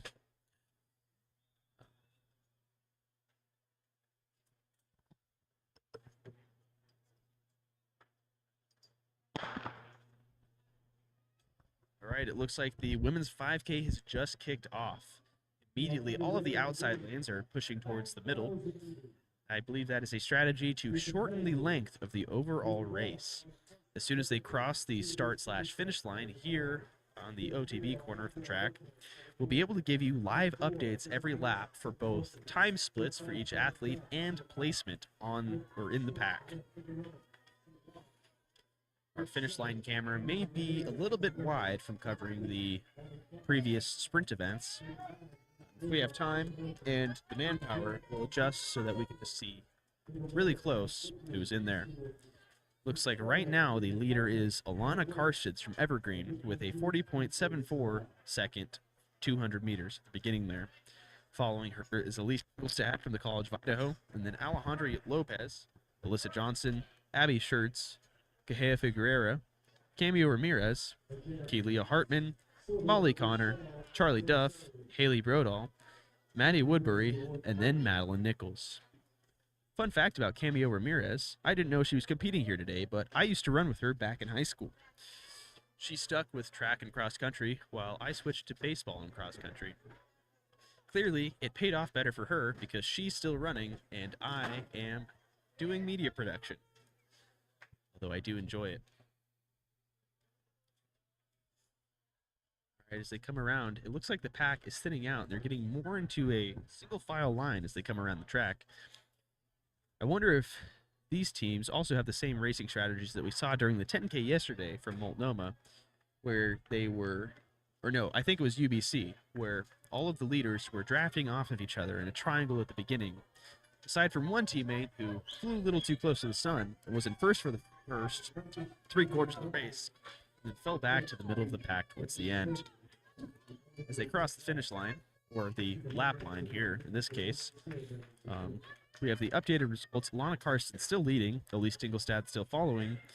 Looks like Alejandra Lopez behind her, and then Abby Schertz, Gahea Figueroa, Alyssa Johnson, Camille Ramirez, Kaylia Hartman, Molly Connor, Charlie Duff in 10th, Haley Rodall, Maddie Woodbury, and Madeline Nichols in 13th. That's no places changed the previous lap.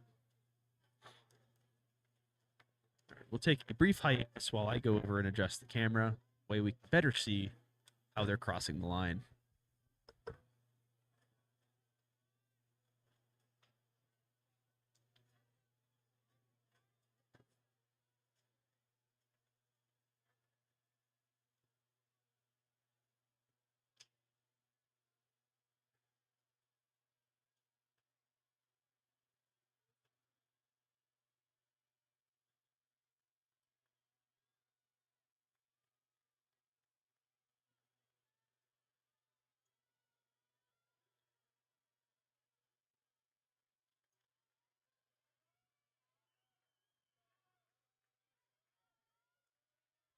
As they come around for their third lap with 10 more to go. Lana Carson still leads. It looks like all of the placements are still the same. If you have any questions or any specific athletes you'd like us to take a look at or read stats off, now would be a good time. For the remainder of the meet, we're mostly doing the distance running events, aside from upcoming relay races. The relay races tend to be extremely exciting because you get the fastest either 100 or the fastest 400 from some extremely talented athletes. As they come around, it does not look like any of those places are changing.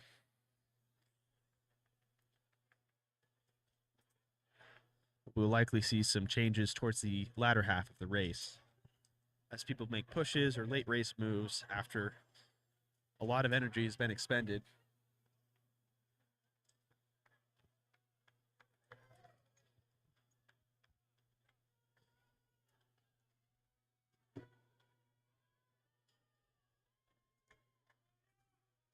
It looks like the women are breaking into two distinct packs here with a handful of stragglers behind them. The lead pack is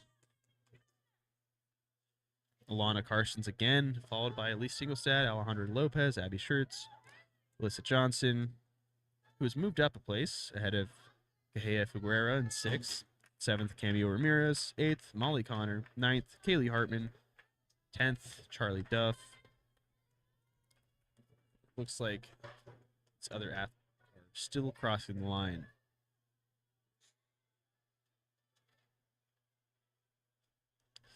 This may become one of those races where it's hard to keep track of people as they mix together or potentially lap other athletes.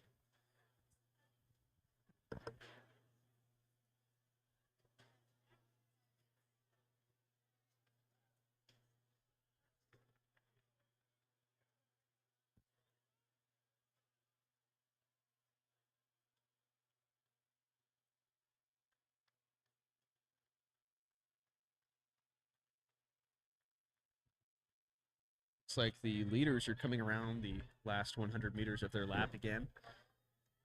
It's looking like there's 8 more laps to go upon the completion of this one.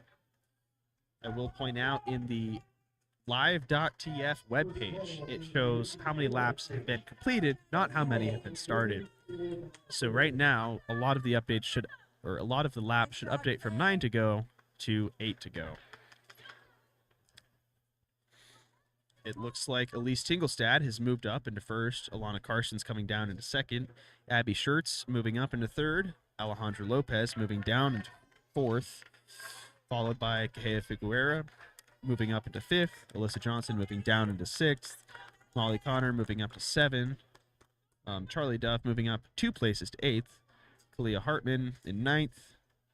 And then Cami Ramirez moving down into 10th. Haley Brodall following. And then Madeline Nichols. And then Maddie Woodbury.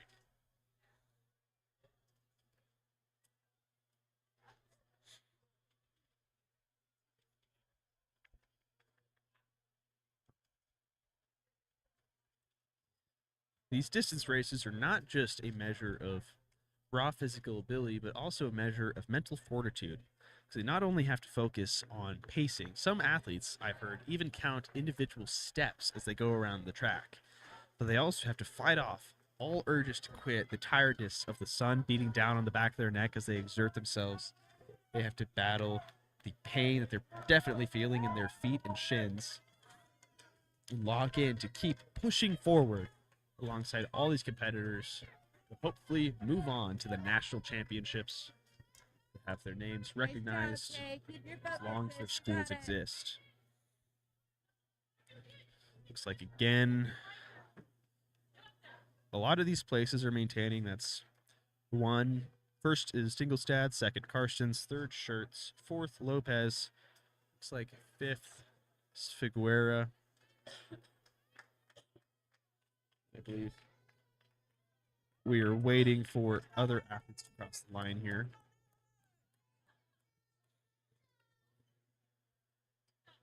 Moving into the section of the race where lapping begins and tracking race progress becomes very difficult. Looks like at the back of the pack, Maddie Woodbury has moved up a place into 12th. Madeline Nichols in 11th has moved up. And then other than that, doesn't seem to be any changes aside from Alyssa Johnson's move from 6th to 5th. It looks like this lead pack is coming around again. 7 more laps to go for the leaders.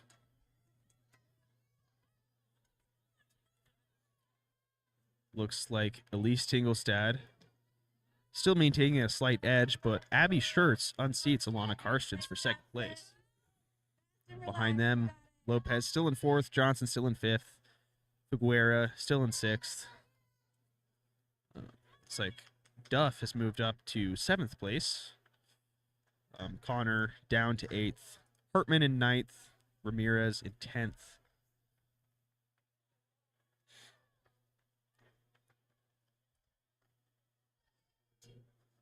And Nichols, Woodbury, and Brodall still have not updated my stats, which you can also view at live.tf. I believe some of them are moving past the line now. It looks like Nichols just in 11th and Woodbury in 12th. Brodall just passing in 13th. Coming around again, the final stretch is the lead group of Tingelstad, Schertz, and Karstens, still tightly woven together there in the front. They keep trading places, but those three are breaking apart from the rest of the group. A lot of the second pack is now spread out along with the stragglers from the first pack. These leaders are maintaining a tight pace together.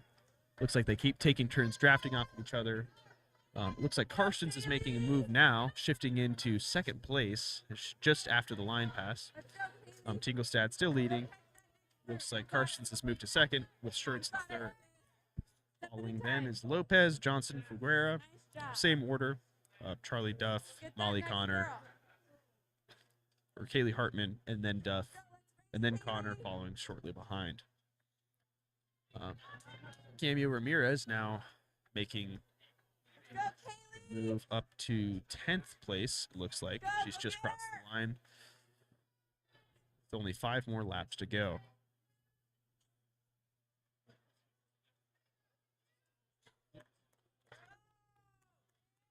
Not sure what the level of the crowd mic is right now, but Energy is beginning to rise in the audience here as those lead three keep trading places.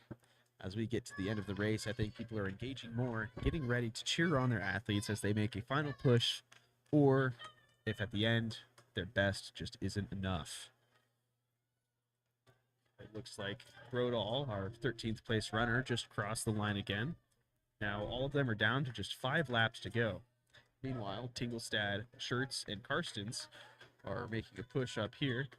Looks like Schertz may have been falling behind the lead two.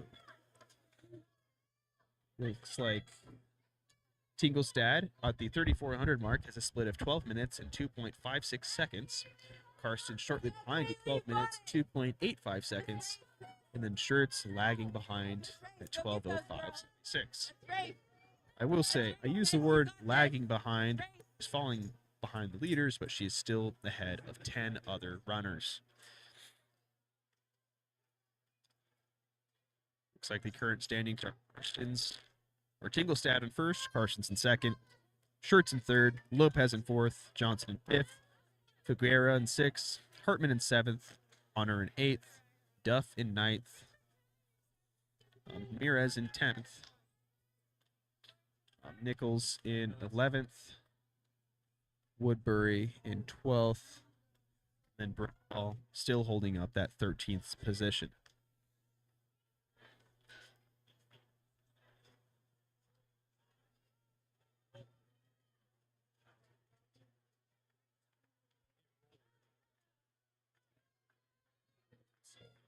Looks like Brodal's coming up on getting lapped here by our leaders, Tingelstad and Karstens. Karstens really close behind Tingelstad, appears to be drafting off. I believe this might be an intentional race strategy to make a final push, with Tingelstad taking the brunt of the wind force here in windy Klamath Falls. We are Oregon City of sunshine here in Klamath. We get over 300 days of sunshine a year, but we get just as many days of wind. And here in the high altitude desert with less oxygen per air and the blistering heat, the strong winds, it's a tough race for every competitor on the track right now. Looks like Cajea Figueroa has had a late race push, moving up 2 places into 4th. Looks like Alejandro Lopez has fallen behind a little bit. The rest of the runners appear to be maintaining consistent paces. Again, Candy Ramirez, former teammate of mine, crossing the finish line for her. One of her laps, I lost count at this point, at the 3,800 meter mark. Looks like there's Nichols crossing again. Then Woodbury. Then Brodal. Well, right now we're seeing Tingelstad and Karstens, who have lapped Brodal at this point, making great time, crossing the 4,200 meter mark, just 800 to go, about at a time of 14:55.55 and 14:55.76 respectively. And Tingelstad and Karstens are down to the last 2 laps for the leaders. Pushing hard. You can see as they come around, there's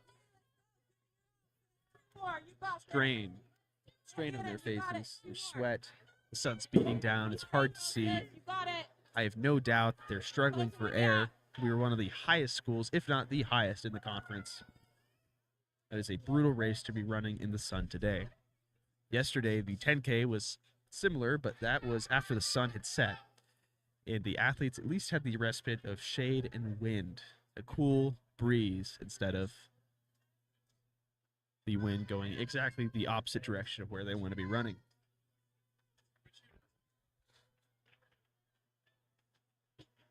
It looks like nearly all of the athletes are up to 4,200 meters or 3,800. 42 is trickling in as they finish these laps. It looks like the leaders are coming up on their last lap here, with Karstens making a push past Tingelstad for first place in the last lap. I believe this was a strategy from the beginning, as I mentioned earlier.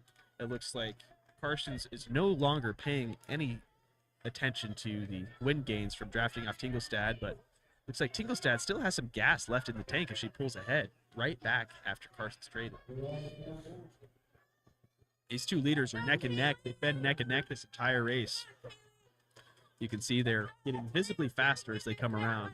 Let's see if we can get a shot of the two leaders over here coming down to the 200-meter mark.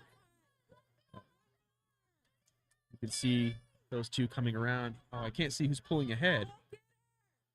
But it looks like Tingelstad is pulling ahead of Karstens the last 200. Karstens tried to make a wise move to pull past after drafting Tingelstad the entire race, but she just does not have the chops to back up the move. It looks like people are crossing over the track despite there being an active race going on. But I believe that is Tingelstad right here, handily making first place as she just about laps Cameo Ramirez. That was Carson shortly behind, and Tingelstad takes first. There's a trainer racing past with an athlete who seems to have been dehydrated. Tingelstad qualifies for the national championship with a 5,000-meter time of 17 minutes, 36.49 seconds. Alana Parsons does not make the national cut, coming in second place at 17 minutes, 44.8 seconds. Shortly behind her, Kaylee Figuera from College of Idaho, who moved up another 3 places since we last checked in with her, finishing in third, 17 minutes, 50.53 seconds. Behind her is Abby Schertz, coming in fourth with a time of 18 minutes, 3.58 seconds.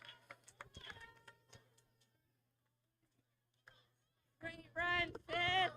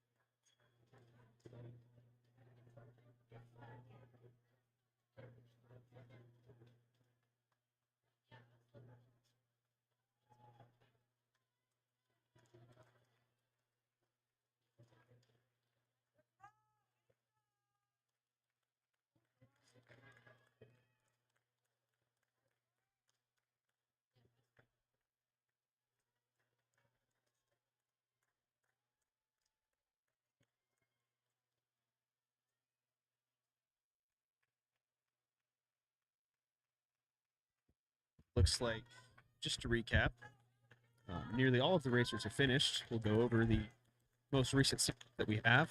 Still Tingelstad in first, qualifying for the national championship for College of Idaho, 17:36.49. Second, Karstens from Evergreen, 17:44.80. Third, Figuera from Idaho, 17:50.53. Fourth, Schertz from College of Idaho, 18:03.58. Fifth, Alejandro Lopez, Southern Oregon, 18:08.35. Sixth, Alyssa Johnson, Southern Oregon University, 18 minutes, 10.02 seconds. Seventh, Kaylee Hartman, Northwest, 18:14.24. And my screen's just shifted from the live stats view. Give me one moment.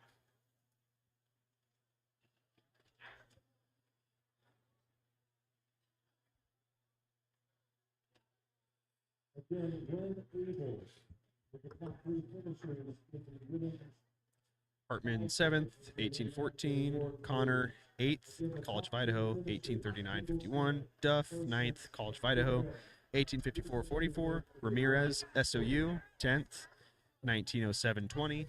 Woodbury 11th place, Eastern Oregon, 19:22.21. 12th, Nichols, Eastern Oregon, 19:41.42. And Brodall taking 13th place for Southern Oregon University, 19 minutes and 56.92 seconds. Looks like they're going straight into the men's 5K here. A lot of the women who have just finished their race are mingling towards the finish line here, while the men do their warm-ups, get ready to start one of the final races of the meet.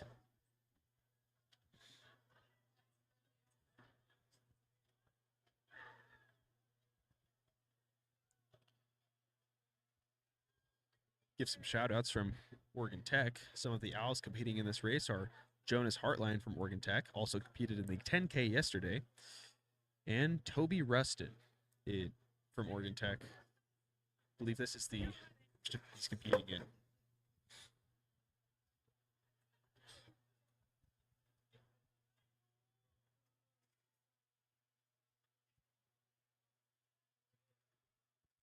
Now, while we have a couple minutes of downtime, we're happy to go and reread any results from the other events in the meet so far, or answer any questions. Otherwise, we'll just talk about how great Oregon Tech broadcasting is. You should send your children here, or you should come attend this school just to participate in OTB. That's true. Probably the best part of the school. Not only is it a lot of fun, some of us get paid. Some of us will. Depending on the reception of our live broadcasting, we can begin pursuing advertising deals. You might hear behind us Tinglestad and Karstens talking. They've just hugged and congratulated each other on their performances. And the heat is getting to a lot of the athletes today. The sun has just been beating down all day. And even though we're only in the 70s, I mean, with only a slight breeze, The UV index of 9 is brutal. oh, it'll get you. I believe there was one heat casualty earlier, which honestly is not that bad for how bright today is. Surprised that's the only one. But they were rushed by with their trainer and them in a golf cart. I believe that athlete was getting plenty of hydration and direct medical attention until they are up to get back up.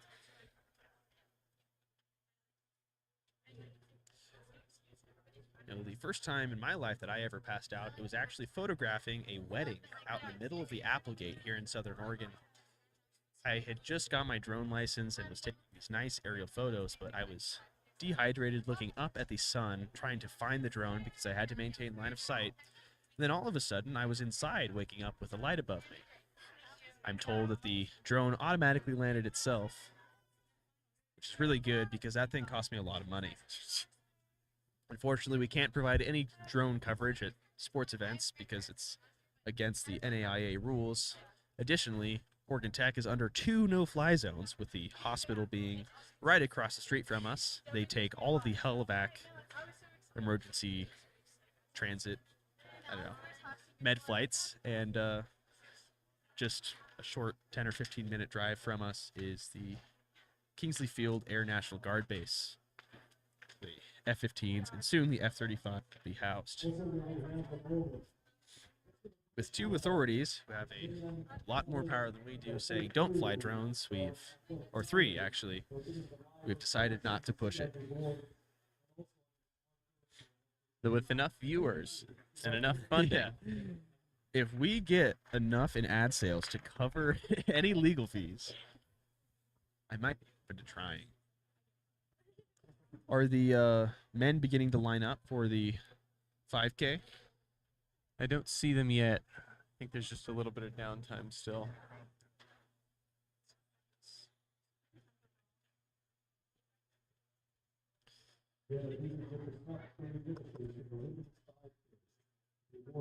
Sounds like they're calling out results for the women's 5K.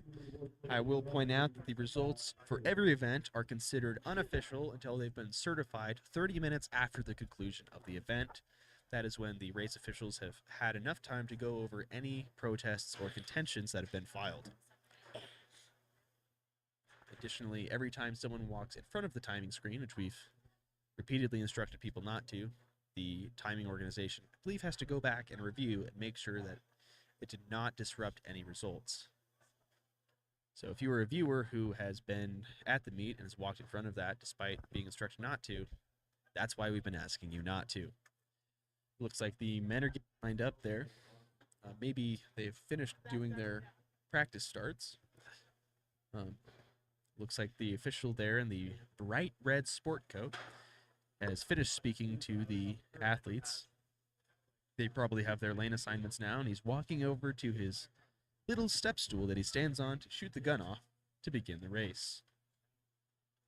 Now, I'm not really sure if that step stool makes him any louder, and he's already wearing bright red, so I'm not sure if it's a visibility issue. Why does he have the step stool? Maybe he just personally enjoys being about, what, 8 inches higher off the ground?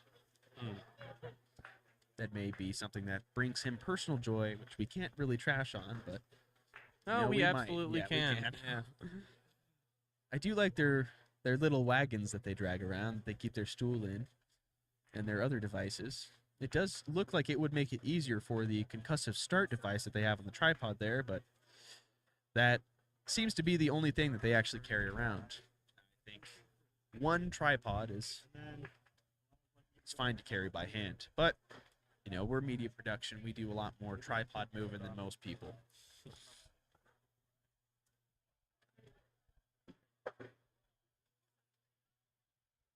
Yeah, I don't know where anyone has a kid.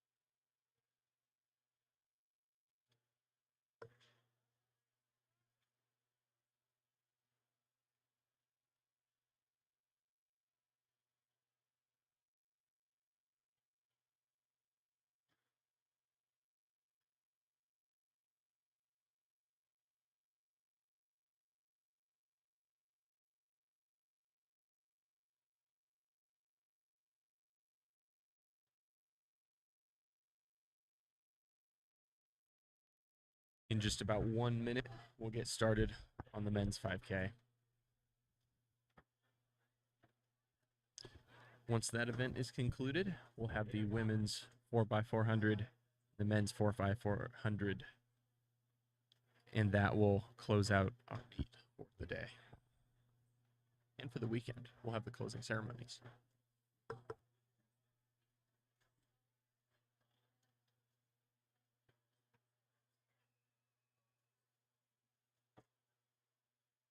The whistle's been blown, our athletes are lining up. The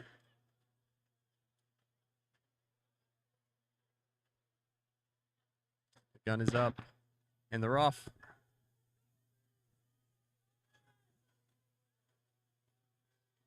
They are off to the men's period, more competitive. Brandon Marcial, for the Northern Blue Boston.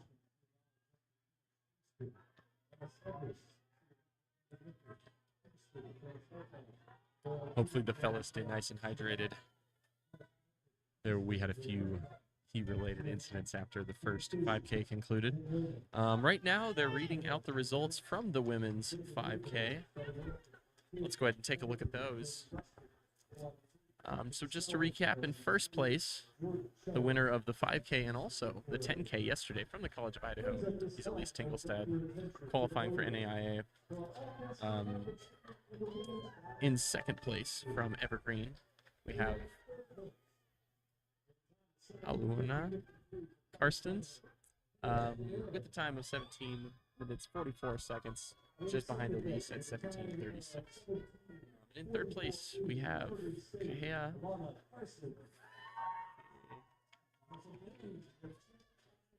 Figura.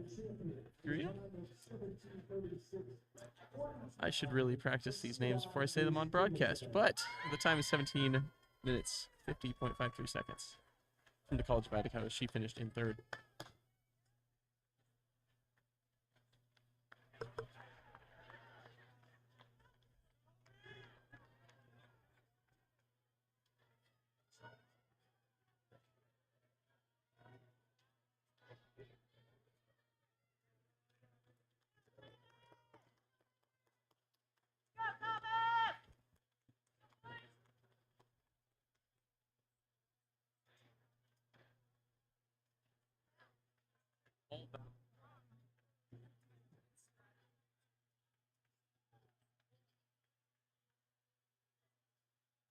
Final call for the women's 4x4.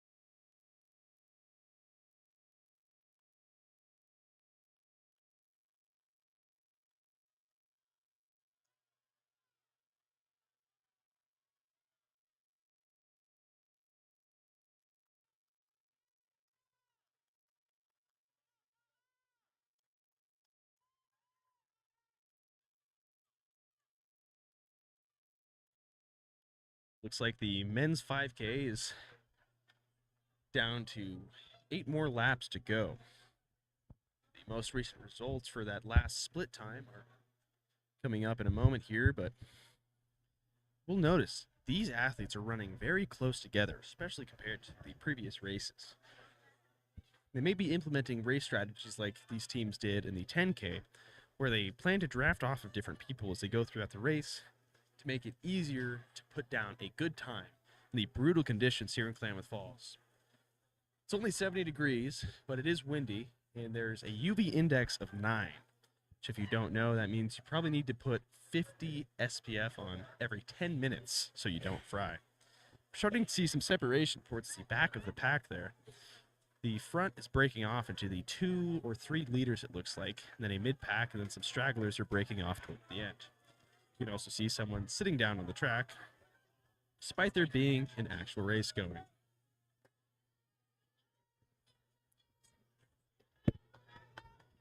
Looks like they're coming up now.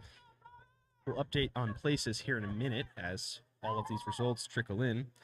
It looks like Weisgerber from Southern Oregon University leads, followed by Everest from College of Idaho. Third place, Maciel from Southern Oregon. Ash from Eastern Oregon in fourth. Bostrom from College of Idaho in fifth. Nichols from Eastern Oregon in sixth. Ogden from Eastern Oregon in seventh. Fricka from College of Idaho in eighth. Showers from Eastern Oregon in ninth. Vaughn from College of Idaho in 10th. Mark Tiersma from Evergreen looks to be in 11th. Dara from Northwest in 12th. Selman from Lewis and Clark in 14th, and Dara actually in 13th. Toby Rustin in 11th place. That was the missing link there. Looks like Oregon Tech's very own. Where'd he go?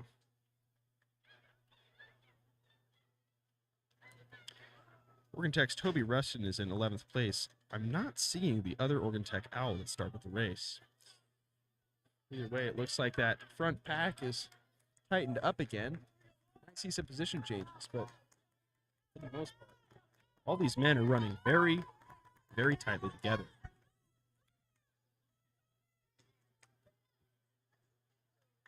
Looks like Toby may have moved up a place there. See what the overall standings are.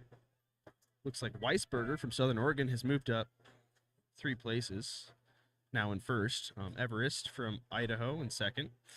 Ash from EOU moved up 1 place to third. Maciel from SOU moved down a place into fourth. Bostrom from Idaho in fifth. Nichols 6th. Showers 7th, up 2 places. Ogden in 8th, down a place. Vaughn in 9th, up a place. Fricka in 10th, down 2. Rustin in 11th. Tiersma in 12th, Dara in 13th, and Selman in 14th.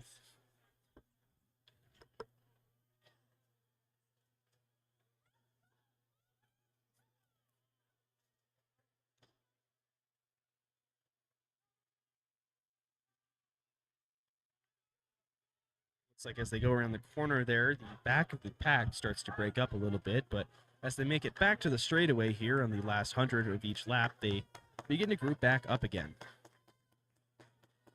Here we see them running 3 abreast as they cross the line. Now it's 2 by 2 by 2 by 2, just like the ants as they go marching. First place, moving up 2 places, is Justin Ash from Eastern Oregon, followed by Everest, Weisberger down in third, Maciel, Bostrom, Nichols, Ogden, Showers, Vaughn, Carr, and then Tiersma, Rustin, Dara, and Selman taking 14th. It looks like there are 5 more laps to go. Pack is coming around again here on the last 200 of their lap.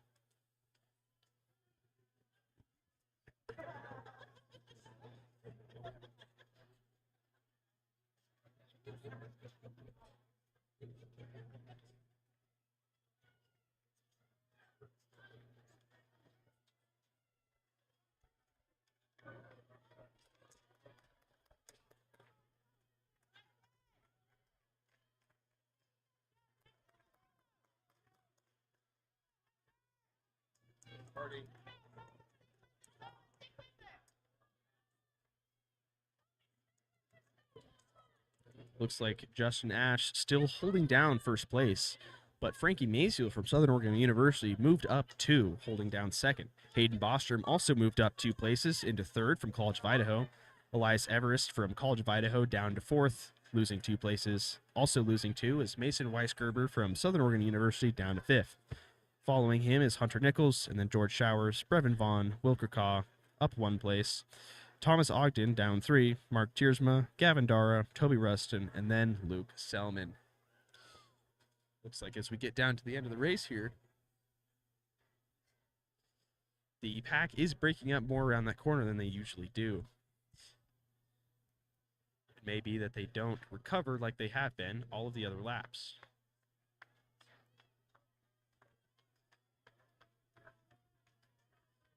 The group of guys leading off the race here, still trading places only between them.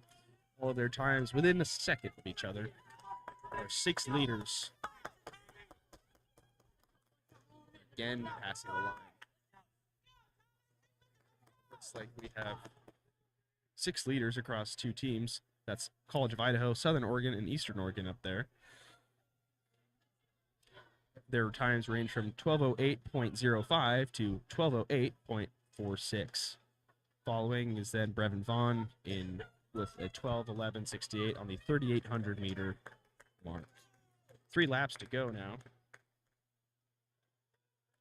We have Toby Rustin crossing on the 12-minute and 40-second mark here.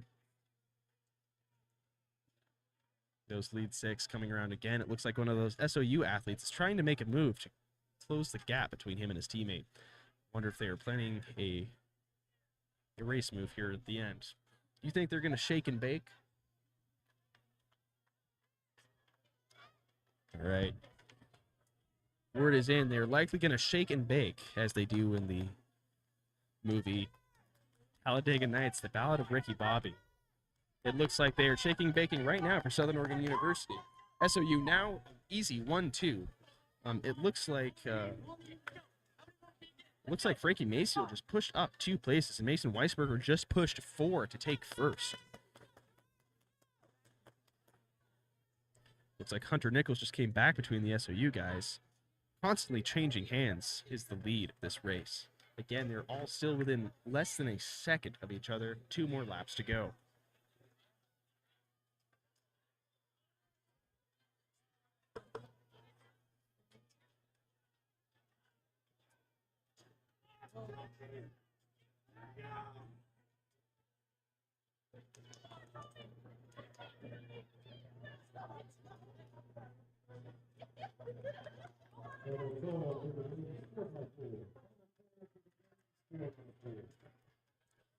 It looks like the lead pack is coming around for their last lap.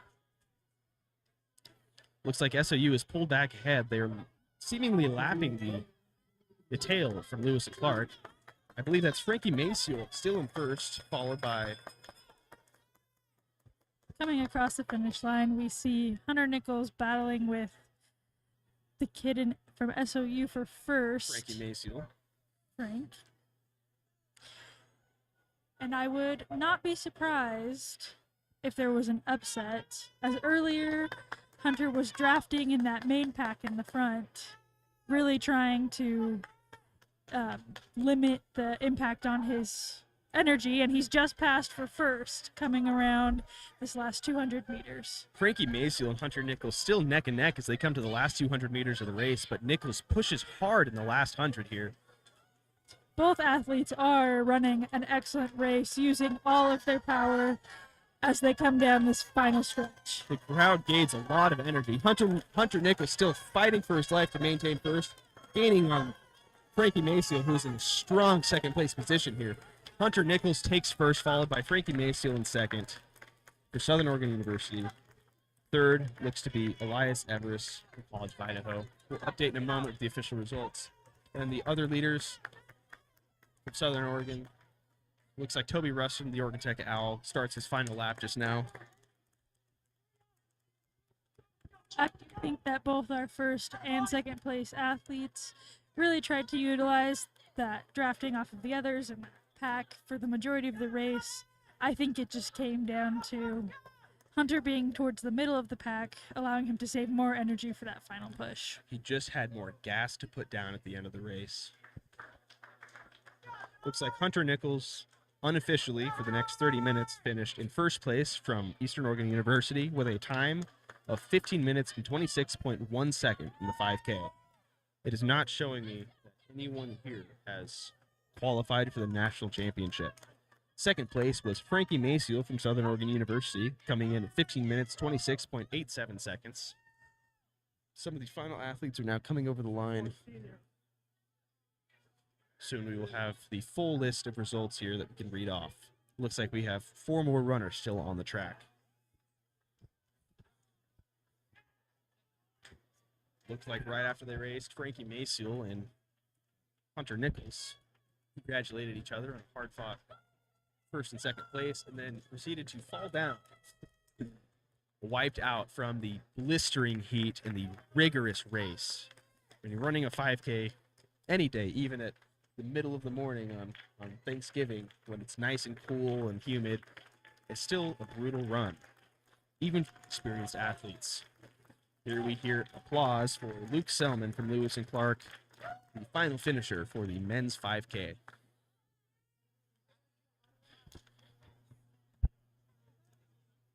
They all finished sub 18, which is crazy. It looks like first place, Hunter Nichols with that sub 16 time, then Frankie Maciel. They were all sub 16 up until 10th or 9th place. It looks like they're rushing the women's 4x4, getting them onto the track quickly, ready to start.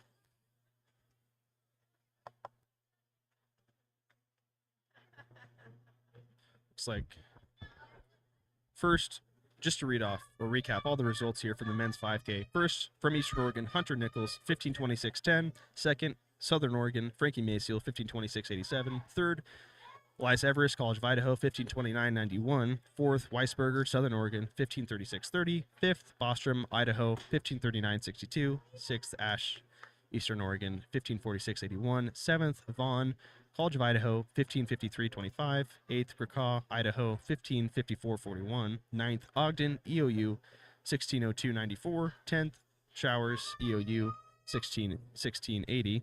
11th, Dara Northwest, 16:26.26. 12th, Tiersma Evergreen, 16:32.79. 13th, our very own Hustling Owl, Toby Rustin from Oregon Tech, coming in 17 minutes, 3.69 seconds, and bringing up the end. 14th, Luke Selman, Lewis and Clark State, 17 minutes, 22.76 seconds.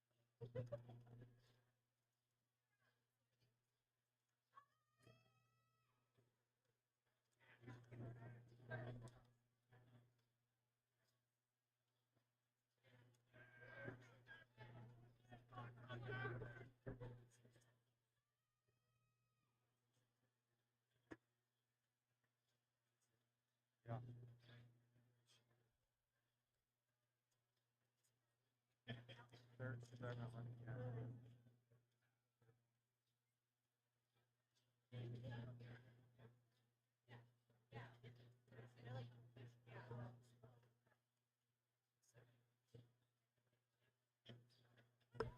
For the qualifying time, we're not given specific times. It just shows in the results on live.tf whether or not they did qualify for the NAIA A or B group nationals.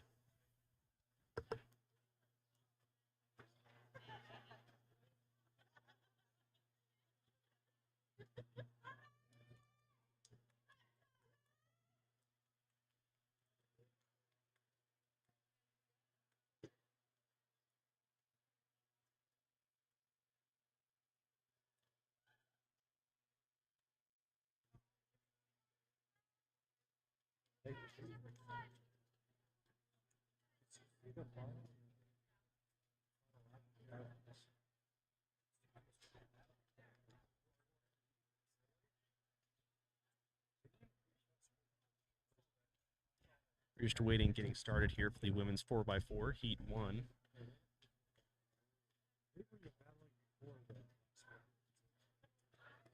It's like Oregon Tech is in lane 3, Multnomah in lane 4, and Corbin in lane 5, getting ready to race.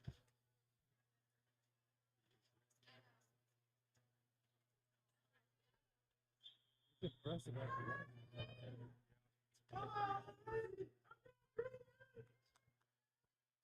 like they're on their marks.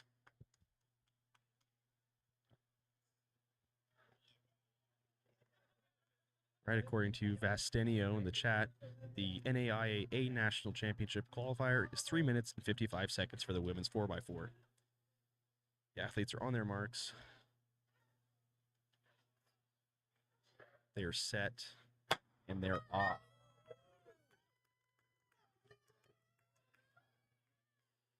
It's difficult to tell around the curve, but it looks like Corbin is maintaining a very strong lead here at the beginning, with Multnomah maybe closing the gap a little bit on the back. Looks like the 4th lap is the anchor lead. The first is the second fastest, the second is the third fastest, the third is the fourth, and then the fourth runner, the anchor, is the fastest to bring it home.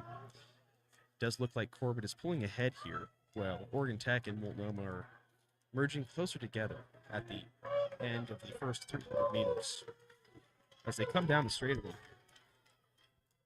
we're seeing the push from Multnomah trying to gain on the Corbin athlete.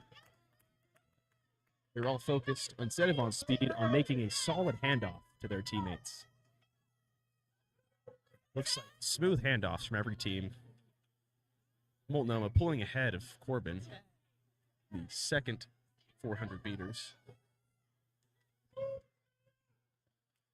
Looks like that second Multnomah athlete is creating space between her and the Corbin runner. They're now all cutting into the middle of the track, or the inside lane, because after that first 400, or the first 500 meters, no longer have to stay in their lanes. Looks like that Noma athlete is closing the gap, and so is the Oregon Tech athlete, hot on Corbin's heels. Noma comes around. See eye contact being made, nods. They're getting ready for the handoff. This is not only a race of speed, but of ability and communications, as the handoff is critical for maintaining eligibility. Looks like Multnomah with a solid handoff and a strong start on their third lap, along with Corbin and with Oregon Tech. Very own Oregon Tech hustling owls are feet now behind the Corbin athlete. May yet still be in this race. Looks like the first 800 split for Multnomah is 1:59.52, which is just a little shy of the split that they need for that national qualifier. Although that Noma athlete is still pushing ahead strong.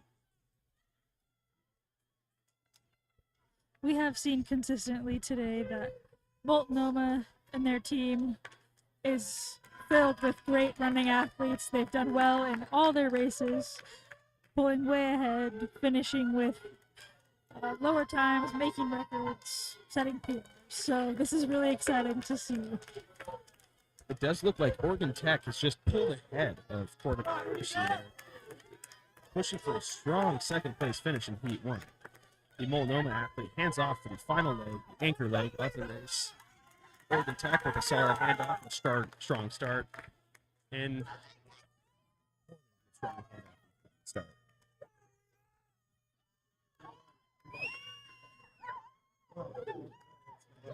These athletes, all strong runners, fighting hard. Looks like our very own Oregon Tech, Eva Brady, is gaining and maybe even passing. Pushing into first, Corbin coming up behind her. This may be it for Multnomah.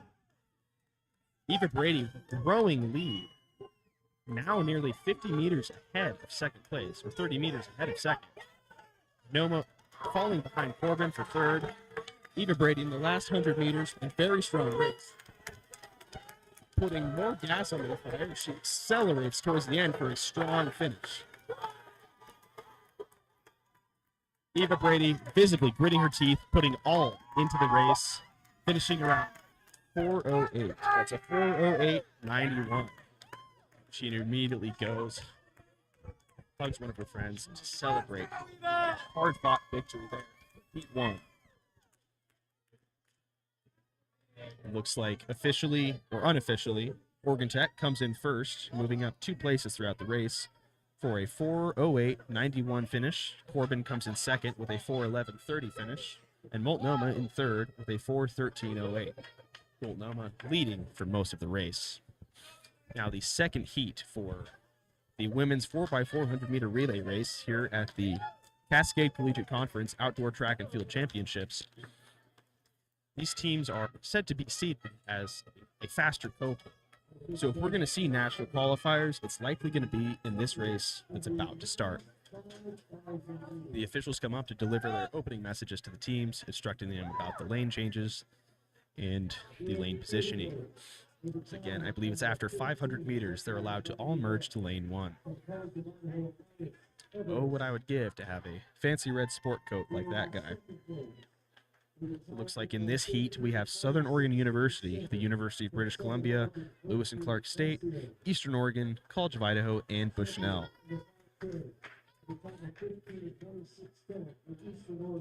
According to the stats we have here, Southern Oregon is favored for a win in this.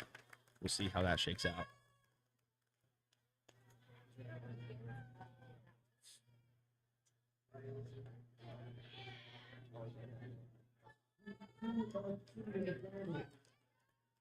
As the racers start to warm up, some of the athletes set blocks for a 400-meter race.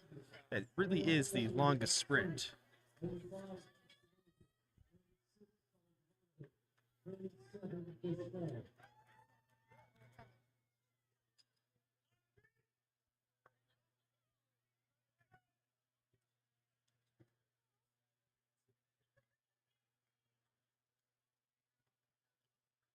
The athletes you see here on the camera we're looking at now on the finish line, they're actually the second leg athletes. All of the first leg athletes are setting up their blocks so that they can have just as strong of a start as they do on the handoff for the second, third, and fourth legs.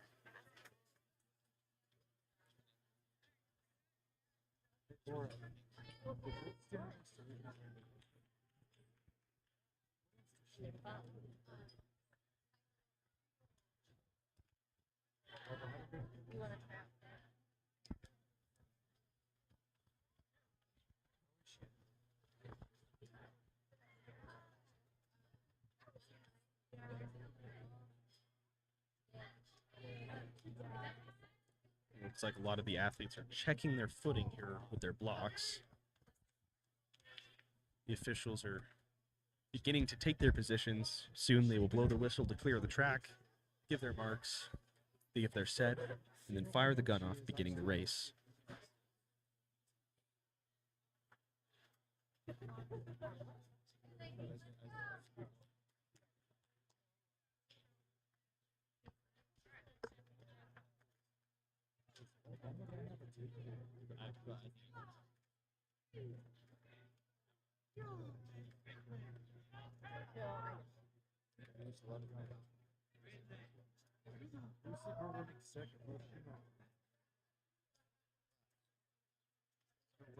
What does she need besides that? All right, they've just blown the whistle. The track is getting cleared. Now only running or competing athletes are allowed on, aside from the volunteers who are going to run out and grab the blocks right after the beginning of the race. They have their marks. They're doing some final stretches and warm-ups before they get set.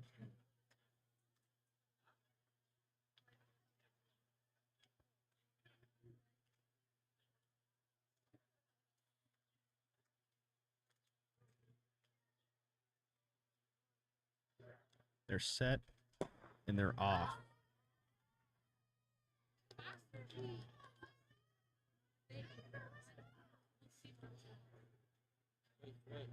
Looks like the UBC athlete is already gaining on the other lanes outside.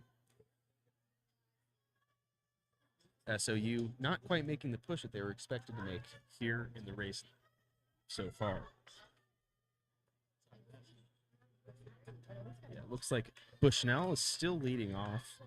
They're not yet at the point where they've all run the same distance, but looks like Bushnell leads, followed by College of Idaho. British Columbia pushing hard, gaining, maybe even making it into first place first lap.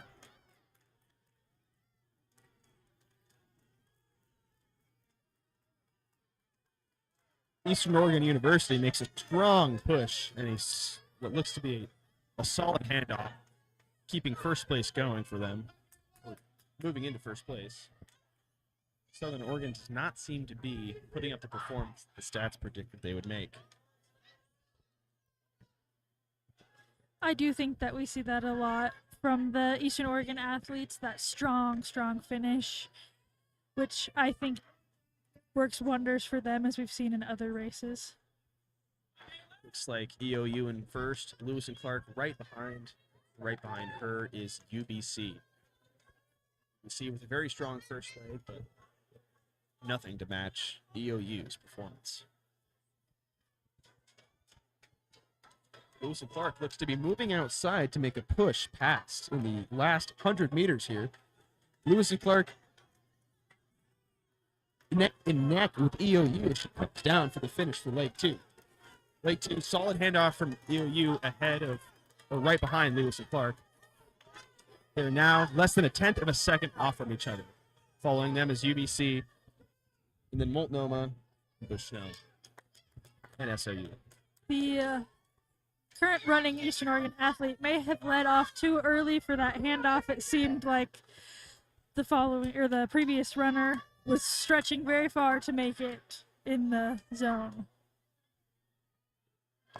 It looks like UBC making another push, coming neck and neck, moving past Lewis and Clark, coming up on EOU's runner.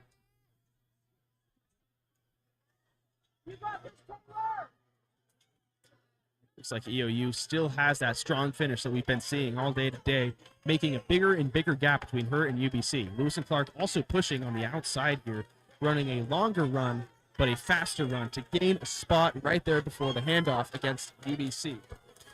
EOU, the third leg here with a really strong start.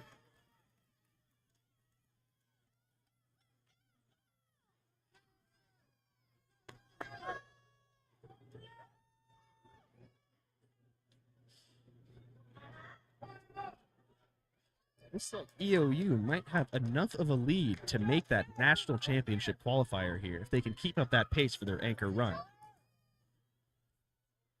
Looks like Lewis and Clark is trying to close that gap that they've just gained between them and UBC.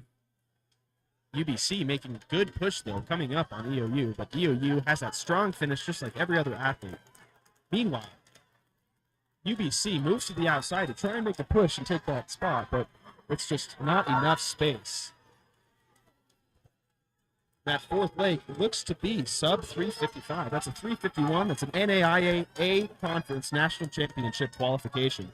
Along with UBC. Eastern Oregon, UBC, and Lewis and Clark all going. We can see a group of Eastern Oregon athletes just past the finish line celebrating their qualification.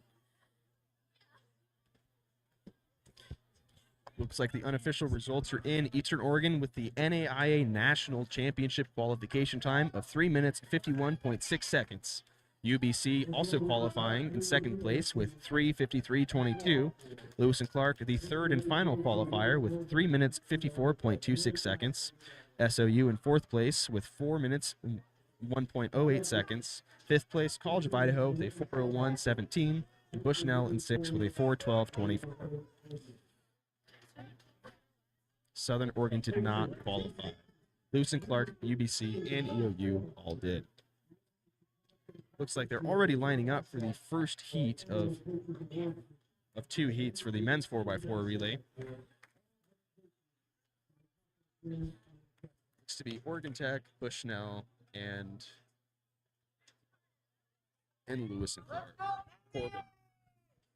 Yeah, Bushnell, Corbin, and Oregon Tech lining up for the first heat of the men's 4x4.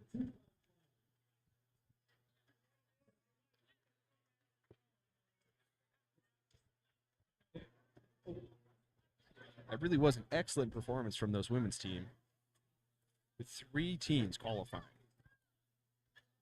The highest quantity of teams we've seen qualify for a national event, I believe, was 6. But I don't recall which event that was. It was today, though, previous in the stream. The men set their blocks, do their stretches, get warmed up, ready to go. The officials make their rounds, making sure every athlete has the instructions that they need to give a fair race and a fair performance.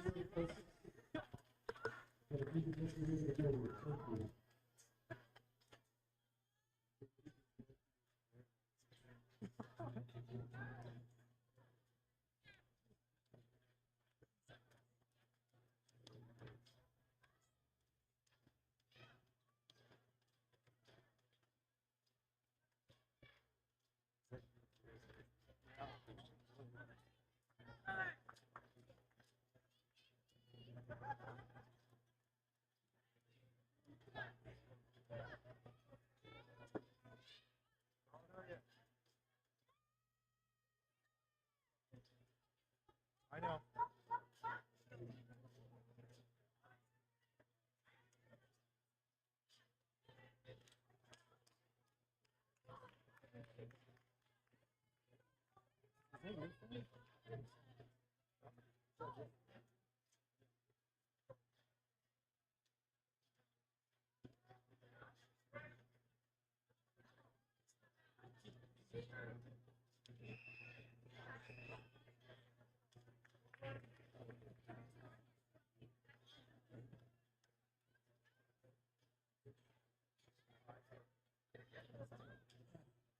All right, the whistle has been blown. They've been called for their marks. That's Bushnell in lane 3, Corbin in lane 4, and Oregon Tech in lane 5.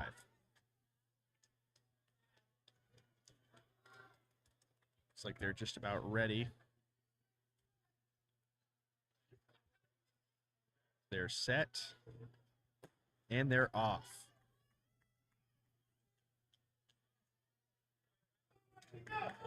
We're seeing Corbin close that gap very, very early here. Against Oregon Tech there. Corbin continuing to pull ahead.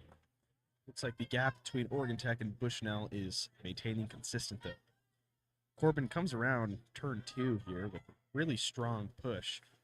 I believe their last 100 meters are going to be really telling for how the rest of this is going to go. As they come around, Corbin already making eye contact with the next leg of the race. He's getting his stance ready to go. Teammate waving him on. Corbin moves in, starts running, clean handoff, and a strong start in the next race.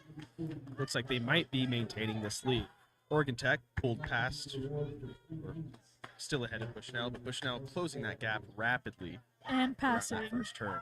I believe once they cross this corner here, they all move towards the inside. Corbin still hand lead. Oregon Tech falling behind Bushnell. It seems that that first corner is the place to make your pass in this race.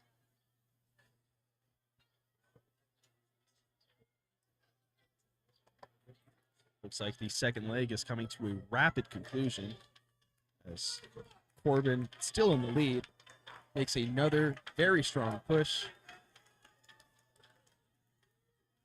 Teammate waving him on, nearly falls down. Strong start and a strong handoff. Bushnell and Orty neck and neck right behind.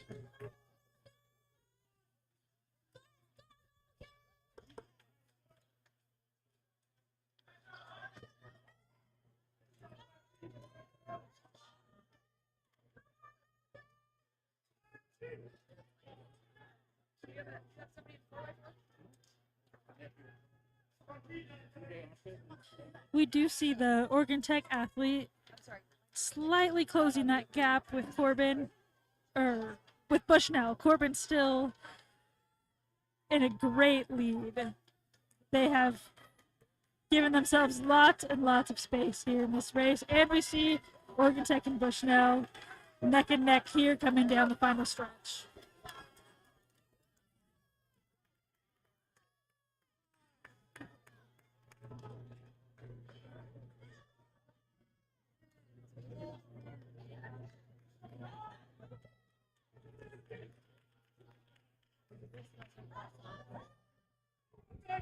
Here on a strong anchor leg push, Corbin even expanding the gap.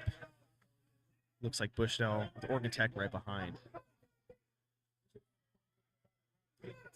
Bushnell did manage to create another gap between them and Oregon Tech. We'll see if that closes again here on this last 100 meters. Looks like Corbin still pushing hard all the way through the end. Oh, we see the gap closing a little bit, but I'm not sure it will be enough here at the finish. Corbin leaving it all on the track along with the Oregon Tech athlete. We'll have tentative results here in a moment. It looks like Corbin, with their first place finish, finished 3 minutes, 21.73 seconds. Bushnell, second place with 3 minutes, 27.22 seconds. And in third place, Oregon Tech, the host school, with a time of 3 minutes, 23.63 seconds, or 27.63 seconds. Next up will be Heat 2, which will be the final heat and the final event of the Cascade Collegiate Conference Outdoor Track and Field Championships for 2024 here at Oregon Tech. In this last heat, we see a lot of Multnomah athletes that have won several races already at this event, but I wonder if we'll see another upset from Eastern in this race. In a moment here, we'll have updated statistics telling you who the CCC's algorithm predicts for favorite. Again, it is not officially a pick for win, but they seat them based on likelihood of fastest completion. It looks like, again, SOU is a favorite here in the most inner lap, or inner lane. Seated furthest forward, projecting the fastest time. But if the last race is anything to go off of, it's not going to hold for them. They're going to have to fight hard against all these other extremely well-performing teams here to clinch a victory.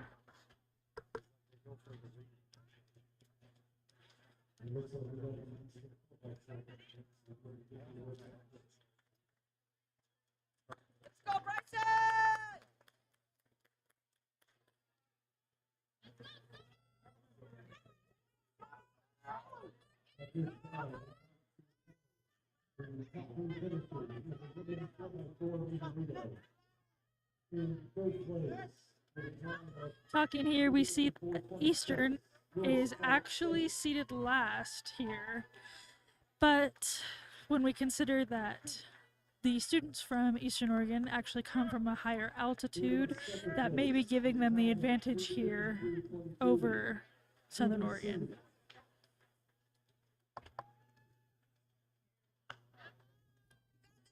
Let's go, Evan.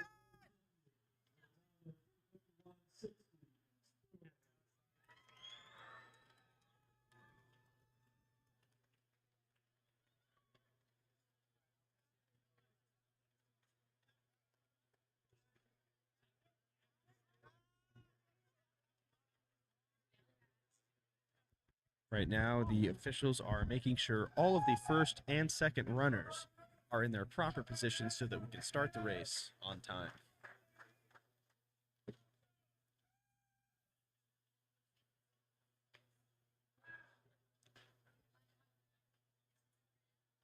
If you're looking at the stream, the blue triangles are the furthest back that they're supposed to be. The white lines are the furthest forward that they're allowed to be. Generally, for the standing runners, they're instructed to stand directly on the blue triangles. Right now, the shot that we're looking at is all of the first leg runners. That's why they're lined up on the blocks.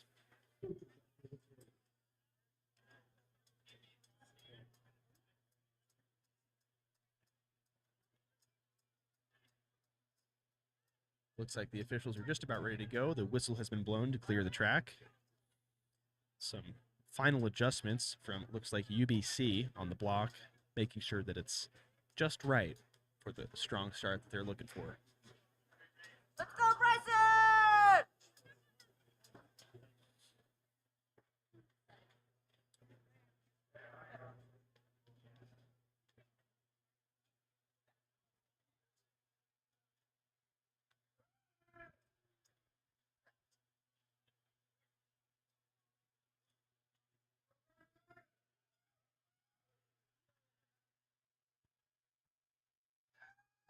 Looks like that UBC athlete making sure his block was perfect. It's the last person to take his mark.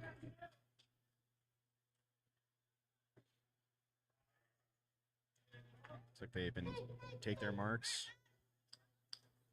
They all have springs for legs and they're jumping around.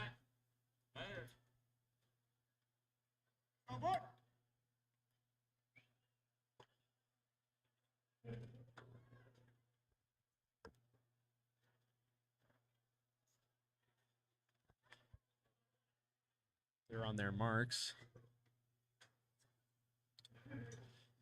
They're set. And they're off. The men's 4x400 meter relay. Looks like Multnomah and Lewis and Clark are quickly meeting each other there in the middle two lanes. Southern Oregon University is quickly gaining on British Columbia as well. It looks like Eastern Oregon is maintaining a strong pace. College of Idaho trying hard to catch up, but unable to do it. Multnomah pushing forward past Lewis and Clark, past Eastern Oregon, past College of Idaho to take first place here on the very first leg. Looks like SOU is falling behind along with British Columbia there in the back. Multnomah, again, really strong in the sprints, making a very strong push towards the last 100 meters of the first leg. They're reaching forward, giving communications, making a very strong handoff with a really strong start from leg 2.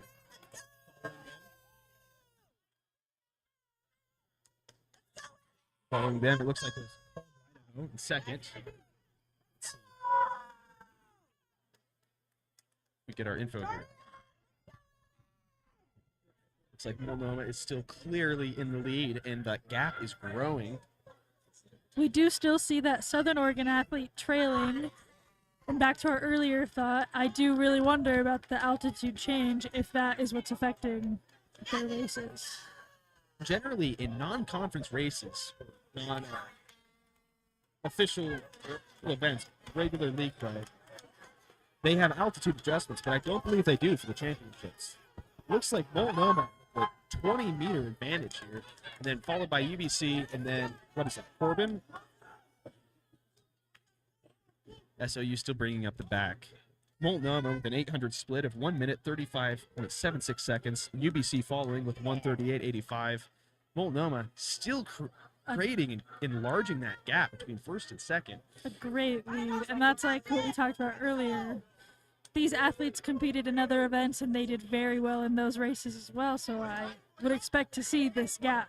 Multnomah has been dominating in the longer and the shorter sprint events, from the 800 all the way down to the 100. Coming to the end of the third leg here, Multnomah increasing the gap even more, following UBC. Eastern and UBC very close together here. That's UBC, Eastern Oregon, College of Idaho in 2, 3, 4. After them is Lewis and Clark, and then SOU. It does get very loud here close to the finish line as the athletes come through with the handoff. Multnomah nearly 30 meters ahead now, the 3-minute mark. This It's is unlikely the anchor, in the so last 100 meters that anything changes here. It looks like Multnomah has locked down a victory. Multnomah and UBC is following close behind. the UBC athlete is closing that gap more, but not enough. College of Idaho making a last-minute push, going past Lewis. Here at the Bring up finish, the it looks like Multnomah, their runners are not even phased. Like they do this every day. Multnomah just set a Cascade Collegiate Conference record with a 3-minute and 13.31 second 4x4 relay, which qualifies them for the NAIA National Championships. Multnomah loudly celebrating over there, a hard-fought and hard-earned victory across many of the sprint and high-speed events here today. UBC, with their second place finish of 3 minutes, 15.33 seconds, also qualifies for the national championships, along with Eastern Oregon with a 3:15.87, and fourth, College of Idaho, 3:17.27, also qualifies. Lewis and Clark State with their 3:17.97, and SOU with their 3:21.97 are unfortunately not moving on. But that is 4 qualifying teams for one of the most competitive events in track and field. I will add that while Multnomah's athletes do exceed in their events, they do also seem to have the most spirit, and I think that team relationship really helps them here at this competition. I'm noticing in the statistics here on live.tf, every other team except for Bushnell and Multnomah set personal team records for the season. Multnomah, that's not even their season best. Or no, that's a CCC record. It must be, right? Either way, a really very strong, exhilarating competition here for the second heat of the men's 4x400 meter relay. And this is the final event that we're broadcasting here at the Cascade Collegiate Conference Finals. If you're interested in checking out the official statistics, once they've all been certified by the timing organization and the CCC, you can go to cascadeconference.org. If you're interested in future Oregon Tech athletics broadcasts, you can either visit us here at Oregon Tech Broadcasting or go to the OregonTechOwls.com website. Thank you all for spending your time with us. We appreciate sharing the sport of track with all of you. But for now, we'll leave you with this celebration. That's Graham Wiltrout, Oregon Tech Sports Network, the Owl Sports Network, signing off.